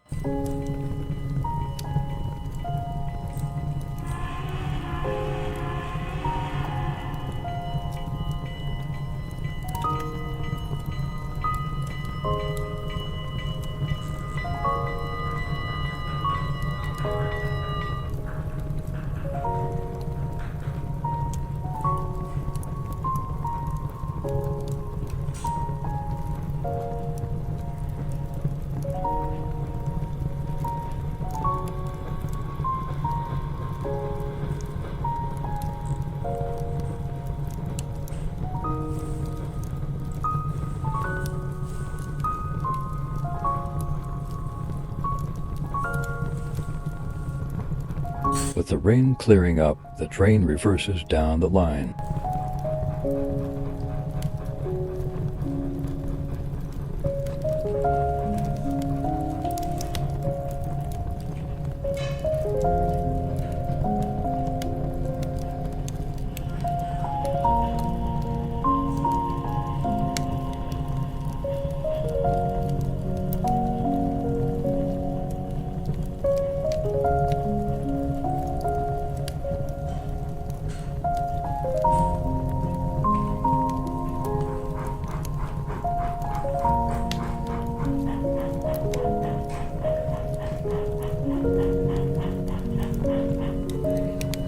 Here is a beautiful shot of 4449 rolling under the stars with the Holiday Express.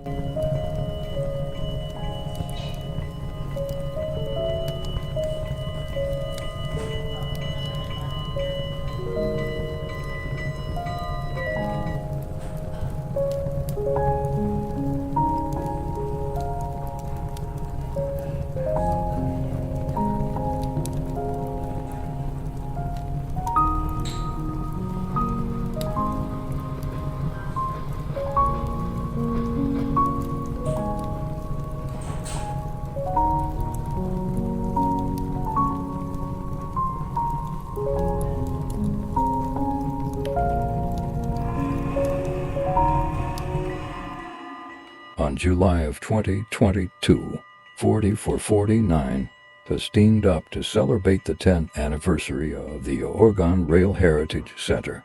The old GS for even went out for a run on the Springwater Trail with enthusiasts on board.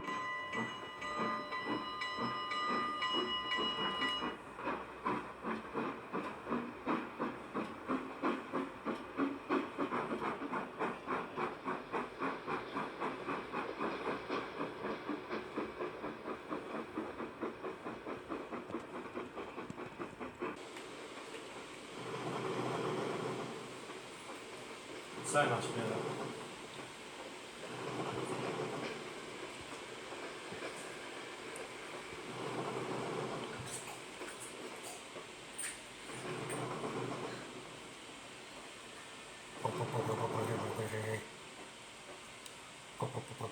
Yeah. 4449 rolls up to Oaks Park and back.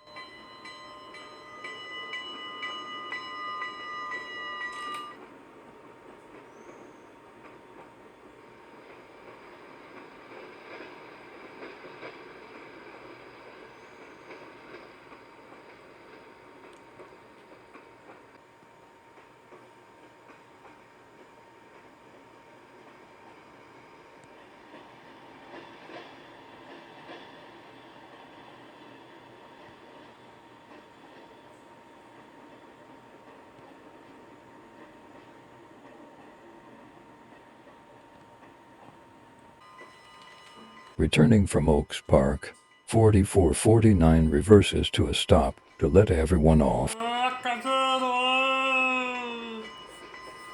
Geez, that chicken was pretty loud, don't you guys agree?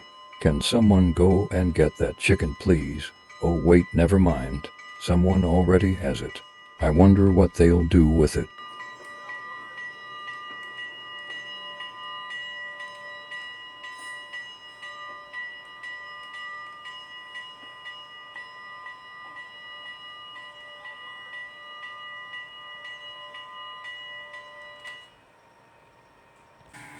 To end the year off, 40 for 49 did not pull the Holiday Express. Why, you ask?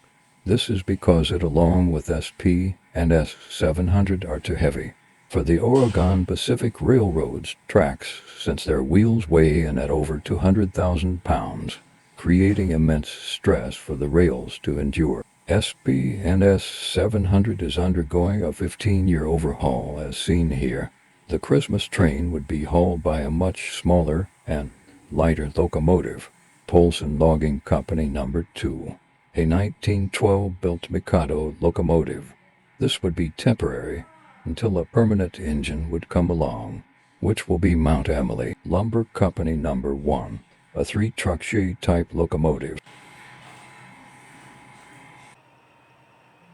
On October 14th, 2023, 40 for 49 was taken out of the Heritage Center to be put on the turntable.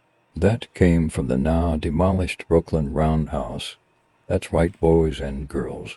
The turntable was saved from the demolition site by the Oregon Rail Heritage Foundation. An attempt to put the turntable at the front of the Heritage Center, which was successful, as you could probably tell. Construction on the turntable began in 2019.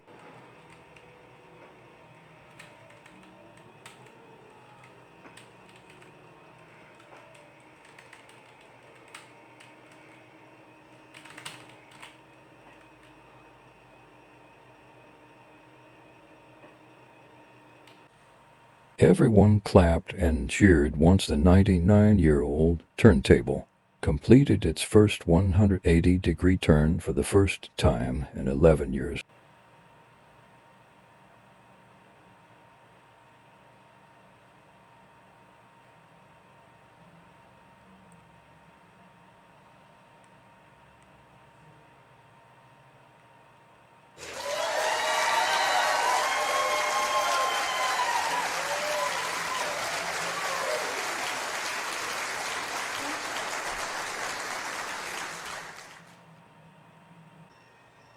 Not much happens to the old GS for nowadays, although she is still around to look at, and who knows, maybe she'll return to the main line one day. There are rumors about a possible return of the American Freedom Train for 2026, which turned out to be true when the American Steam Railroad said that they are restoring Reading T1 number 2100 for the occasion, and are going to renumber it to American Freedom Train 250 to commemorate 250 years of American history for 2026, that is. Having some experience with the Freedom Train in the mid-1970s, 4449 would most likely be chosen to run the Freedom Train throughout the western half of the country when the time comes. But what about other steam engines like SP and S700? Well, the mighty Northern is still undergoing its 15-year overhaul, but I'm happy to say that it's slowly coming to a close. A few months back, the tender of the locomotive has been recoupled to the engine for the first time in 9 years. It is confirmed that the 484 will return to service in 2024. But what about Oregon Rail and Navigation Company number 197? Well, 197 is still undergoing restoration work, and has been like that since 1996.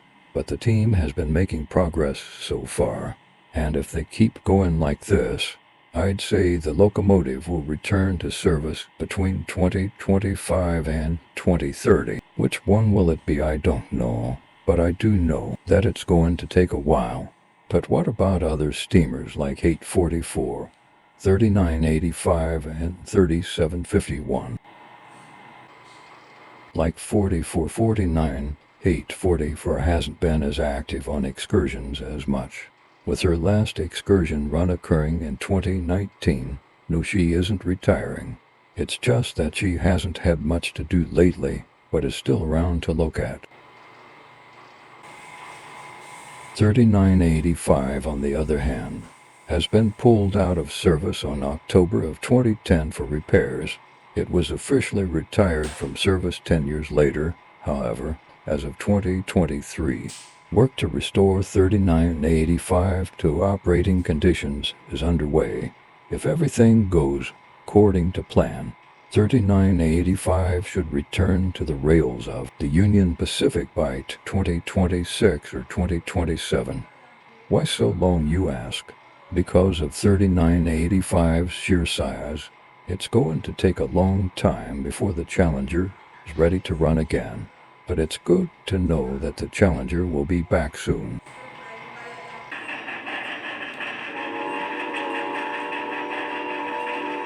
As for Santa Fe 3751, it's still active in excursion service.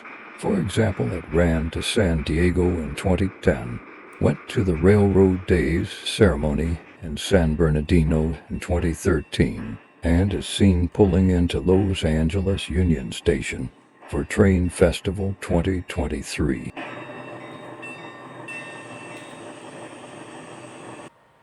Oh boy, this has been one hell of a ride, boys and girls. Thank you so much for riding with me and taking the time to know more facts about a fallen empire's magical jewel. If you enjoyed, make sure you smash the like button, comment below what you want to see next, subscribe, ring 4449's bell, and turn on all notifications to never miss a video of mine again. Who knows? Maybe I'll make another train documentary just like this one.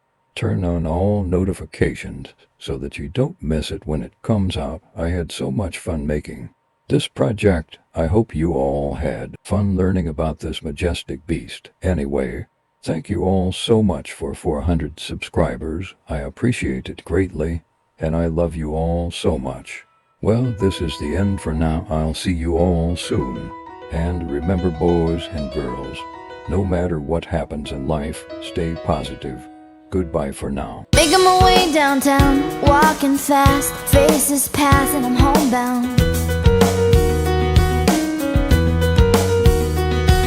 Staring blankly ahead, just making my way through the crowd. And I need you, and I miss you, and now I wonder if I could fall into the sky. Do you think time would pass us by? 'Cause you know I'd walk 1,000 miles if I could just see you.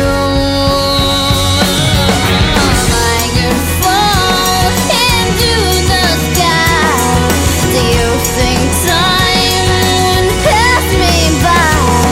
'Cause you know I'd walk 1,000 miles if I could just see you. If I can just hold you tonight.